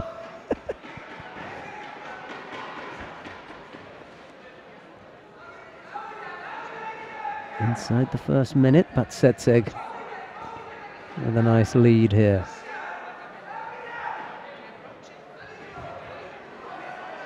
Needed to break off that sleeve grip, the Mongolian. He didn't.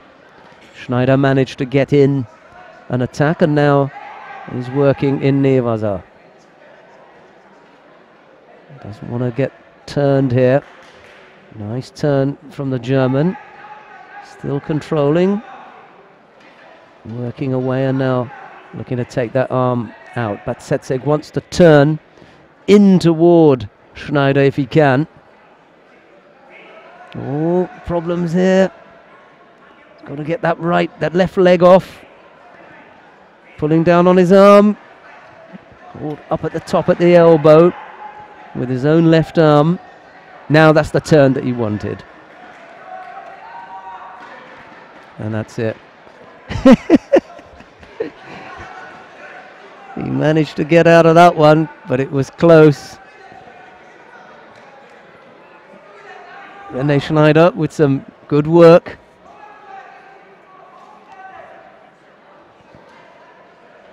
All 7 weight categories are underway in Rome, and in a minute I'll work through all of the results that we've got so far. Just the finals to come in Rome. Whoa, and Schneider coming back with a big technique there. I wonder if our cameraman got that one. That was Ippon, beautifully done. René Schneider, throw in, Bad Setseg, Bad Gerel.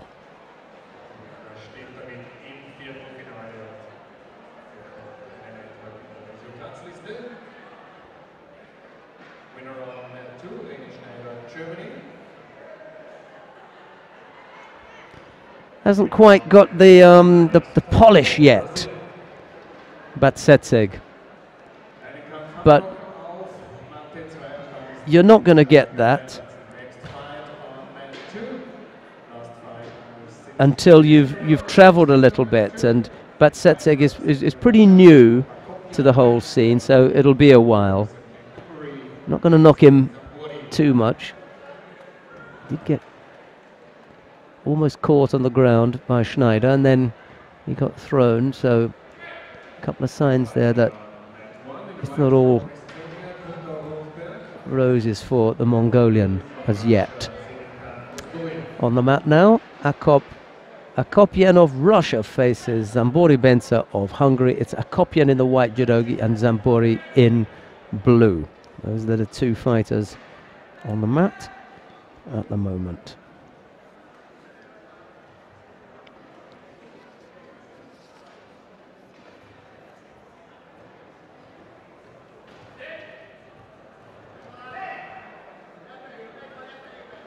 Working our way through the under 66 kilo category at present.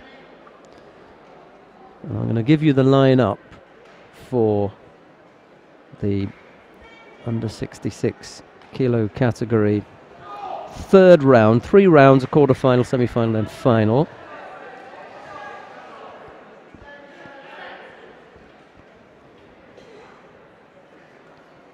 Just come up to date with the under 66 kilo category first.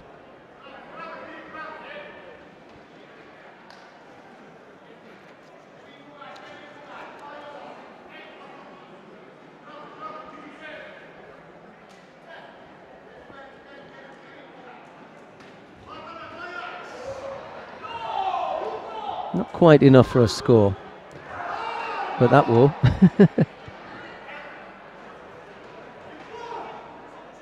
And now somebody calling Ippon.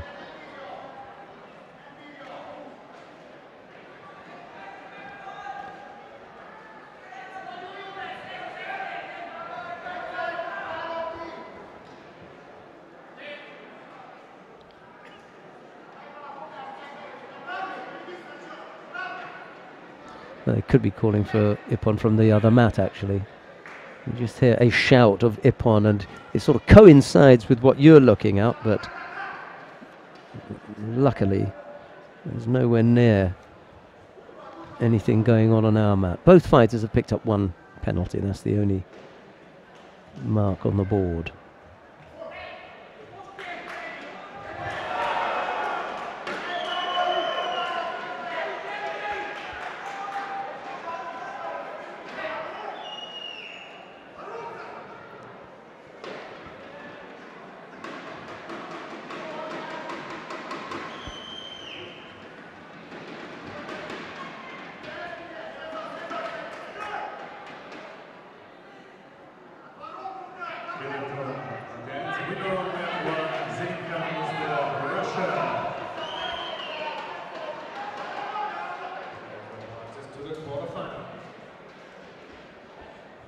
Next fight on mat 1, number 73, in white from Germany, Soji Katsumi, and in blue from Belgium, Eugene.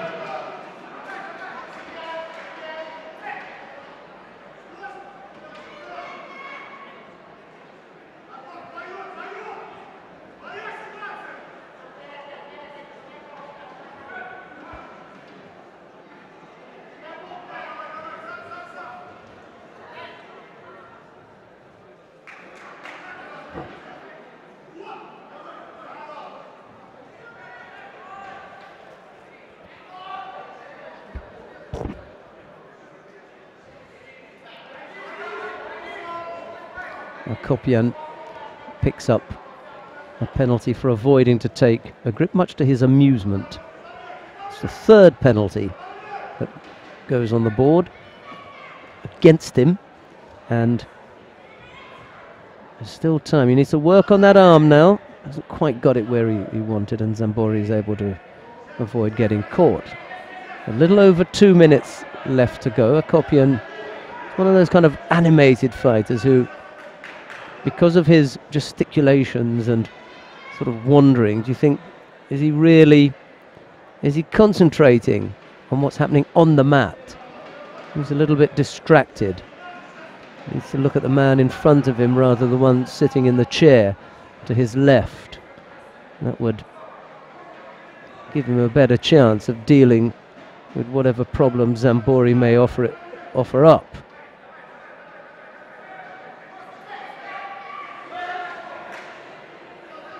Well, we're underway again. No scorers yet. 3 penalties causing problems for not quite. He's not in control of him. This is the problem. See, he's falling away. His left hand is going, and there's no score there.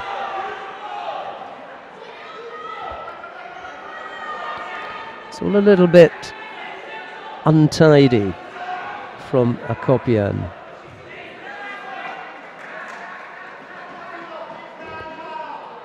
Just wants to slow it down a bit if he can. The only problem with that, he's picked up 3 penalties.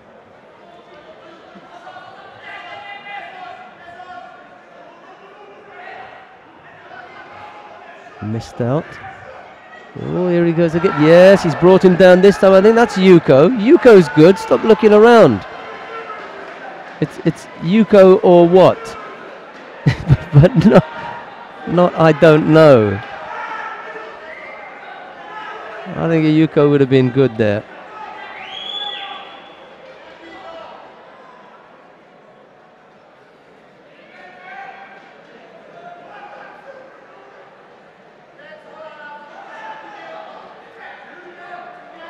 No score though, minute 20 odd. Kopian is laughing about it.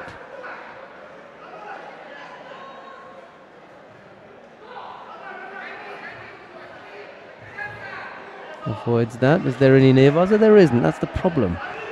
You know, he's trying to do everything standing up, and the nearvaza opportunities are going begging. He's definitely an exciting character to watch. You never know what he's going to come up with. There's the Uchimata. He's not going to get turned there. He thought about the Kouchi, so that, you know, he's got some judo.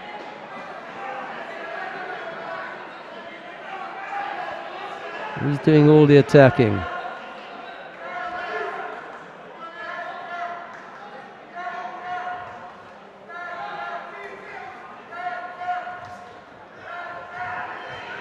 See, during this, I think the referee's actually forgotten about Sambori. He's so busy. No, he hasn't. About time as well. He has come up with the passivity penalty against the Hungarian. It's just 3-2. Half a minute left to go. A single score would do it for Akopian.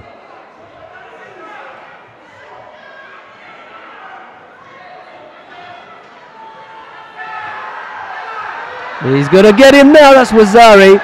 That's Wazari.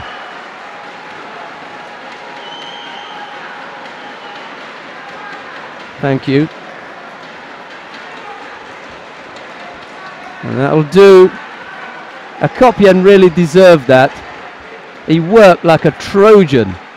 Absolutely battled his way into that. And he gets him in the end as well. Wazari Awazeti Pon. What a fighter. Well, he's raw. He needs some polishing, but he's definitely exciting to watch. Akopian has been the most exciting fighter to watch today, really.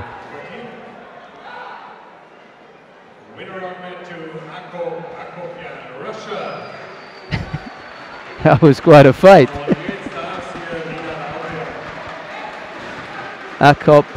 Akopian of Russia takes it, and there are laughs all around because he's an unusual fighter, Akopian.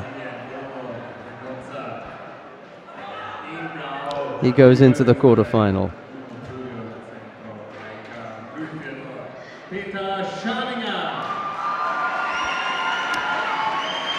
Right, who have we got now on mat number 3 in the under 73 kilo category?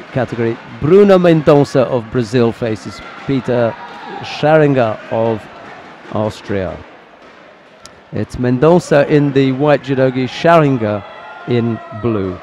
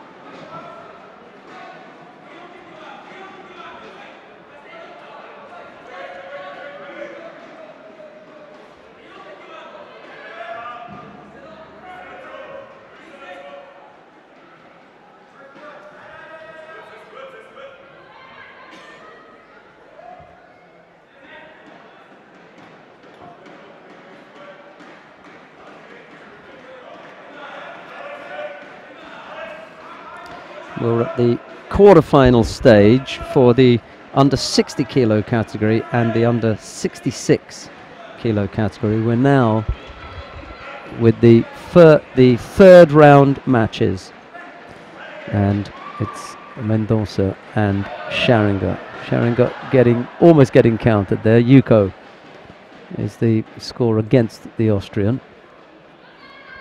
I'm just going to tell you who the medal matches are scheduled for in Rome with the women. The final of the under 48 kilo category, Paula Peretta of Argentina faces Tatiana Lima of Guinea-Bissau. The bronze medal matches, Todomiri of Japan and Gadbalrak Otgansetsig of Mongolia.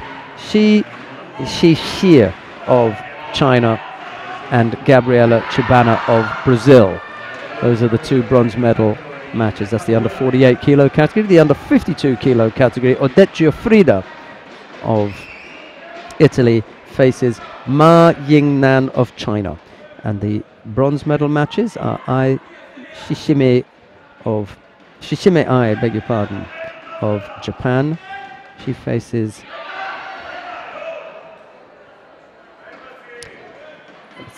where's her opponent? Oh, sorry, Tatiana Ayakina of Russia. And then Munkbat Urantsetseg of Mongolia faces her teammate, Chintoktok Azaya.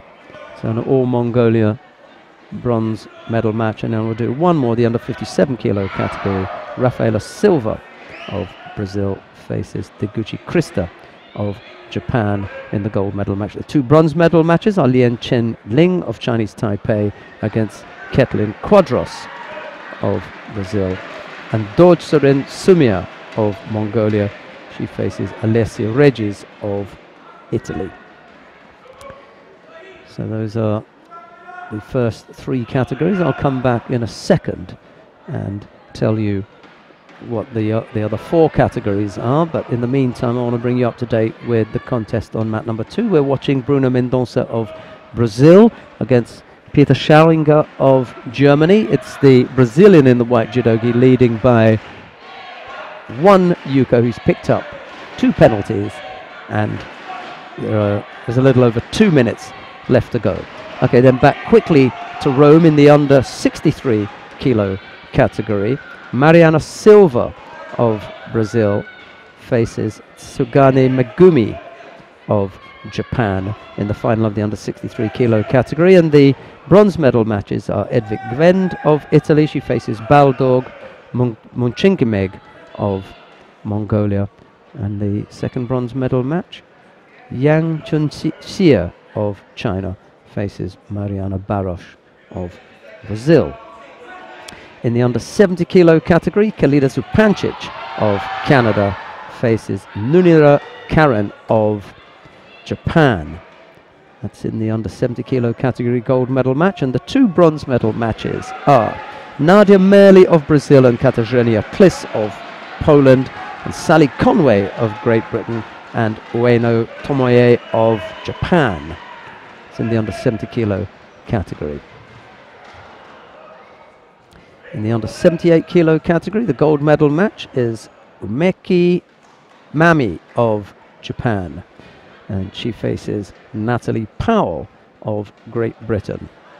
The bronze medal matches are Catherine Roberge of Canada and Geraldine Mentuopu of France. And the second bronze medal match, Sophie de Salideri of Belgium. She's up against Samantha Suarez of Brazil. That's the under 78 kilo category. And then finally the plus 78 kilo category, Ma Cixi of China will face Yamabe Kane of Japan. And the bronze medal matches are Maria Suelen Altaman of Brazil and Emily Andiol of France, and Anastasia Sapsai of the Ukraine. She faces Asahina Sara of Japan. Okay, that's your lineup in Rome. Thanks very much to Elisabetta Frattini for that information. That's what's happening in the other European Open. The European Open for women, all 7 categories contested today. And when we come to the medal results, I'll let you have those. It's 3 o'clock here, and we're expecting, that's a beautiful Uchimata for Ippon from Bruno Mendonça. 12 Sekunden vor Ende der Kampfzeit ist es vorbei. Der Gegner des Grand Slams von Paris 2013 setzt sich wie durch. We are scheduled to have the final block at 4 o'clock here in Oberwart, but whatever happens, once things finish up, once the preliminaries are finished, we'll start 15 minutes after that. So whenever that may be, it's the end of the preliminaries, and then 15 minutes after that we'll start, or at 4 o'clock.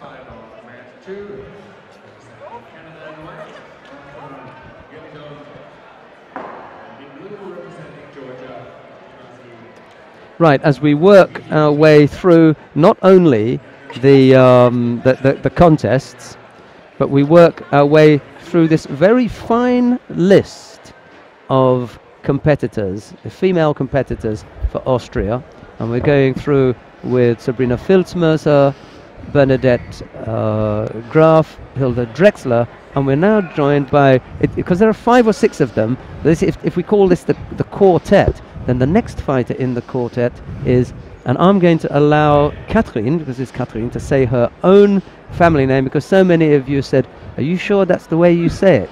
Because so many of my colleagues come and butcher the family name, so let's hear it from the horse's mouth herself. There she is. Yes, my name is Catherine Unterwutzacher. So there you go, see? So I've been saying it right all along. Thank you very much. And I'm so glad that you came there and you cleared that out. Catherine, how are you? I'm fine, thank you. Were you not injured during No, the, I was sick last week, but now I'm fit for Düsseldorf. You're ready to go. So you are one of how many that the Austrian team are sending to Düsseldorf? How many? How many? Maybe 3. Sabrina, Hille and me. Okay. Because Bern is injured and so. So, well, we heard about Bernadette's injury. That's going to take another 10 days or so to clear up, and then she'll be she'll be going again. But you're fit. You're ready. I'm fit. Yes. You're looking forward I to hope. it. Right. Yes. Paris. What happened with Paris then? What was the story with Paris? For me. Yes. I had a virus, and so I'm not allowed to fight. So we missed you in Paris. Yes. Or did you miss it? I miss it also, but. Have you fought there before? What? At the Grand Slam. Have you fought in the Paris Grand Slam before? Yes, last year. How was that? My first time. What was it like? I won first fight and the second one I lost, but it was a... The experience, how was it to go out there? It was amazing because there are so many people. And yes. Yeah, you enjoyed that experience? Yes, really. Well, we hope that we're going to see you in Paris again, because it's a big stage. How old are you? I'm 21 now. So there's plenty of time. There's lots of time for you. You know, you got a good few years. When you think about what it is that you want to achieve, I asked Hilda the same thing, because you're at slightly different, different ages, different stages of your career. Whether the next step was the European Championships or World Championships or to go to Olympic Games. What's the thing that's uppermost in your mind? Do you look far ahead towards 2016, or are you thinking more short term and take one step at a time? Of course, Olympic Games are my seal. Sorry, but also the European Championships this year. I want to fight good there, and the qualification for the Olympic Games is the most important for me. Yeah, and we're going to see you in Düsseldorf. Yes. So this is just a couple of months before the whole thing really kicks off, because you haven't been part of a qualification cycle before, because it was all a little bit. But you know how it works. You know that you've been around the team as they've been preparing and they've been finishing off and then going to London, and then you must be thinking, it's going to be my turn soon. Yeah, because last year we started with many tournaments at the adult class, and so I know a little bit of this. But you had no trouble, in my opinion. You had no trouble crossing over from junior to senior. Your judo looks as good as a senior as it did as a junior. Really pleased for you, because I had a very open discussion, frank discussion with Bernadette Graf, where she had been hugely successful as a junior and not yet so as a senior. And she was saying, it's different. There's a different tempo. There's different pace. Lots of things to get to more power get used to. Also, it's very hard, but I didn't. I did say to her that I didn't think that this was something that she should lose any sleep about. She's the kind of fighter, physically and mentally, who can take that time when maybe you haven't got the results that you want, because it's a new level, and rise and come up there. I really believe that. I think that she could do it in that category. And now we look at you. Do you feel the same, that you can? Yes, you can do that? Absolutely, because we are in the same club, and so when one don't make a good tournament, the other is good, and so we motivate each other. And this is also. I was a little bit surprised by some of the judo that I've seen from you, and that's a really good thing, because you look at I look at someone and I think, okay, they can do this, that, and that, and then when you do this, I say, oh. Yeah. I didn't know she could do that. Yeah. Or you look at some of the wins and you think, okay, well this one is going to win. Yeah. Wow, you know, you've had some good wins. You've looked good doing those things, and for me, there's a promise. There's a promise that you have more to come. That there's more in you to come out. I hope so. Do you feel it? Do you feel yes. that you can? I feel it that there is more power inside, and we trained very hard, and so you look. Well, I certainly think that you've got more to come, more success.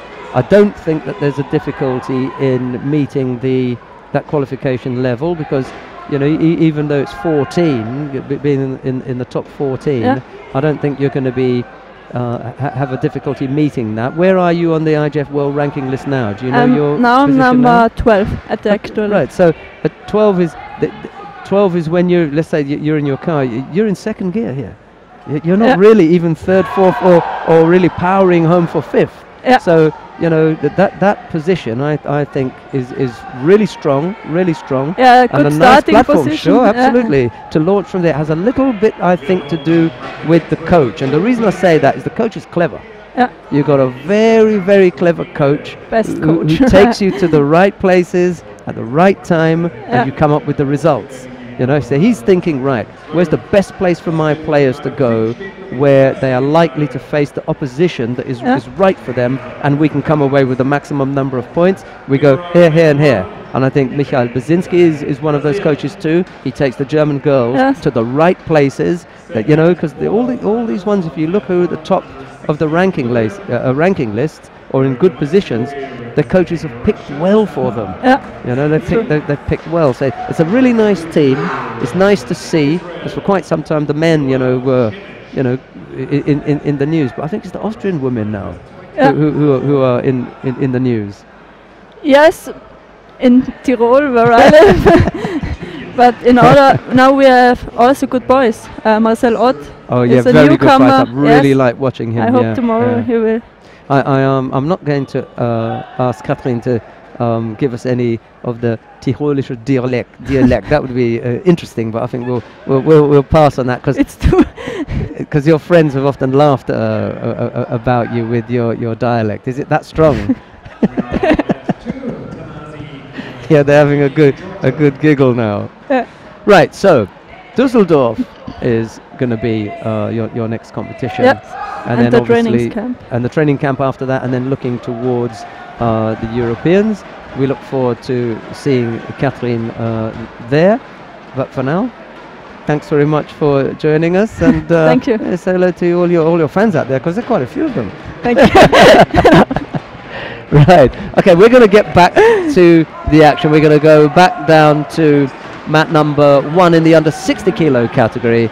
Sava Karakidze of Russia faces Yoav Shemesh of Israel. And I want to thank Catherine Unterwurzacher for coming to join us. Nice to see you. Take care, Catherine. Right, that was good. So we are, I think we're one person short from the Austrian women's team, and that's Tina Zeltner. And we don't want to leave her out, because we don't want her to think that, you know, she's unliked. But yeah, what a nice group. We've had, I think, 4 of them now. Sabrina Filzmöser, Bernadette Graf, Katrin Unterwärtsacher. I thought we had one more. I'm missing someone out from that group that we've had. Or Hilda Drexler. That's right, Hilda Drexler. So we're just missing Tina Zeltner now, and we'll have the whole quintet. How's that?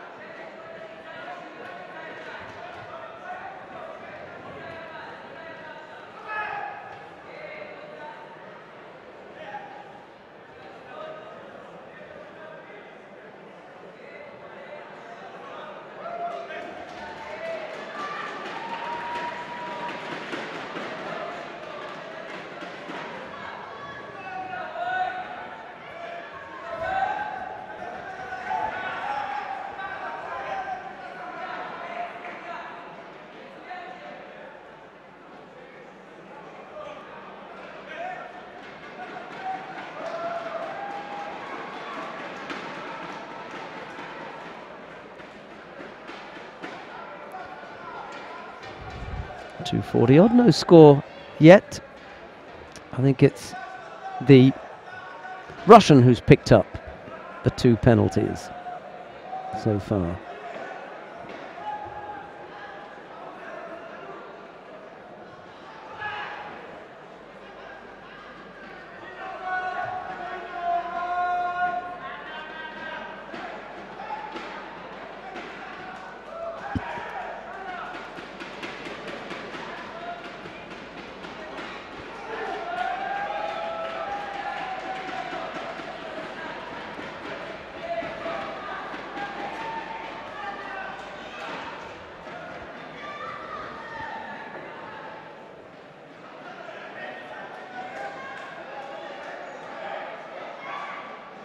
Shemesh has got his head heavily well, not heavily bandaged, but there's a bandage there. Must have picked up some kind of cut on the forehead. I think that's what normally happens. You get a cut on the forehead, they put a plaster on, and then they put tape there to try and keep it on. Karakizidi was looking for a score from that. He's beginning to get a bit distracted here. Wanted a score and then wanted the Nevaza to continue. He didn't get either of those 2 wishes granted.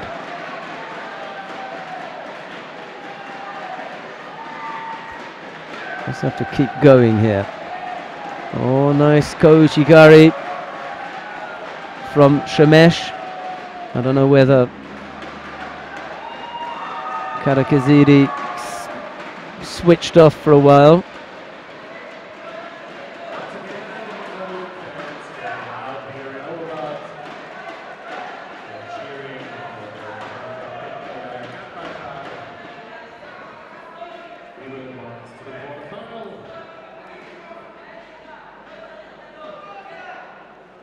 Winner of match 2, Mongolia. There's a minute 17 left to go. Another penalty picked up by Karakizidi. Almost stepping onto an Uchimata there.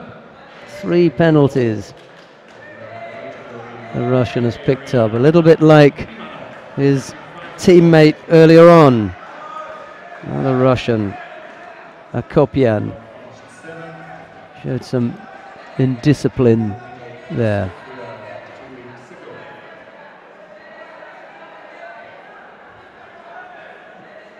Great prospects, the pair of them. They need a bit of discipline, not least of all because Shemesh has scored a Yuko. Leads with that. Karakizidi has to be a little bit careful because he's already picked up 2 penalties, that is.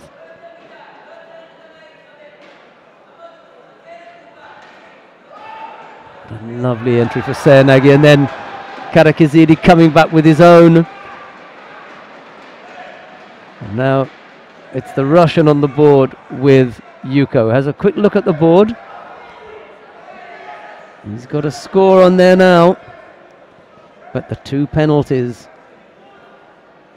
are against him.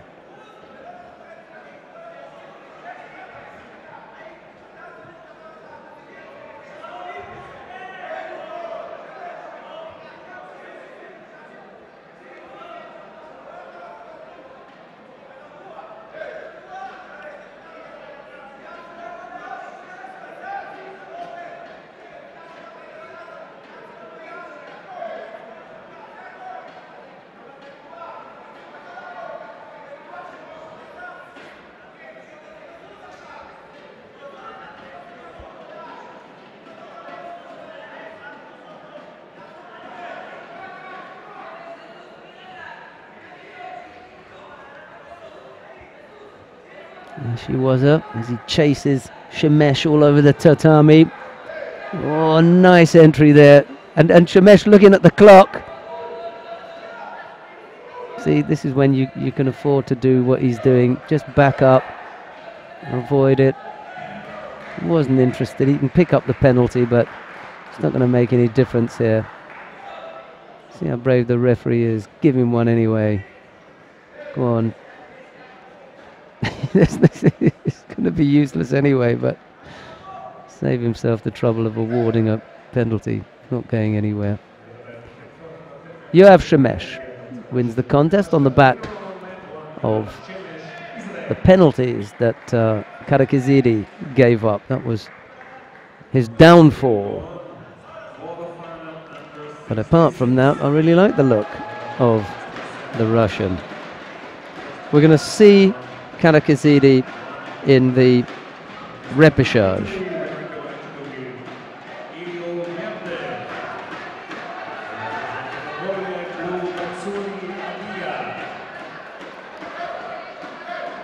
That was in the under 60 kilo category.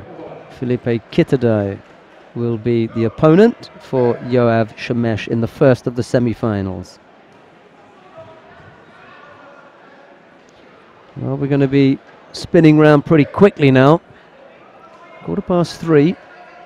Less and less people involved in the rounds as more and more people get knocked out. We're in the quarter-final of the under 66 kilo category. Elio Verde of Italy faces Adia Batsuri of Mongolia. It's Verdi in the white judogi and Adia in blue.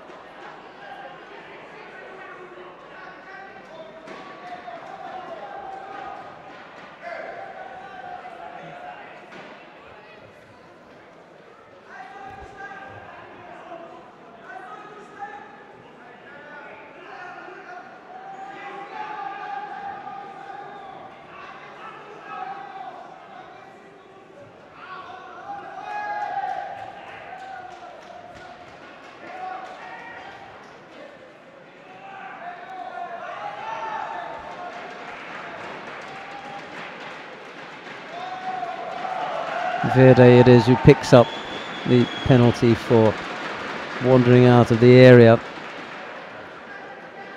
Well, they're going to learn pretty quickly. He'll get the feel of where that area is and he'll turn left or right, but he won't be wandering out of it again.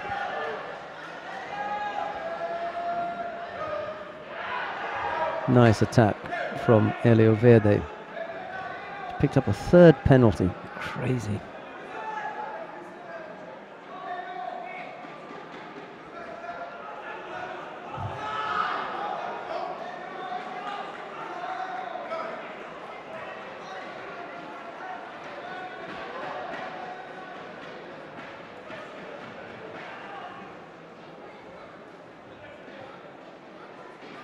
Winner of match 2, Alejandro Clara, Argentina. Argentina spielt im Viertelfinale in der Klasse bis 73 Kilogramm. We go on with the quarterfinal fight number 16 on match 2. First quarterfinal between Brazil and the Netherlands. In white, representing Brazil, Diego Santos, 24 years old. And in blue, representing the Netherlands, Jeroen Boeren, bronze medalist at the European Championships 2010 in Vienna and also 2012 in Chelyabinsk.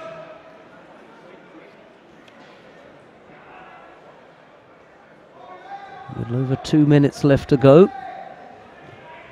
Verdi already picked up more penalties than he would want to. 3. Adia just the 1. And then looking for the first score.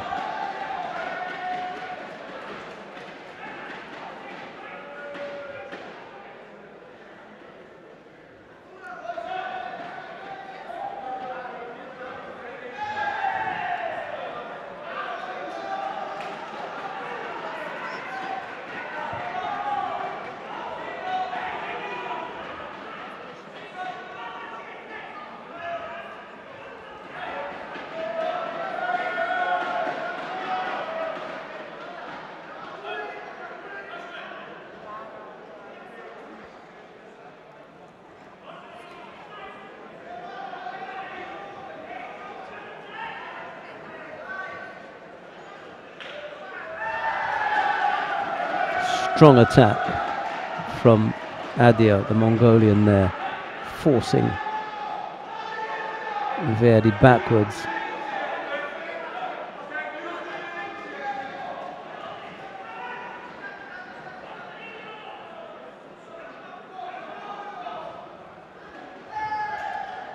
Oh, chance for an arm lock here.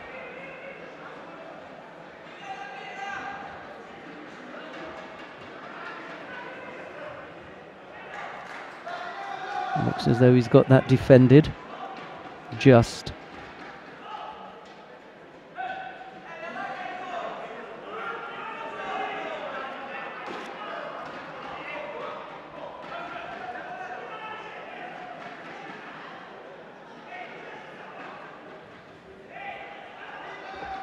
This for a place in the semi-final. Uchimata attempt there from Adia, but it really wasn't strong enough to trouble Verdi. And that Morote Seoinage didn't trouble anyone.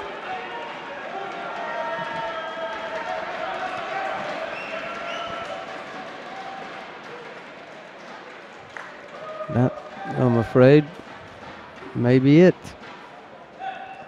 Calls a false attack here.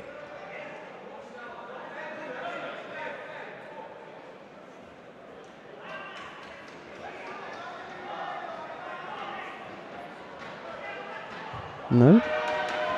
Lives to fight another day, does Elio Verdi. Left-sided, left-sided Seoinage attempt. 20-odd seconds left to go. Verdi is the one who can't afford another Shido.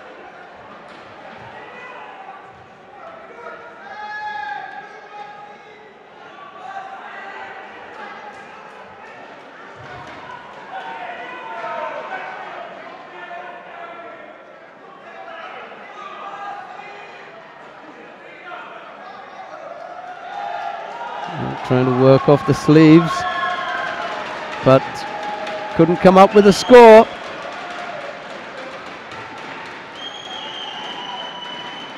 And it's Adia Batsuri of Mongolia who makes his way into the semi-final. Elio Verdi will have to battle it out in the repechage.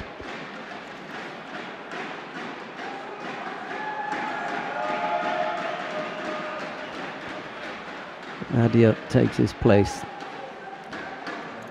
in the semi-final. Right, we've got Paweł Zagrodnik of Poland coming up now against Rokugo Yue of Japan. It's Zagrodnik in the white judogi, Rokugo in blue. Stay with us for more live action from Oberwart in Burgenland, Austria.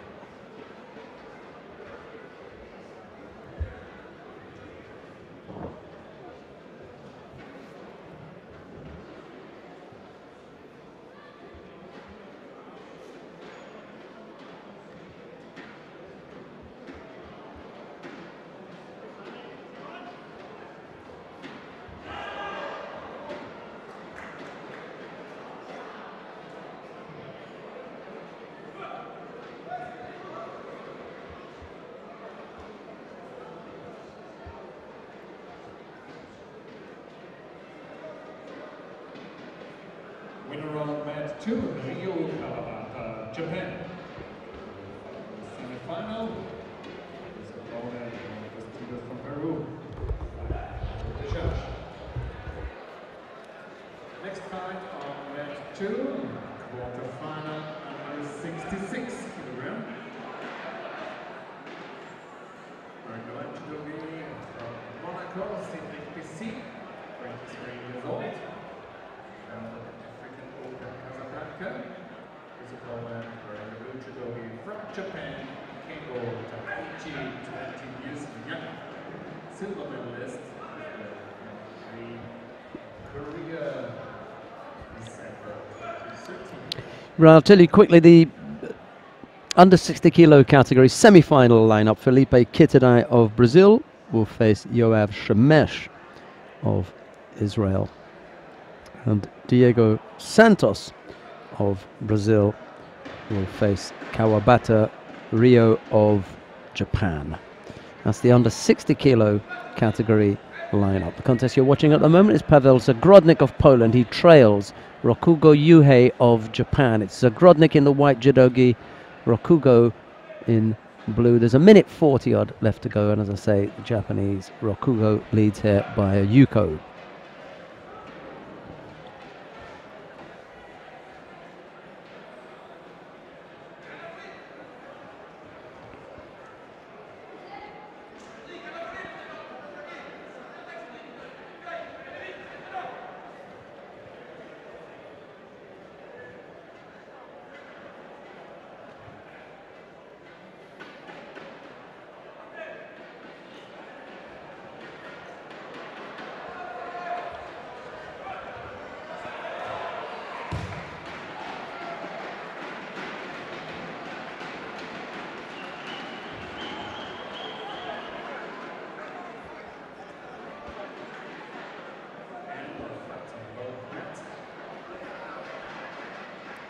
And Rokugo ending up catching Zagrodnik there in Kansetsu Waza.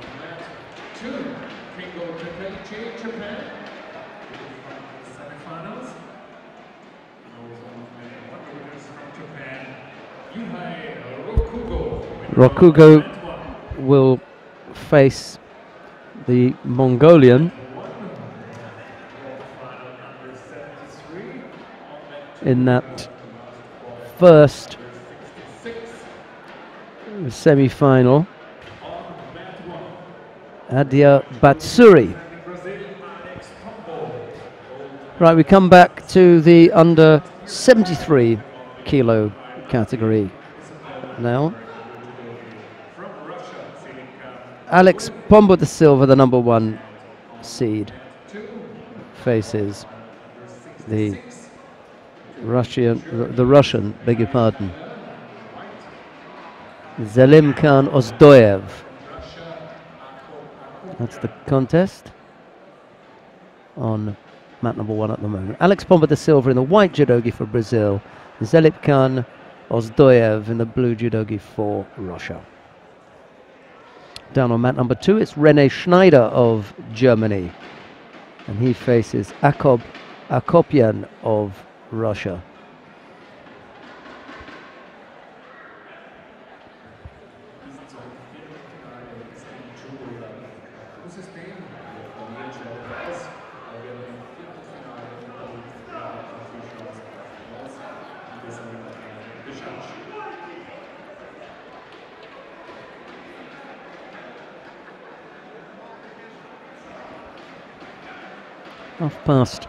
(3) here.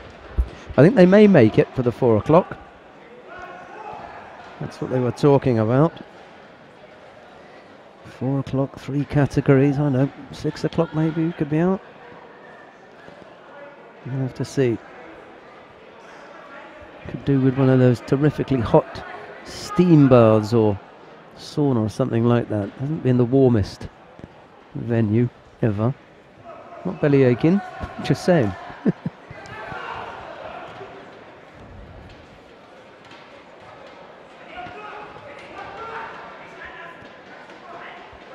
Minute and a half gone, no score yet. Pombo da Silva, the number 1 seed in the under 73 kilo category, making his way to the quarterfinal, and now facing Ozdoyev of Russia. It's probably his stiffest test so far.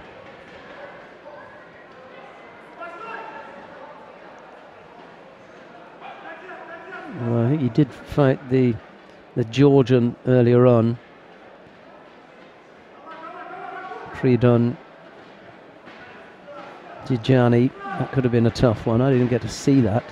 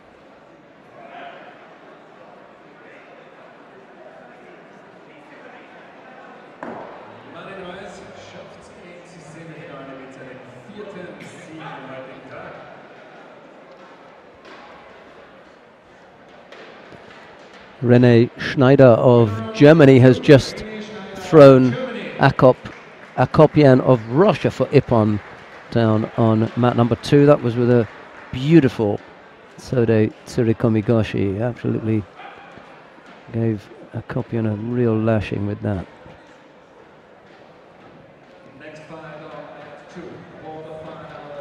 Yeah, we're still waiting for the first score between Pomba da Silva and Ozdoyev. Down on mat number 2, Bruno Mendonça of Brazil faces Tamazi Kirakozashvili. That's the Georgian and the Brazilian doing battle down on mat number 2 in the under 73 kilo category. That's another quarter final down there. Mendonça, the number 2 seed behind his teammate Pomba da Silva.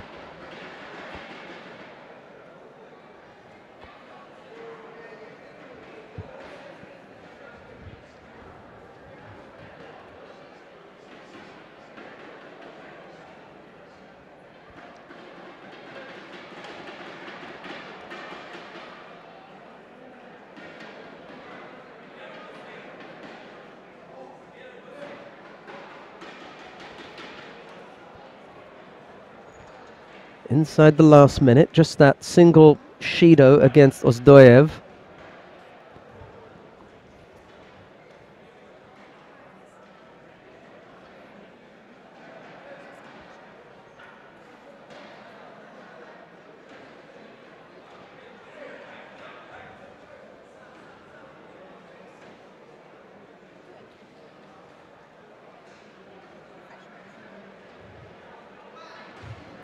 Gonna have to risk it now. There's only half a minute left.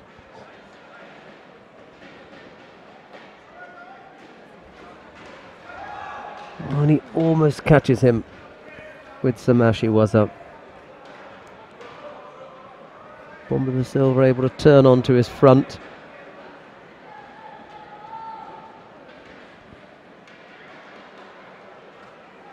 He's got to go now. He's left it for too long. He's going to pick up a second Shido. Oh, whoa, that was a surprise. Pomba da Silva didn't have to do that. He ducked his head underneath and he's let Ozdoyev back in. Nice movement from Ozdoyev. Unless there's another one on the board. No, it's a Shido apiece. But has Ozdoyev got the legs to carry him?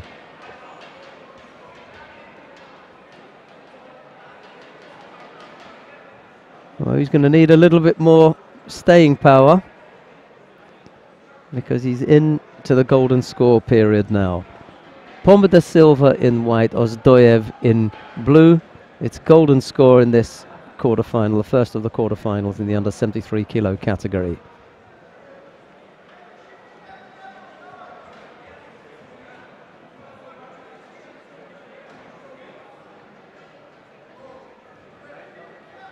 A little Ashy was tempted by Pomba da Silva. Doesn't really move Ozdoyev. He was going in that direction anyway. No one with the strength left to launch a really big attack. Ozdoyev came close at the end of normal time.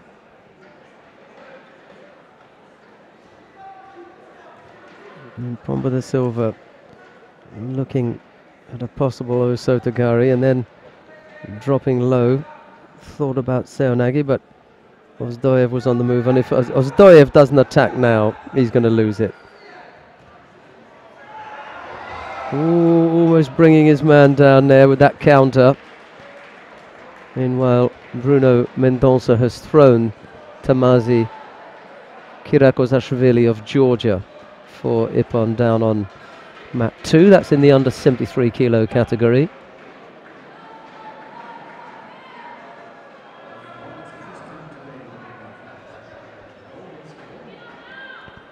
Can't afford to wait around here. Left-sided low Tao Toshi. It collapsed at the end, just doesn't have the power any longer. Minute 15 left to go.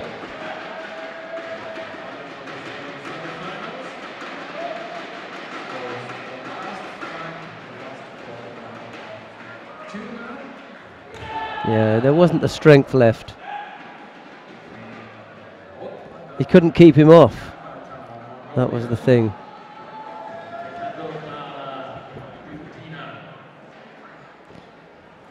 Yeah, Ozdoyev just didn't have enough strength to keep Pomba da Silva out, and eventually the Brazilian caught him. So Pomba da Silva makes his way into the semi-final. He'll be in the first semi-final. A second semi-final features his teammate Bruno Mendonça, but we're going to find out who Pomba da Silva's opponent is going to be, because coming up next is the second of the quarterfinals.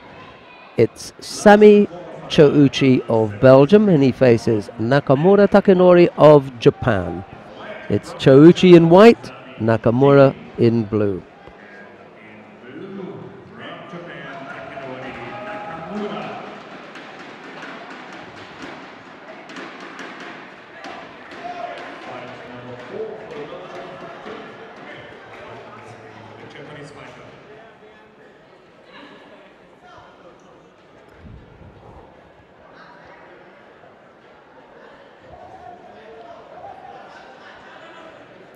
Right, we're underway with the second quarterfinal. We know that the winner will face Alex Pomba da Silva. Let's see which of this pair, Chouchi or Nakamura, can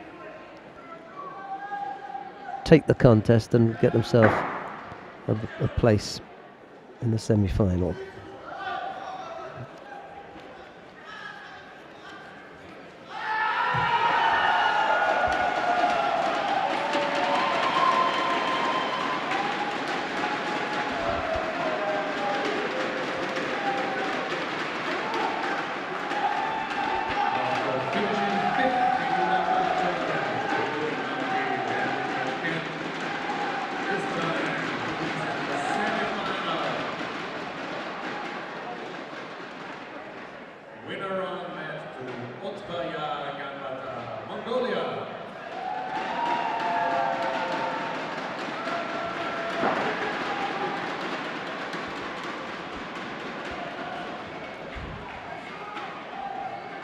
Nakamura comes up with a score there, Yuko on the board.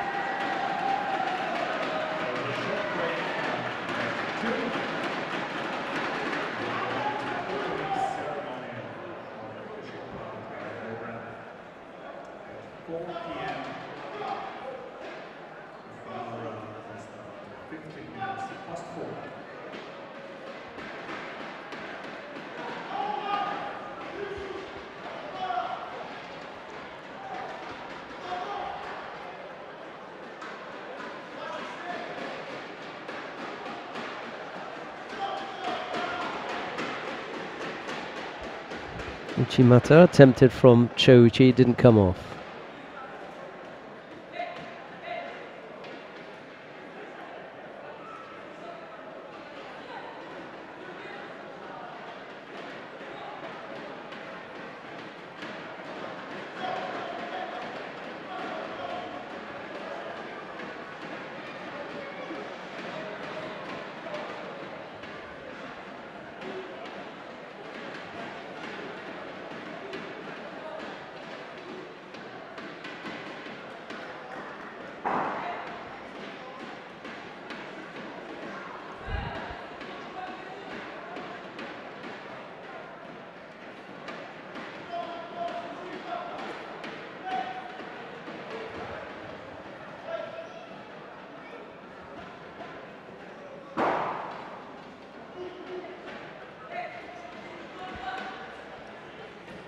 Nakamura leading here by Yuko. Both fighters have picked up one penalty. There's 2:20 left to go.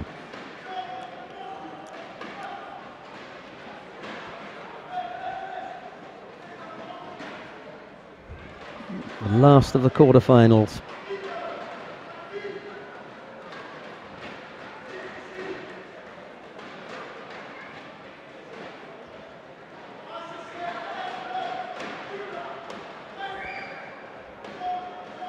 I think we are going to start at 4 o'clock with the final block. That would be the sensible thing, given that, well, there's still this fight going on. Doesn't look as though we're going to end that much before, so we may as well do that.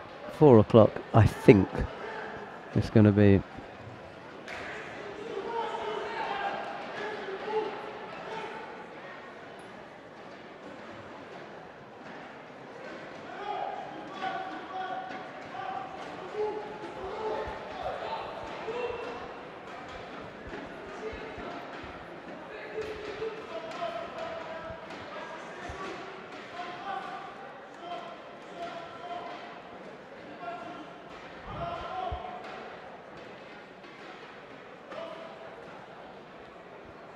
He's only given up a Yuko, Chouchi. He's given up a little bit more there, though. I think he's going to have to tap out here. He's injured. He's Sippon, but he's actually he's hurt going over. Chouchi. Maybe not desperately hurt, but he wasn't going to lie there. Well, he's not desperately hurt, but he is hurt, or hurting, because when he went over, he was ready to tap. And he's got some heavy strapping around the shoulders and chest, so maybe that's ailing him as well.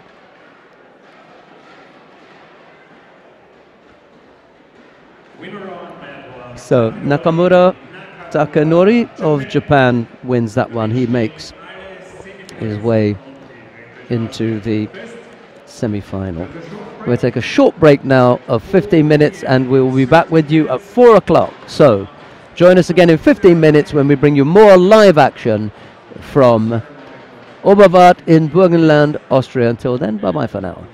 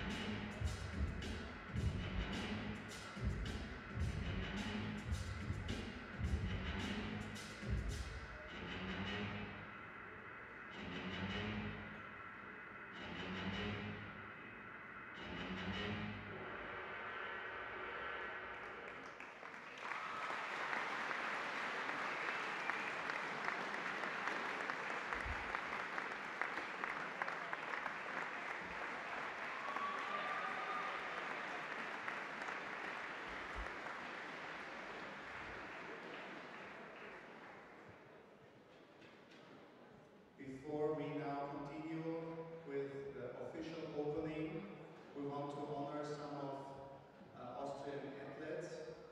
And I kindly ask the President of Austrian Judo Federation, Dr. Ansgar Kutschera, and Vice President Erich Bacheunig to come to the stage. And we start with two athletes who had great success last year. I kindly ask Katrin Oberwart and Bernadette Graf to the stage.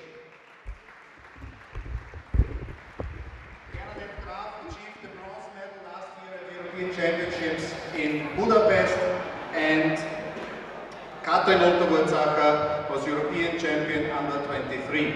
Right, the Austrian Judo Federation are giving some certificates of recognition to some of their top fighters, one of whom is Katrin Unterwurzacher, and the other is Bernadette Graf. And now some downgrades being presented by Allgemeiner, and Peter Scharinger receives the certificate for the third Dan. Our most successful athletes over the last years, Ludwig Lupo Beischer receives the 5th Dan. And now Ludwig Pescher becomes 5th Dan. What an achievement. What an achievement. Very happy for all those involved. And we had the pleasure of chatting with Katrin Unterwurzacher and Bernadette Graf earlier on. We left the guys out. Well, they were busy, you know. It wasn't that I wanted to leave them out. They were busy fighting, so I couldn't take them. That's my excuse. An Austrian coach working many, many years in Austria, and I kindly ask Masaki Ueda to the stage.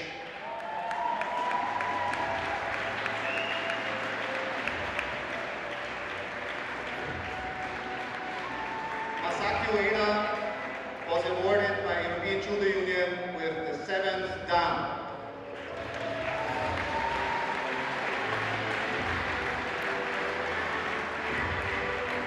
Masaki Ueda, who's been living in Austria for I don't know how many years, but every time I've been here, he's been here. So that's quite a few years. Receives the 7th Dan from the European Judo Union.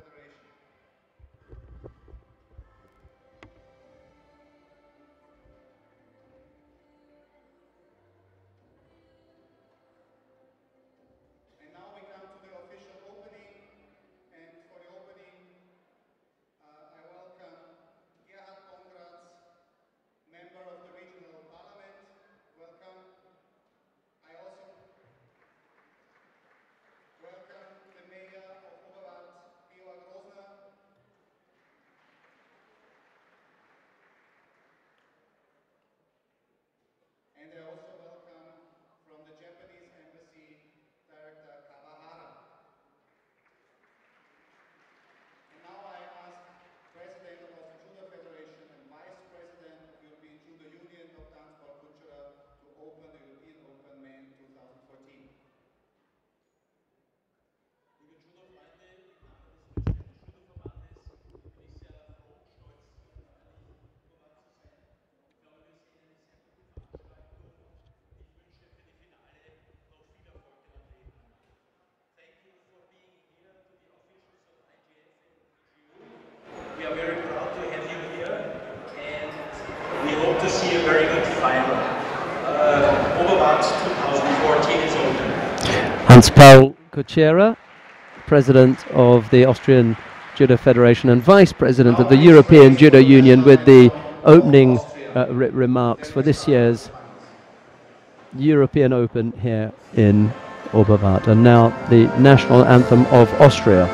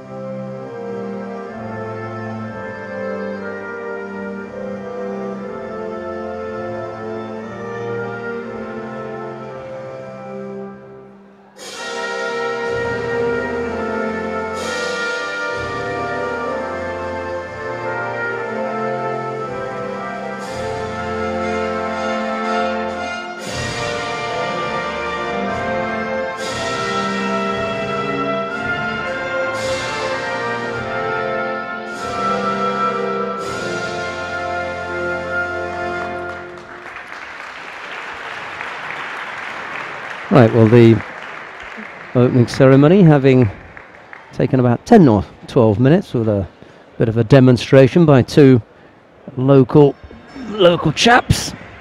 That was underway. We're only missing one member of the quintet of female fighters from Austria. I may yet go and see if we can dig her out from somewhere. We've got a couple of minutes yet. Let me do that. That's Tina Zeltner. We'll be back. Ladies and gentlemen, dear friends of judo, please welcome candidates for first fights on mat 1 and mat 2. On mat 2, the challenge fight between fighter wearing the blue judogi representing Peru, 24 years old, Juan Postigos, wearing the white judogi representing the Netherlands, 28 years old, bronze medalist at the European Championships in Vienna and Chile. This is Jeroen Bode. On mat 1, wearing the white judogi representing Slovenia, Matja. Well, these are the repechage contests in the under 60 kilo category. We're going to watch Jeroen Muren of the Netherlands. He faces Juan Postigos of Peru. This is on mat 2. If you want to watch the contest between Matthias Terbots and Sava Karakidze, that is down on mat number 1. Karakizidi, beg your pardon, missed out on I there. Sava Karakizidi of Russia faces Matthias Terbots. We're watching the contest between Jeroen Muren and Juan Postigos. And as soon as I can give you the update on what's happened in Rome, I will. As far as I understand, they're not yet underway with the medal matches, but it shouldn't be that long.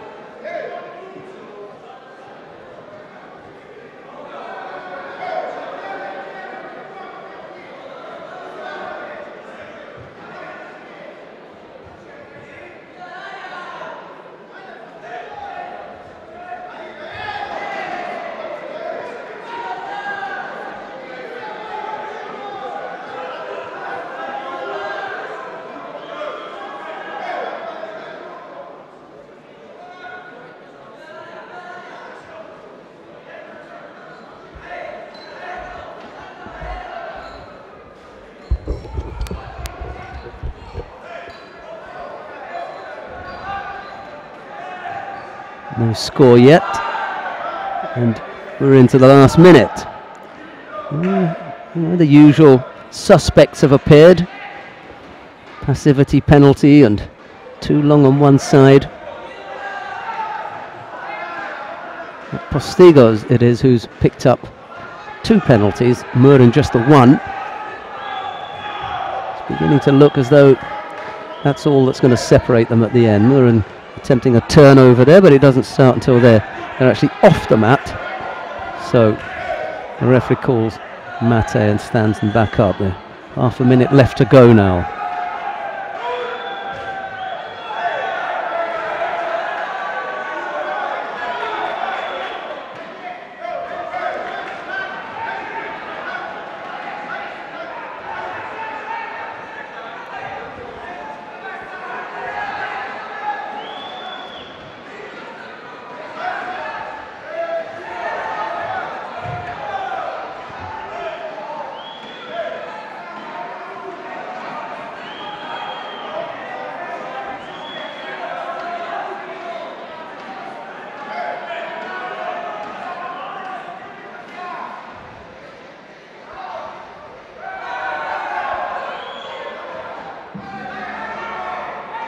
Time's run out, and we're going to go into golden score. Muren picking up a penalty right there at the end and doing just what he didn't want to do and have to stay on the mat for longer.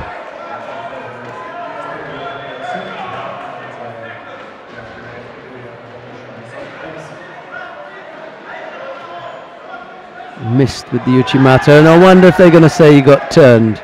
No?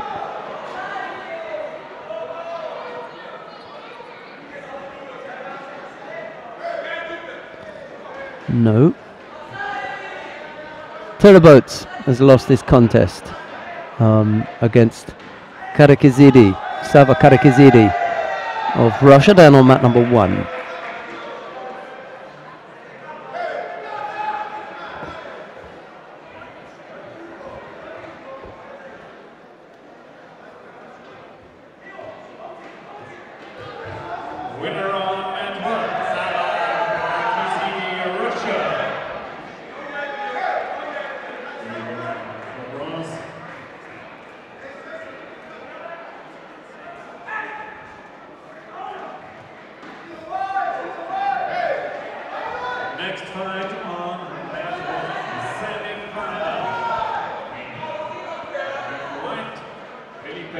Oh, that's it. Someone's going here. And it's Tyrone Muren.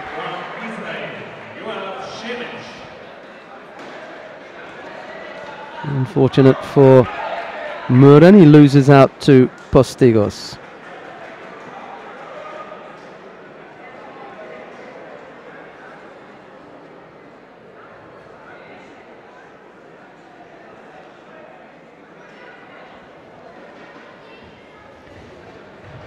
Well, we got the semi-final now between Diego Santos of Brazil and Kawabata Rio of Japan. It's Santos of Brazil in the white judogi and Kawabata of Japan in blue. Diego Santos, blue judogi, 24 years old. Silver and bronze medals at major tournaments. And from Japan, Rio Kawabata.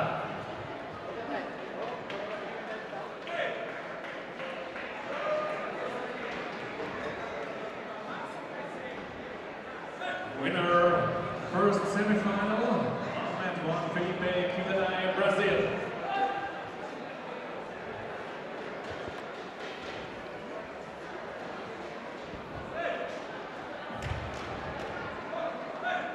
Next fight on mat 1, great Vijay fight under 66, where the white judogi representing Italy, Elio Verde.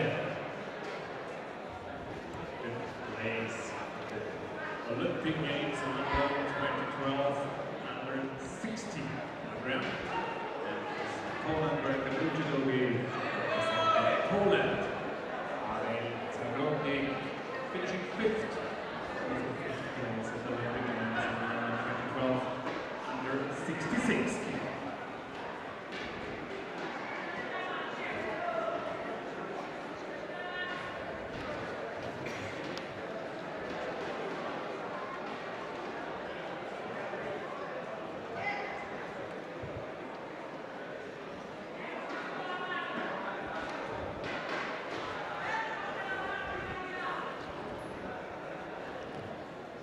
A little bit tentative from Santos and Kawabata. They search for an opening on the first score. The referee decides he's going to penalise Santos. He does so quickly. They don't even go back to their start points, which is no longer a requirement. That's part of the application of the rules, that the referee can just dish out the penalty and call Hajime wherever they may be. I think you saw that happen then, and then they just got on with it. Saves a couple of seconds each time. Maybe 10 or 15 seconds in a contest you could save, I suppose, and then you add up the contests over the whole day, and well, you'll have saved some time. It's a time-saving device, really. Doesn't get in the way, and has not as yet caused any problems, so a good one, I think.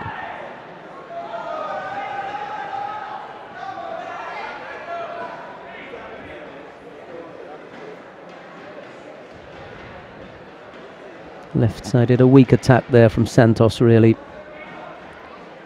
He's thinking about putting in an attack, but didn't really threaten Kawabata with that. 2 penalties picked up by the Brazilian. The referee just has a quick look at him to see that everything's okay, and he looks in order, so they continue. Semi-final in the under 60 kilo category.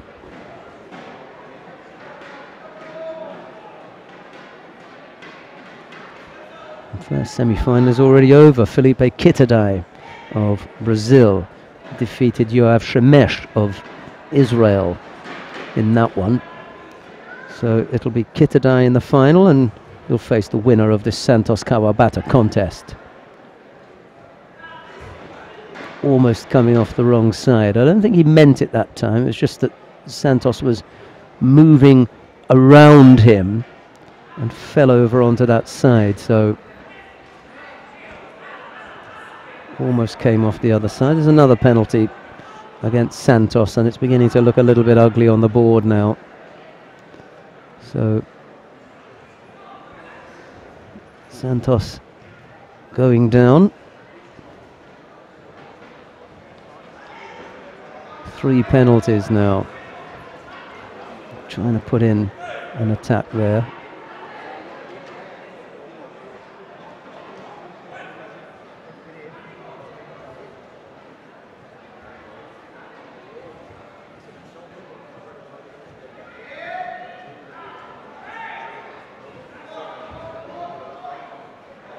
Kawabata has almost shut up shop here. That is to say, he can see the way things are going. The clock's running down. There are 3 penalties there. He doesn't feel threatened by Santos, and he's just in cruise mode.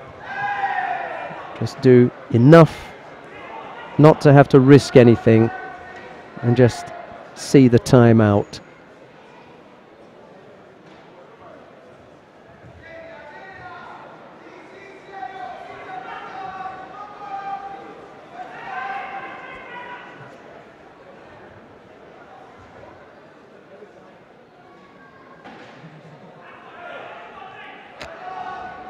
.16 seconds to go. Kawabata never really in any trouble here from Santos.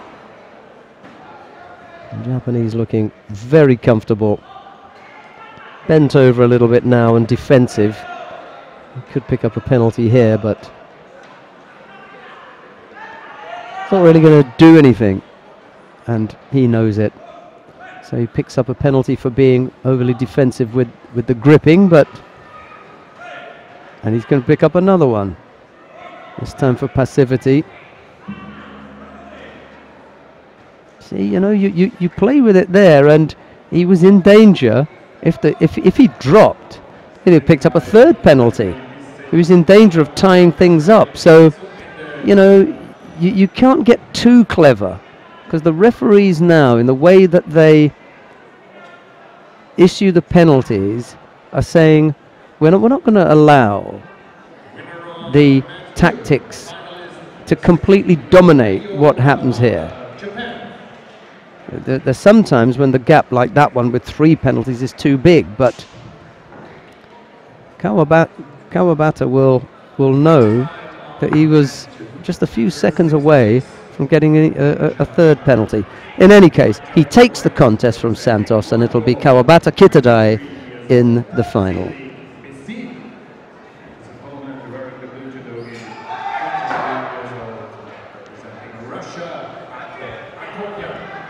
Right, we've got a repechage contest in the under 66 kilo category now, and that's Cedric Bessie of Monaco, and he faces Akopyan of Russia. Now, if Bessie has been watching any of this, I was going to say the last thing that he will want is to spend any time on the mat with the Russian. He'll have to get it over and done with pretty quickly. He couldn't, because Akopyan sorts it out pretty quickly, throwing his man for Ippon. So Akopyan it is who wins that contest.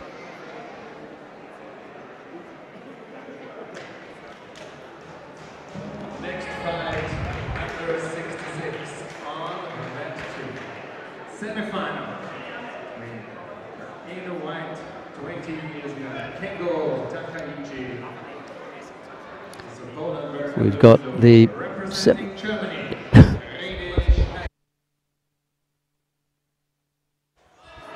sorry about that. We've got the contest in the under 66 kilo category semi-final now. Takaichi Kengo of Japan faces Rene Schneider of Germany. It's Takaichi in the white, Juragi Schneider in blue.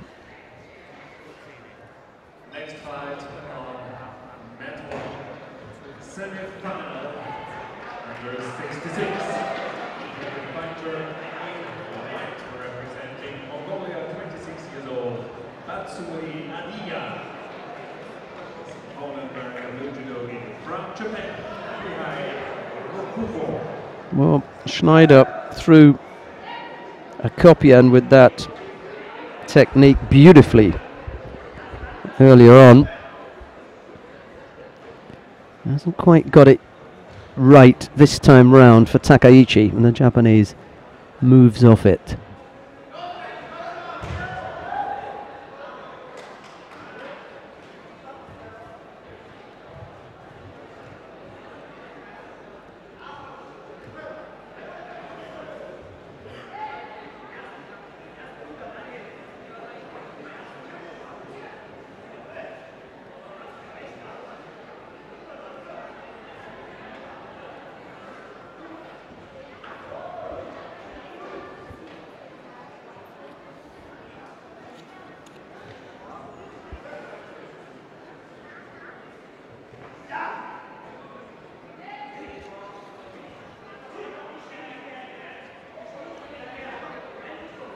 Minute and a half gone, no score as yet.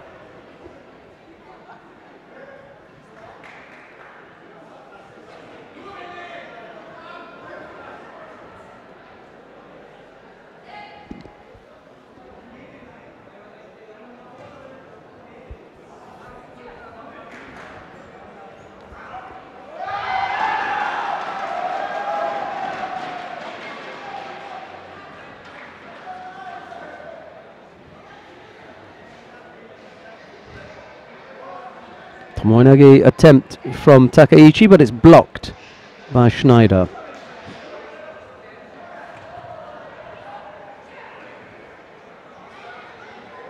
Schneider on the receiving end of that Shido.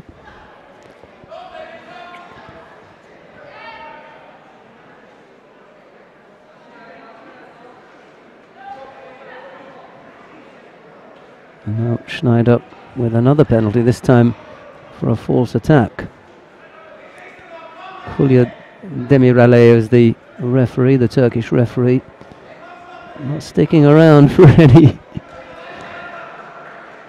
mess. Second Shido dished out to the German.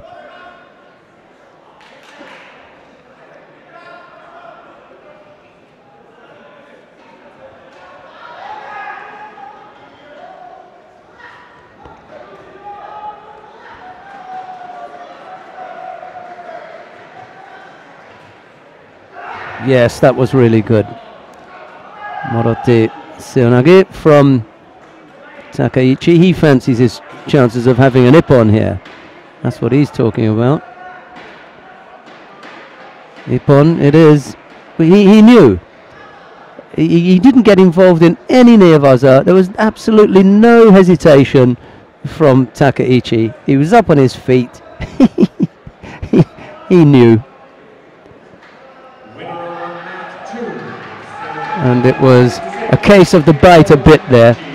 Schneider had put the clamps on Akopyan with that very same technique, and then it was Takaichi who came up and threw him with his own Tokui waza.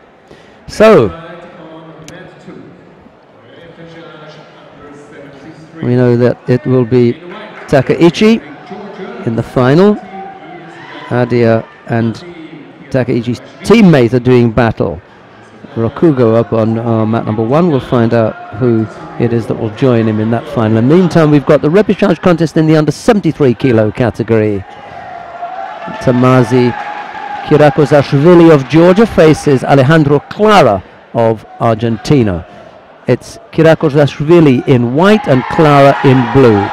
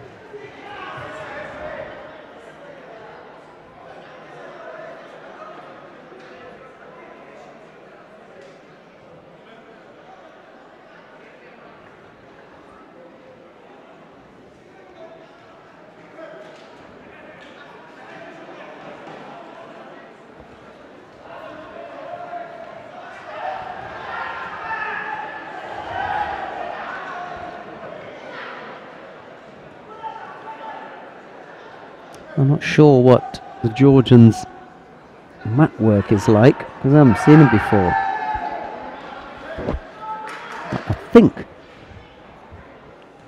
I think he's only a youngster.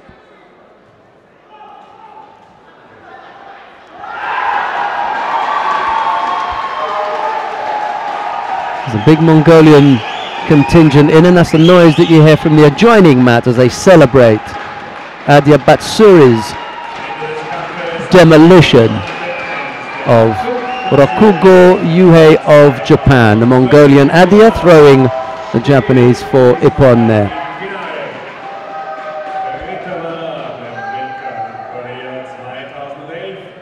18 years old, Kirakozashvili, the Georgian that we're watching here.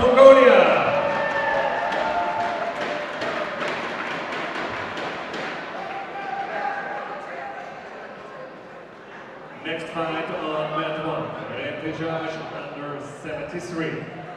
We're going to do here representing Russia, Stilimkan Ozduev. We're going to do here representing Belgium, Sami Shuji.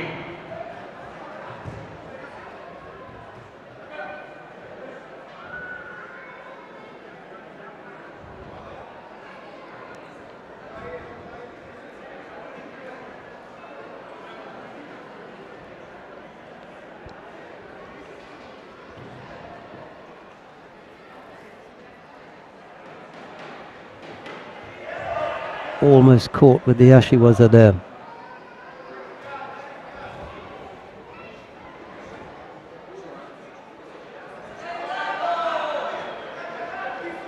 Clara called for wandering out of the area. Just took my eye off the tatami at that moment, and I didn't quite see. Take the word of the referee and his two judges who've not overruled him. Shimamura Masatoshi is the referee. Shimamura.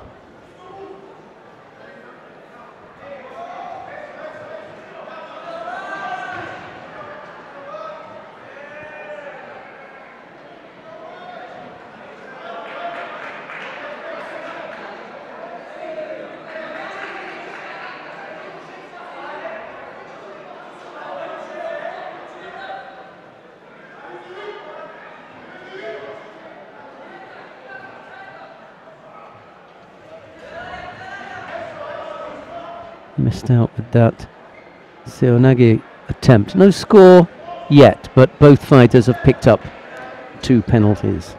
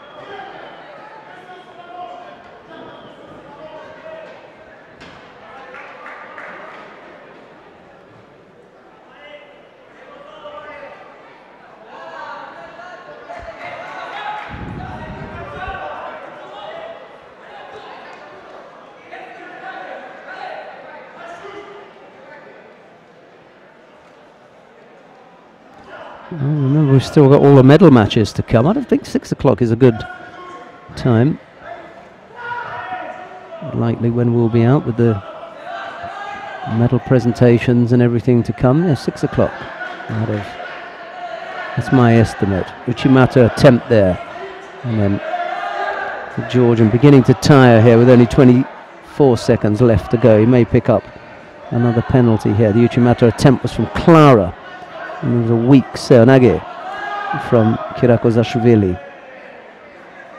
Repechage contest. There's another fight to come after this. Mr. Shimamura just asking them to tidy their gis up.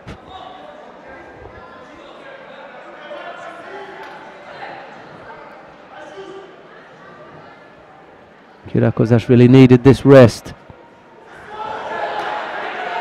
False attack. Couldn't stop it. It's hip on anyway because he's bridged, but he couldn't stop it. He didn't have the power to stop it. He's only 18 and he'd used up all his strength there. Tired himself out.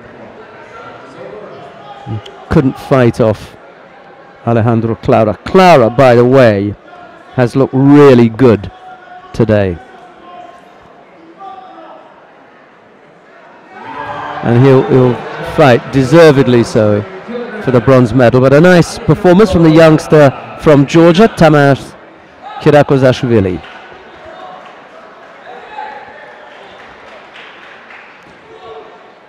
Coming up next, semi-final in the under 73 kilo category. The number 2 seed, Bruno Mendoza, is up against the Mongolian Ganbata Odbaya.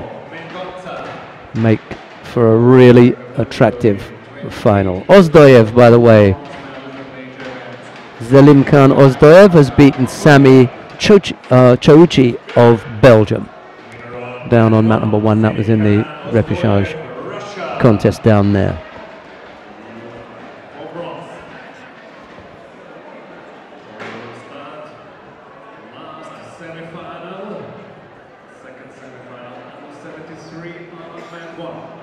Wearing the white colors representing Brazil. Gold medalist of the South American Championships. Gold medalist in Montreal by Mati 2013. Well, there's a chance for an all Brazil final here. There's also a chance for an all Asia final. Pomba da Silva and Bruno Mendonça could make it to the final, or it could be Nakamura and Gambetta. And I can tell you that Nakamura has just thrown the number 1 seed Pomba da Silva for Ippon. So Nakamura, after 10 seconds, into the final, and he'll face the winner of the contest that we're watching at the moment between Bruno Mendonça of Brazil in the white judogi and Gambetta Odbaya of Mongolia in blue.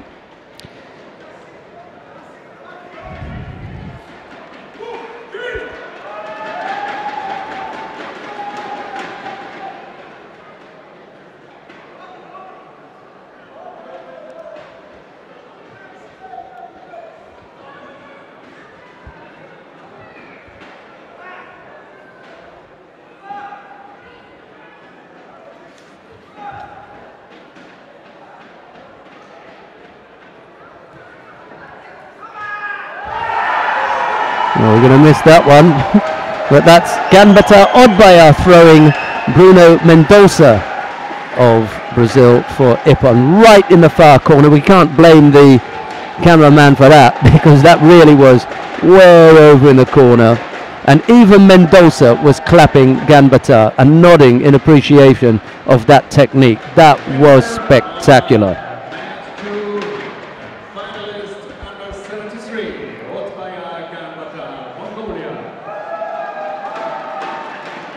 Well, we're going to see a couple of Mongolians in the final block, well, in the gold medal matches, which will be coming up shortly. I'm just going to tidy up a couple of the results here before I give you the final lineup. A lot of action was taking place there, so a little bit difficult to keep up with everything.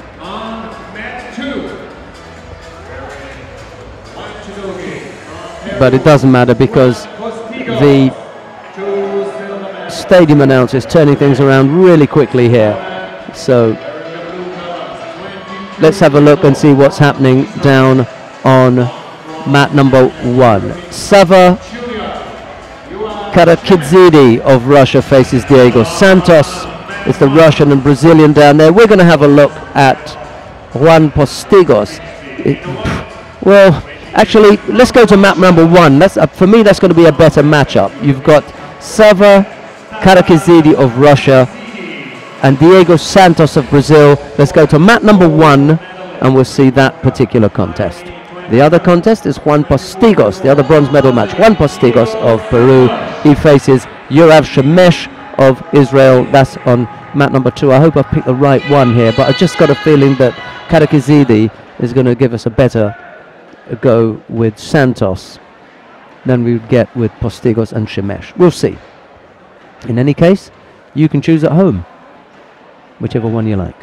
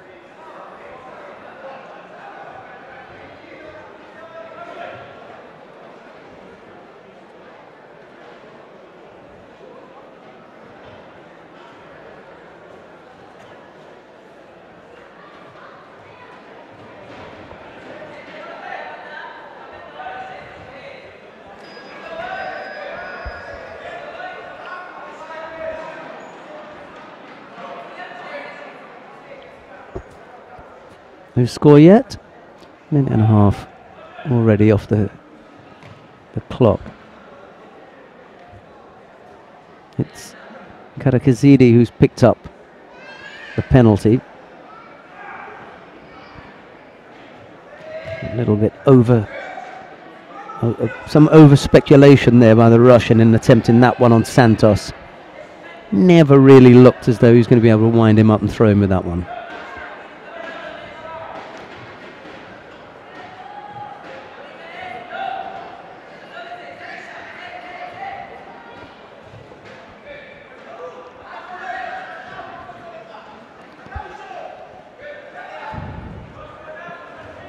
The speed with which Karakazidi has picked up these penalties, however, is astonishing. Look at that.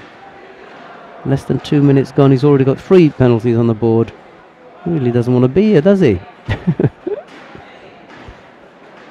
He's going to throw this bronze medal away.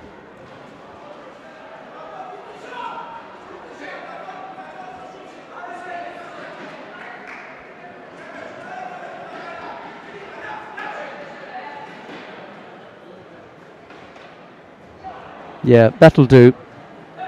And he's got to look at that, because I think this could be Ippon.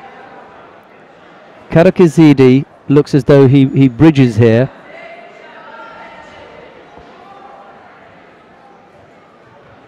I think Karakazidi looks as though he bridges.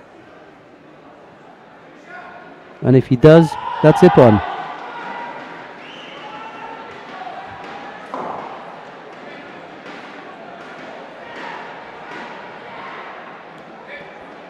I don't think we're looking at the throw so much here. I think we're looking at Karakazidi's attempt to avoid being thrown here. Yeah, it's Ippon.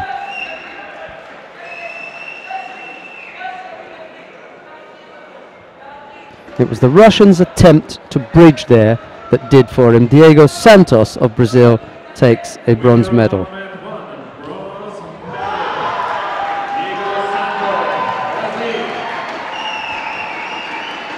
And on mat number 2, Juan Postigos of Peru has just thrown Yoav Shemesh of Israel for Ippon.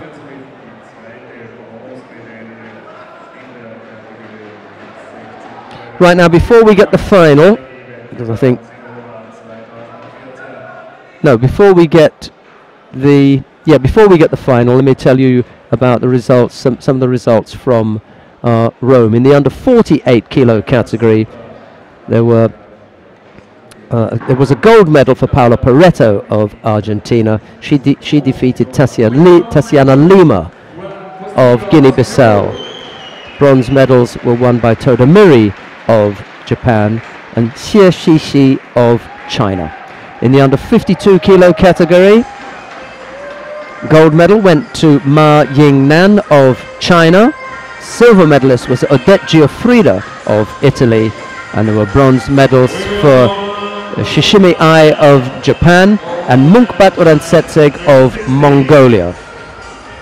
In the under 57 kilo category, the gold medal was won by Rafaela Silva of Brazil. Silver medalist was Deguchi Krista of Japan, and there were bronze medals for Lianchen Ling of Chinese Taipei and Dorj Suren Sumia of Mongolia. I'll bring you up to date with the other medal-winning performances from Rome in a couple of minutes, but let's turn our attention now to the gold medal contest, which is about to take place on mat number 2.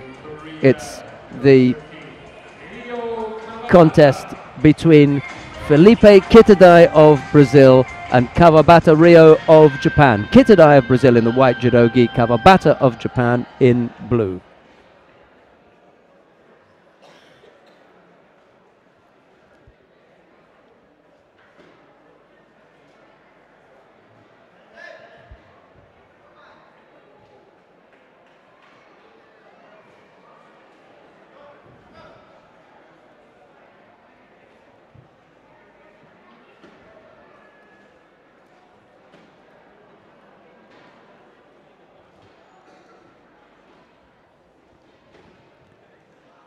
Well, we're going to see, we've still got a Mongolian to show in the final of the under 66 kilo category. So if you're watching in Mongolia, must be very, very early in the morning, but we're happy to have you. So thanks very much for joining us out there. We're going to see Adia Batsuri of Mongolia in the final of the under 66 kilo category. He's facing Takaichi Kengo. So hello to all of you watching in Mongolia. Yep, I tried to say Oran Mint, which is good evening in Mongolian. So that was my Mongolian attempt there. So good evening. No score yet between Felipe Kitadai and Kawabata Ryo. The Japanese Kawabata's picked up one Shiro.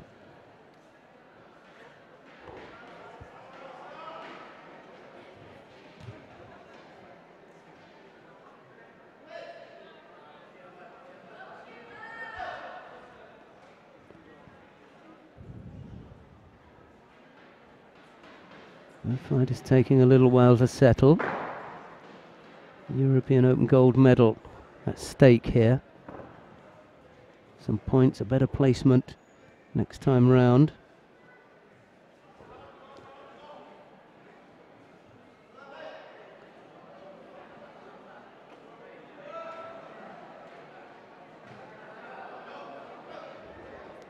I want to say hello to Jagul Saikan Bilgun in Mongolia. Thanks for taking the time to watch the broadcast. You must be the only one up in Mongolia. Earlier in the very early on a Sunday morning there.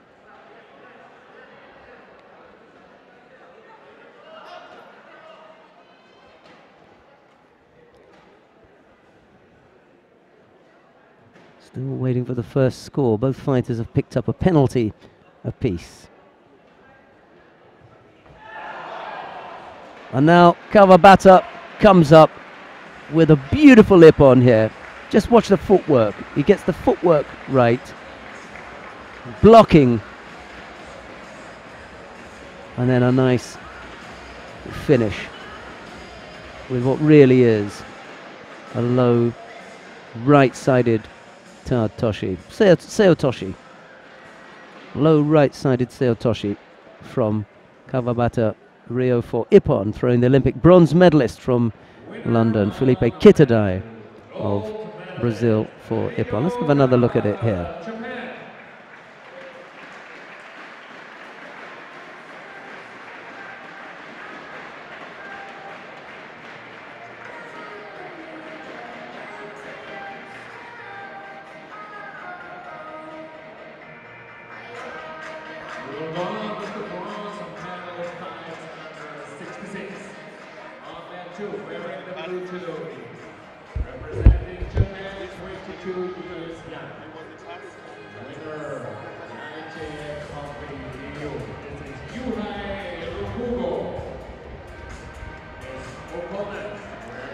Right, so Kawabata winning that for Japan. Santos and Postigos taking the bronze medals. We come now to the bronze medal matches in the under 66 kilo category. I wonder where we should go here. We've got the choice of Elio Verde of Italy and René Schneider of Germany, Zelimkan Ozdoyev of Russia and Bruno Mendonça of Brazil. Let's have a look. Oh no, it's Akopyan. Akopyan and Rokugo Yuhei on mat 2. Let's watch that one. Beg your pardon. A bronze medal contest in the under 66 kilo category. And if Akopyan gets going quickly, we should have some interest. On mat number 1, Elio Verde has been thrown within inside 15 seconds for ippon. by Rene Schneider. No doubt that was with the low Morote Seanagi. Winner of match 1, René Schneider, Germany. Schneider's thrown a few people for Ippon today. No bigger scalp, however, than Elio Verdi, and it's the German René Schneider who takes bronze. Akopyan would really like to have finished things off as soon as possible.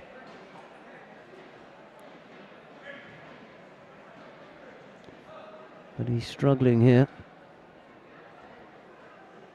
Rakugo Yue of Japan making it difficult for him, and we know that his fitness is not that great. So if he can't get it over and done with quickly, he misses out.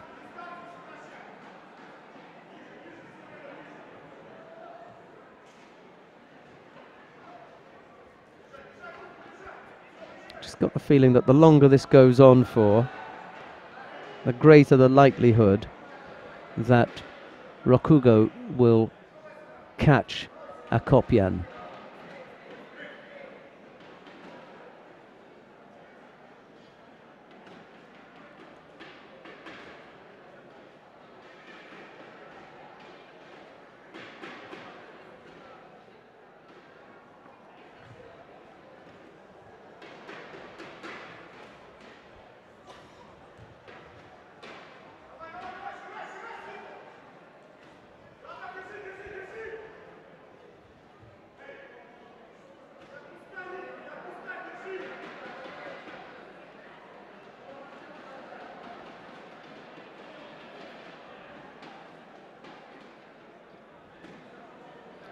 Akopyan with some kind of finger problem now.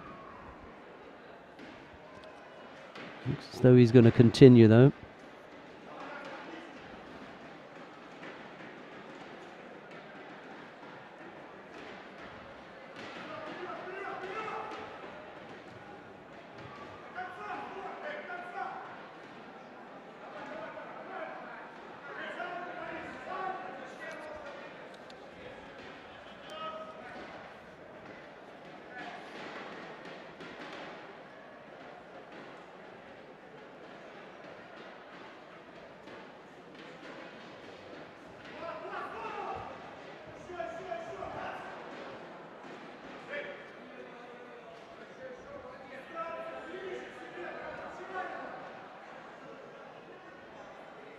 Big Osodagari effort from Rakugo, but Akopyan managing to turn onto his front and he avoided giving up the score there. Just tell you now that if you're going to join us tomorrow, it's going to be at 9 o'clock. So a quick reminder, I'll tell you again, but just to let that sink in, if you are going to join us tomorrow, it's 9 o'clock start tomorrow.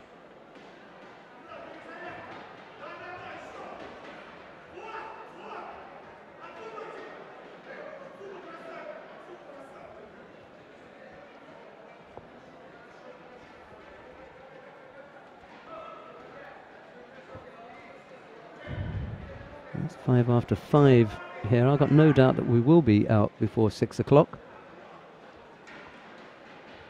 So it'll all be done and dusted within the hour. We're already up to the bronze medal matches in the under 66 kilo category. We'll have the final after that. We'll only have the 73 kilo category left to do after that. Almost as she was. I've got to say that I'm impressed with Akopyan's effort in this bronze medal contest. He looked dead on his feet in the last match, and I thought if he doesn't finish it in the first minute, he's not going to last. But he stayed in there. He's picked up the 2 penalties, but he stayed in there with a tough and skillful opponent, and he hasn't given up a score yet. And he's so dangerous that if Rakugo is not careful, he may end up getting caught. As long as Akopyan can stay in this, he's got a real chance, because he's so explosive.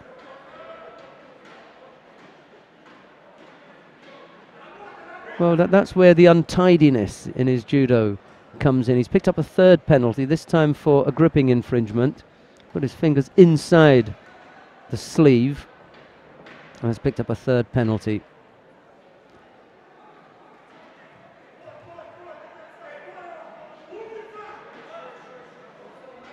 Working hard, breathing hard. 45 seconds left to go.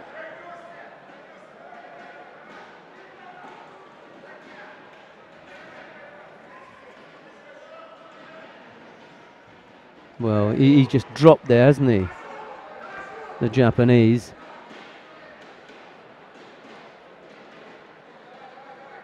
Picked up a passivity penalty.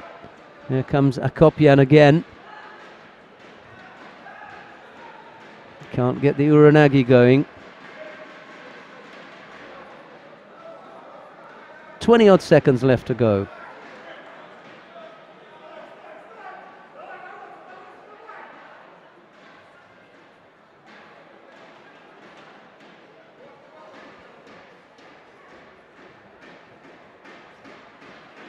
Oh, lunging at his opponent there. 8 seconds left. This is it. He was just no strength left there. Good effort from Akopian, the Russian. Really good effort. But in the end, it's Rakugo of Japan who takes the bronze medal. Rakugo Yuhei of Japan.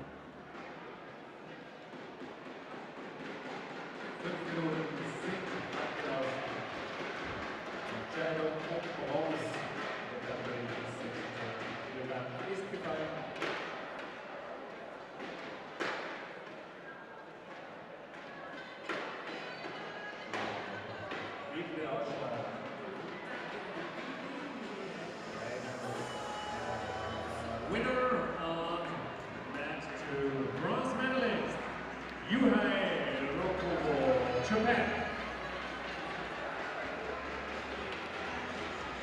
All right, that settles the under 66 kilo category, but we've got the final to come now. The gold medal match, the final under 66. Wearing the blue judogi, representing Japan, 20 years down.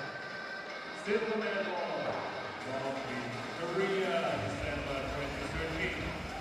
Well, we should have some fireworks here because the Japanese Takaichi Kengo has looked good all day, but we've got a big crowd in here supporting the Mongolians, and Adia Batsuri is on the tatami now. The final of the under 66 kilo category for men.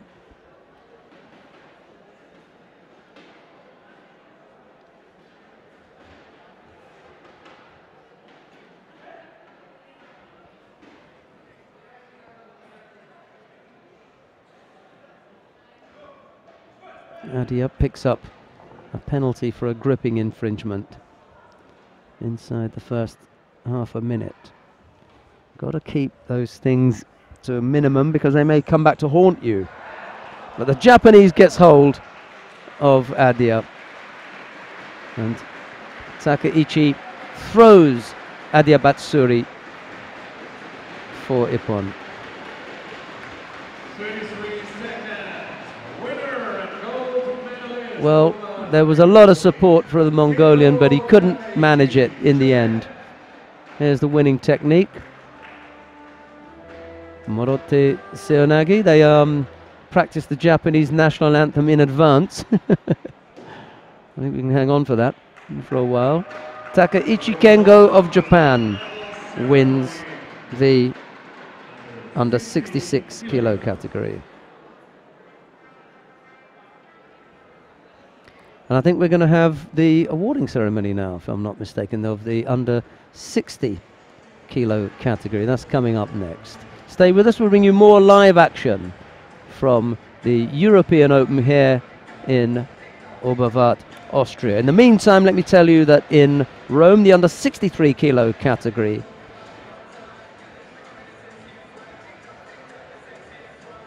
Tsugane Megumi of Japan defeated Mariana Silva in that final. So gold medal to Tsugane. Mariana Silva won silver, and the bronze medals were won by Edvik Gvend of Italy and Yang Jun Xie of China. Okay, so that's the under 63 kilo category. All the results anyway are online. As we get all the results, we'll tell you what's happened in the under 70 kilo category in a moment. I think that final is still going on.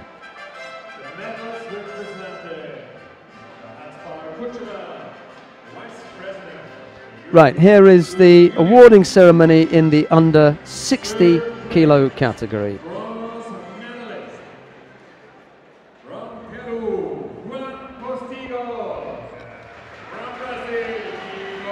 Eddie Coaz is the large frame in front of the camera there.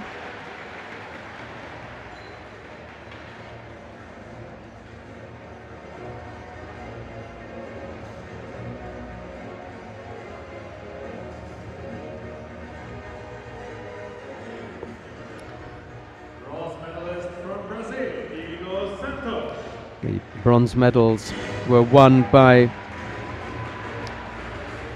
Juan Postigos of Puerto Rico and Diego Santos of Brazil. Silver medal goes to Felipe Kitadai of Brazil, but the gold medal goes to Kawabata Ryo of Japan.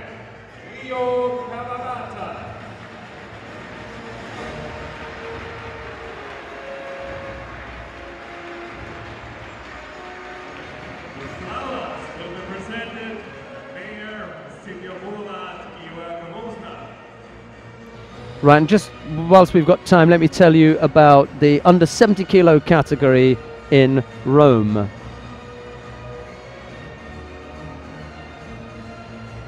Nunira Karen of Japan defeated Kilita Zupancic of Canada. And there were bronze medals for Katarzyna Kliss of Poland and Sally Conway of Great Britain. And now the national anthem of Japan.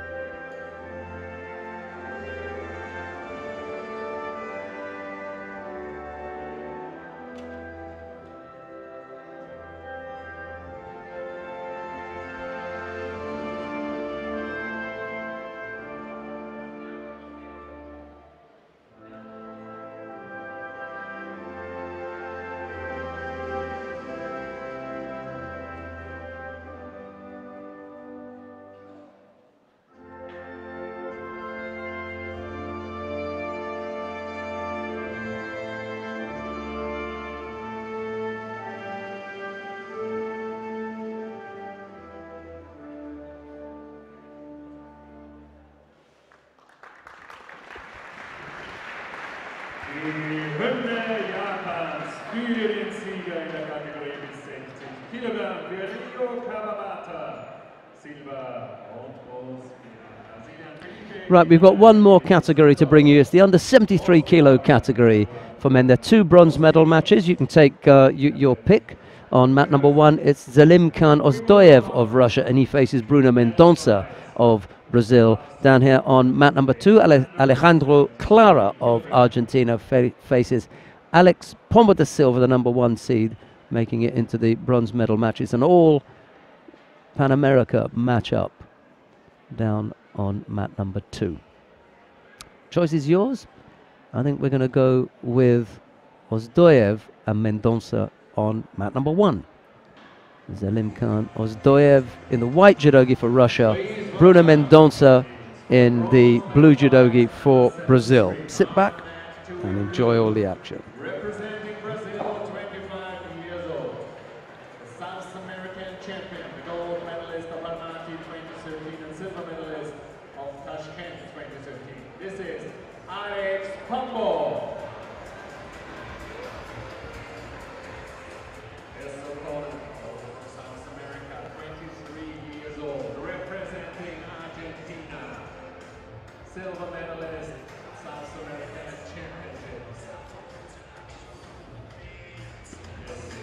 Championships. Right, well, the number 1 seed, Alex Pombo da Silva, is in the bronze medal match down on mat number 2, but we're going to see his teammate, Bruno Mendonça, and he faces Zelim Khan Ozdoyev. Let's see how Mendonça gets on against Ozdoyev. I fancy Pombo da Silva to defeat Clara of Argentina, although Clara has fought really well today and finished off a few of his opponents with nice ippons. Got feeling that Pombo da Silva's got the beating of him. The Brazilian over the Argentinian down on mat number 2, but it's the it's the contest on mat number 1 that we're watching. Ozdoyev in white and Mendonça in blue.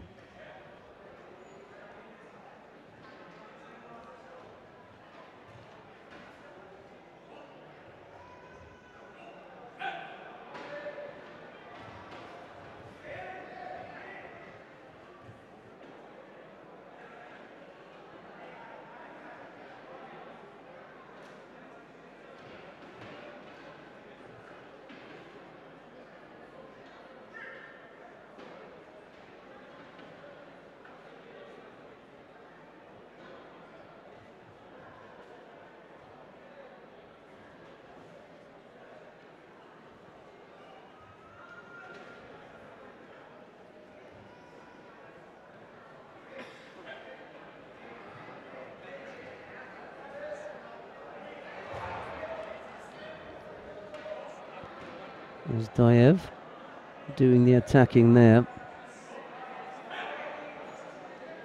Mendonça moving around to his left to avoid getting caught. No score yet, 3:40 odd left to go.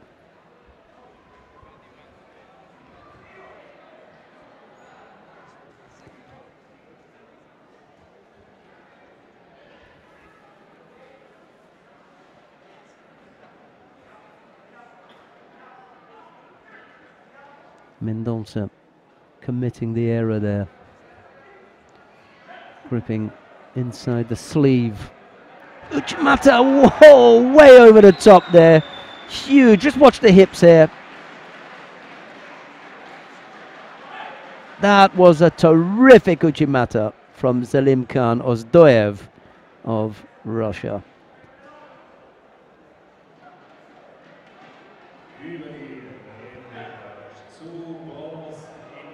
Well worth the watching. He really threw him there, didn't he? Beautifully done. And he didn't waste any time in securing the Osai Komi either. Look, there he is. Sat into the Kezagatami, and when he saw the hand was up for Ippon, he was off. Right, well, we've got a second bronze medal match taking place at the moment. That's down on mat number 2. Alejandro Clara of Argentina faces Alex Pombo da Silva of Brazil. The Brazilian has already picked up 3 penalties. The Argentinian 2.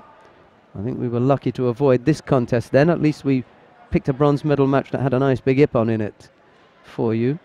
But we're going to finish off watching the Clara Pombo da Silva contest. We'll see how this one ends up, and then we've got the final of the under 73 kilo category for you.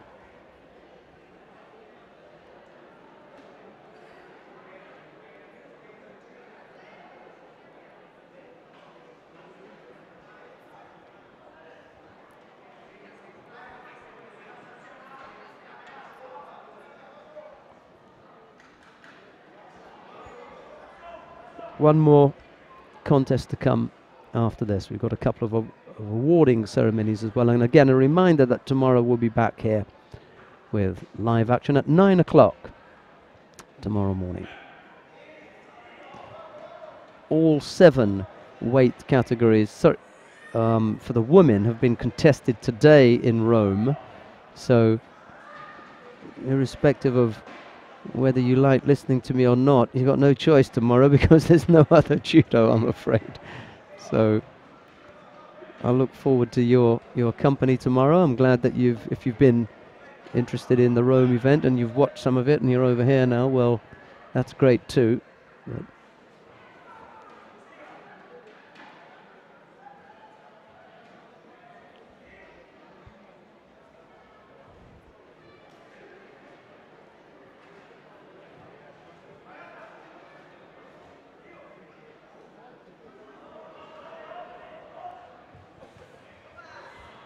trying to go right-sided.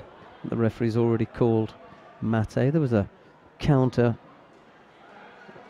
going the other way, and then there was a throw the other way, but Clara saying that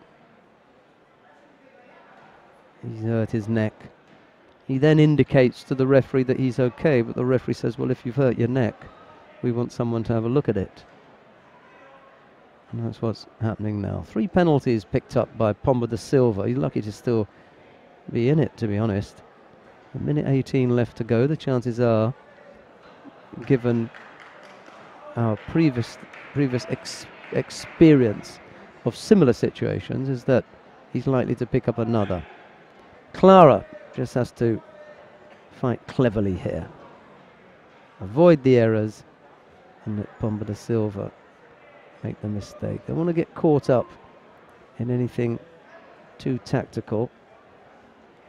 Goes left-sided. Attack collapses. The referee calls mate. And there's 58 seconds left to go.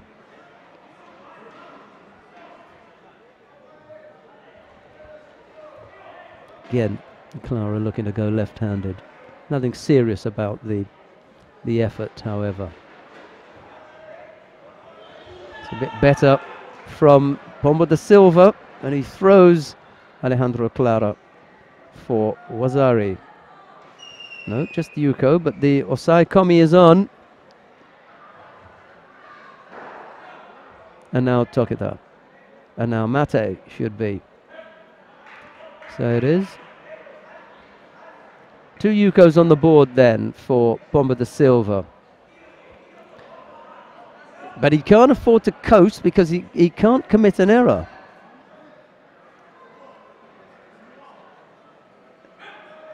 Well, how many Yukos are there then? Is the third one gone on the board now? No, it should only be 2. You got that wrong.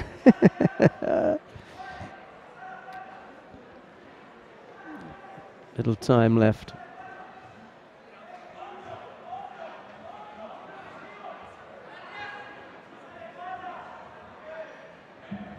He was desperate to try and run back into the area there, wasn't he?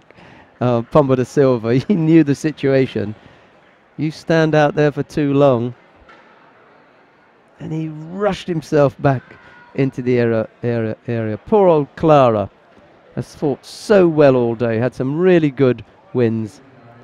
But he just falls at that last hurdle. And Pomba da Silva picks up a bronze medal. Winner of round 2, bronze medalist Alex Pombo.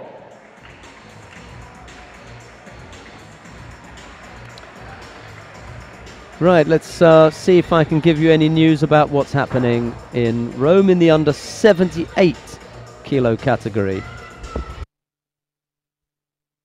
Right, the 2 bronze medals have been fought. Geraldine Mentuopu of France defeated Catherine Roberge, and Sophie de Sedalere of Belgium defeated Samantha Suarez. We've got the final to come down there. Umeki Mami of Japan faces Natalie Powell. That's in the under 78 kilo category in Rome. I'll let you know what happens as far as the winner is concerned, but we come now to the final of the men's under 73 kilo category. Nakamura Takenori of Japan faces Ganbata Odbaya of Mongolia. It's Nakamura in the white judogi, Ganbata in blue.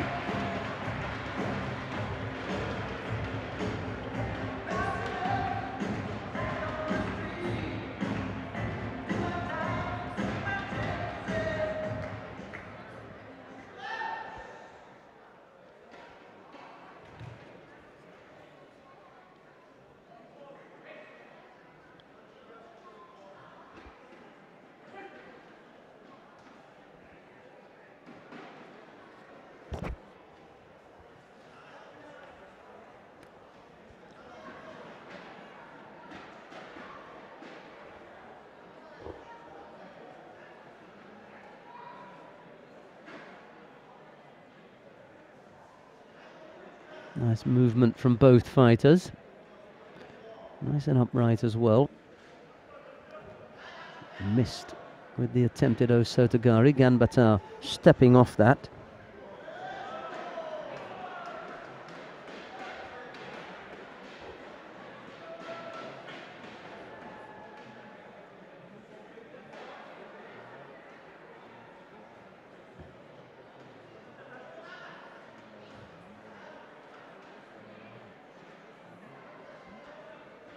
Let's see an attack from Ganbata. Out to avoid any thoughts of passivity in the referees, in the mind of the referee. Haven't seen him put one in yet. Bad news for the Mongolian here.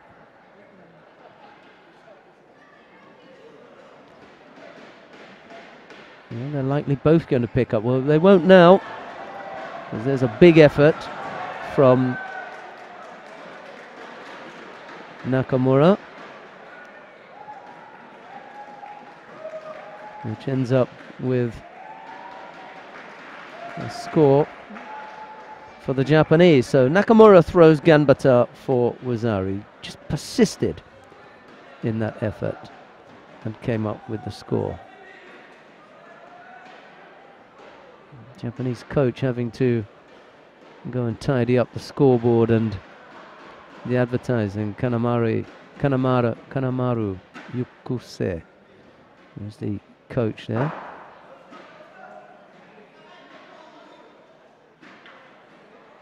Aljin Yam in the chair for the Mongolians. Poor effort from Ganbata, blocked by Nakamura. You could see that one coming.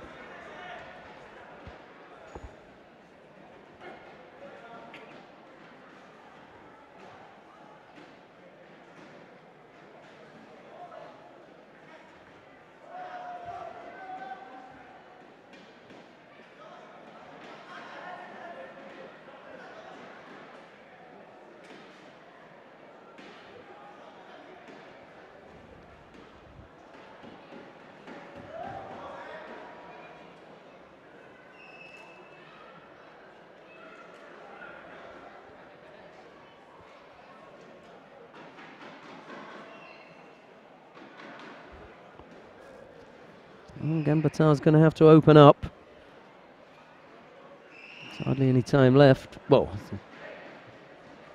not enough time to play around with anyway.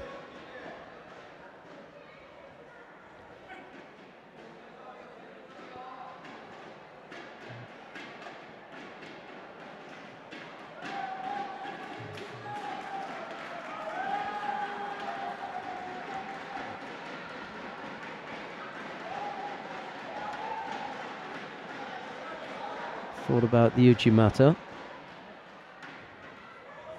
Uchigari.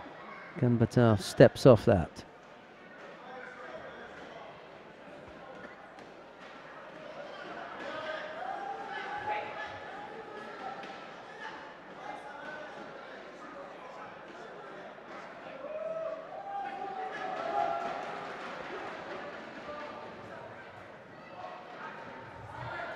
Another effort left-sided from Nakamura. Beginning to work Ganbata over. Struggling to stay with him, the Mongolian. No, attempted Shimiwaza.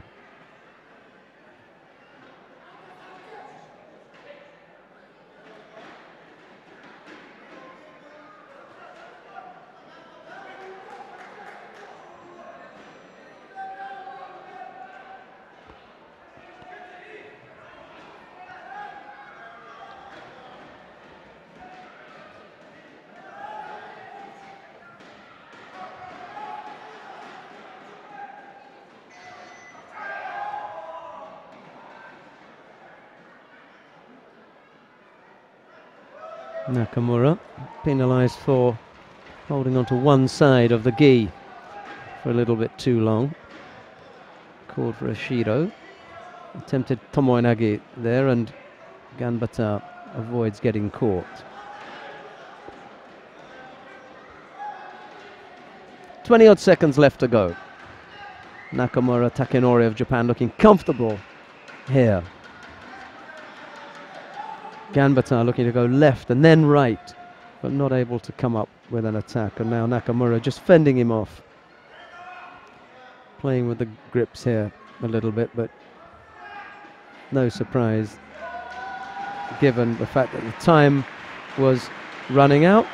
Nakamura Takenori of Japan takes that contest and the gold medal in the under 73 kilo category. That's the way that one finished up.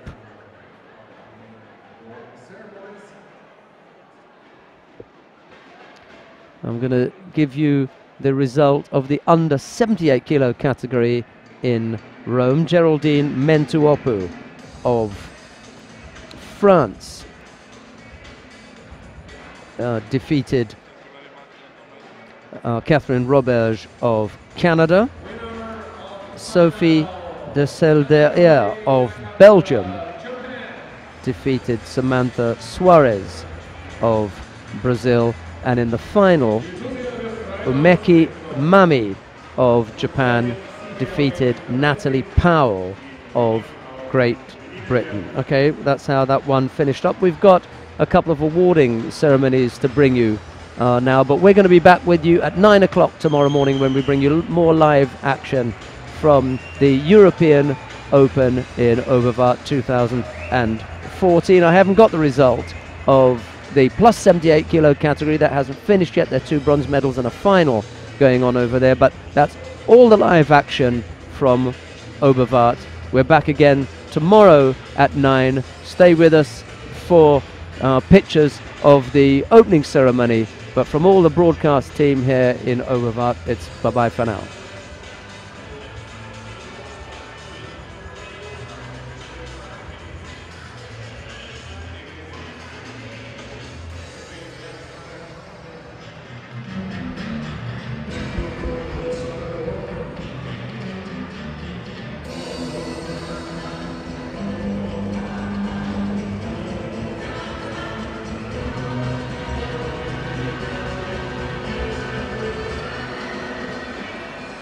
Being conflicted in the balance beam, left by Sieger over the minus 19.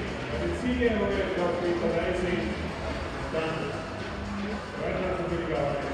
Morgen wieder mit der Welt. Morgen beginnt die Welt. 9 Uhr. Tomorrow will start at 9 a.m.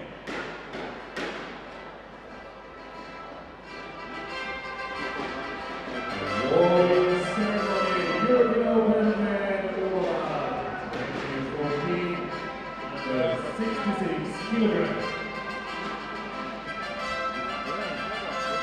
The medals will be presented by Juan Carlos Marcos, head of referee director of International Judo Federation. Bronze medalists from Japan, Yuhei Nokugo, and from Germany, Lene Schneider.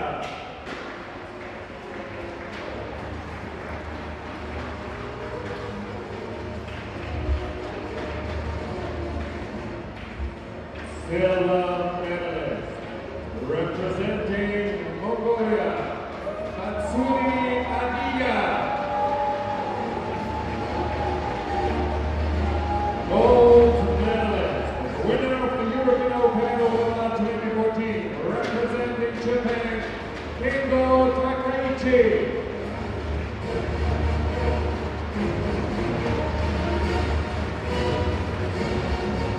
The flowers will be presented via Kongrad, member of Regional Parliament, Kongrad. Landtagsabgeordneter Herr Kongrad, zunächst die Blumen.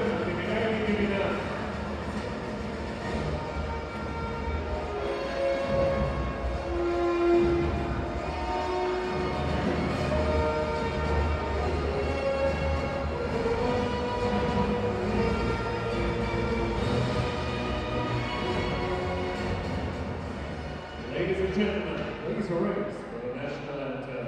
The winner, please raise for the national anthem of Japan.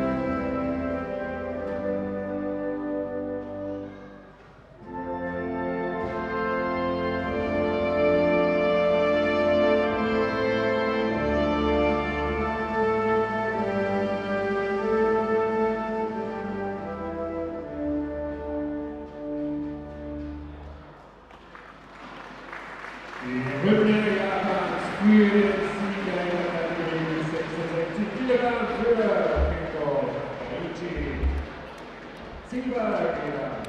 Jetzt wird hier Großteil in Deutschland ja. René Schneider für Deutschland. Juhai und Hugo für Japan.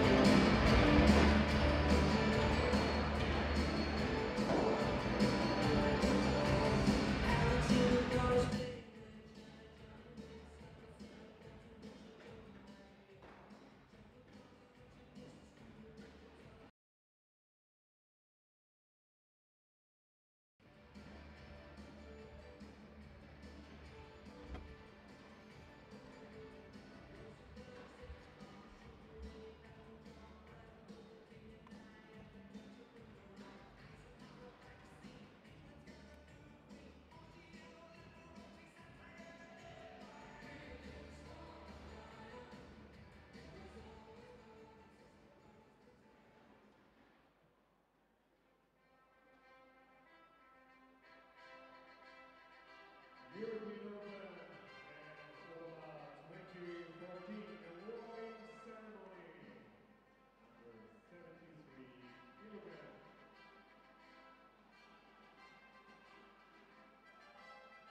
The medals will be presented by Lily, Sports Director of the European Judo Union.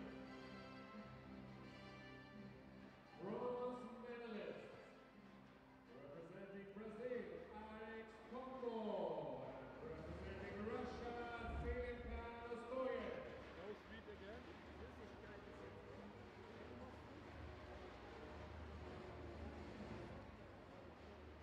Second place, silver medalist. Representing Mongolia, Oberwart Gambata. First place, gold medalist, winner of the European Open Oberwart 2014, representing Japan, Takenori Nakamura.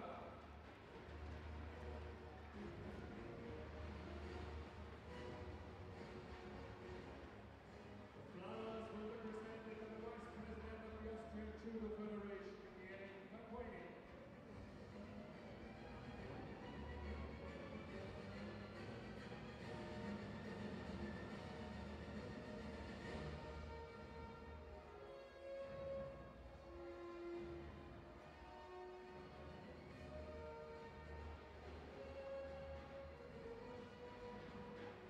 Ladies and gentlemen, please stand for the national anthem, the winner of the national anthem of Japan.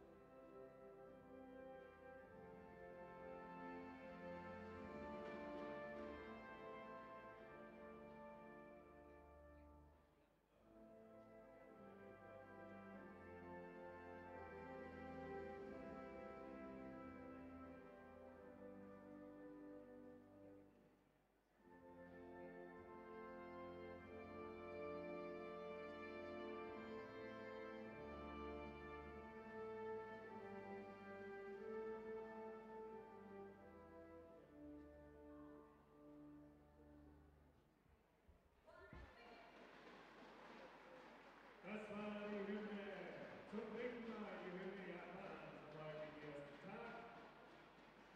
Bis 60, bis 66, noch bis 73 Kilogramm. Japan stellt jedes Mal den Sieger Takenori Nakamura. Oldboy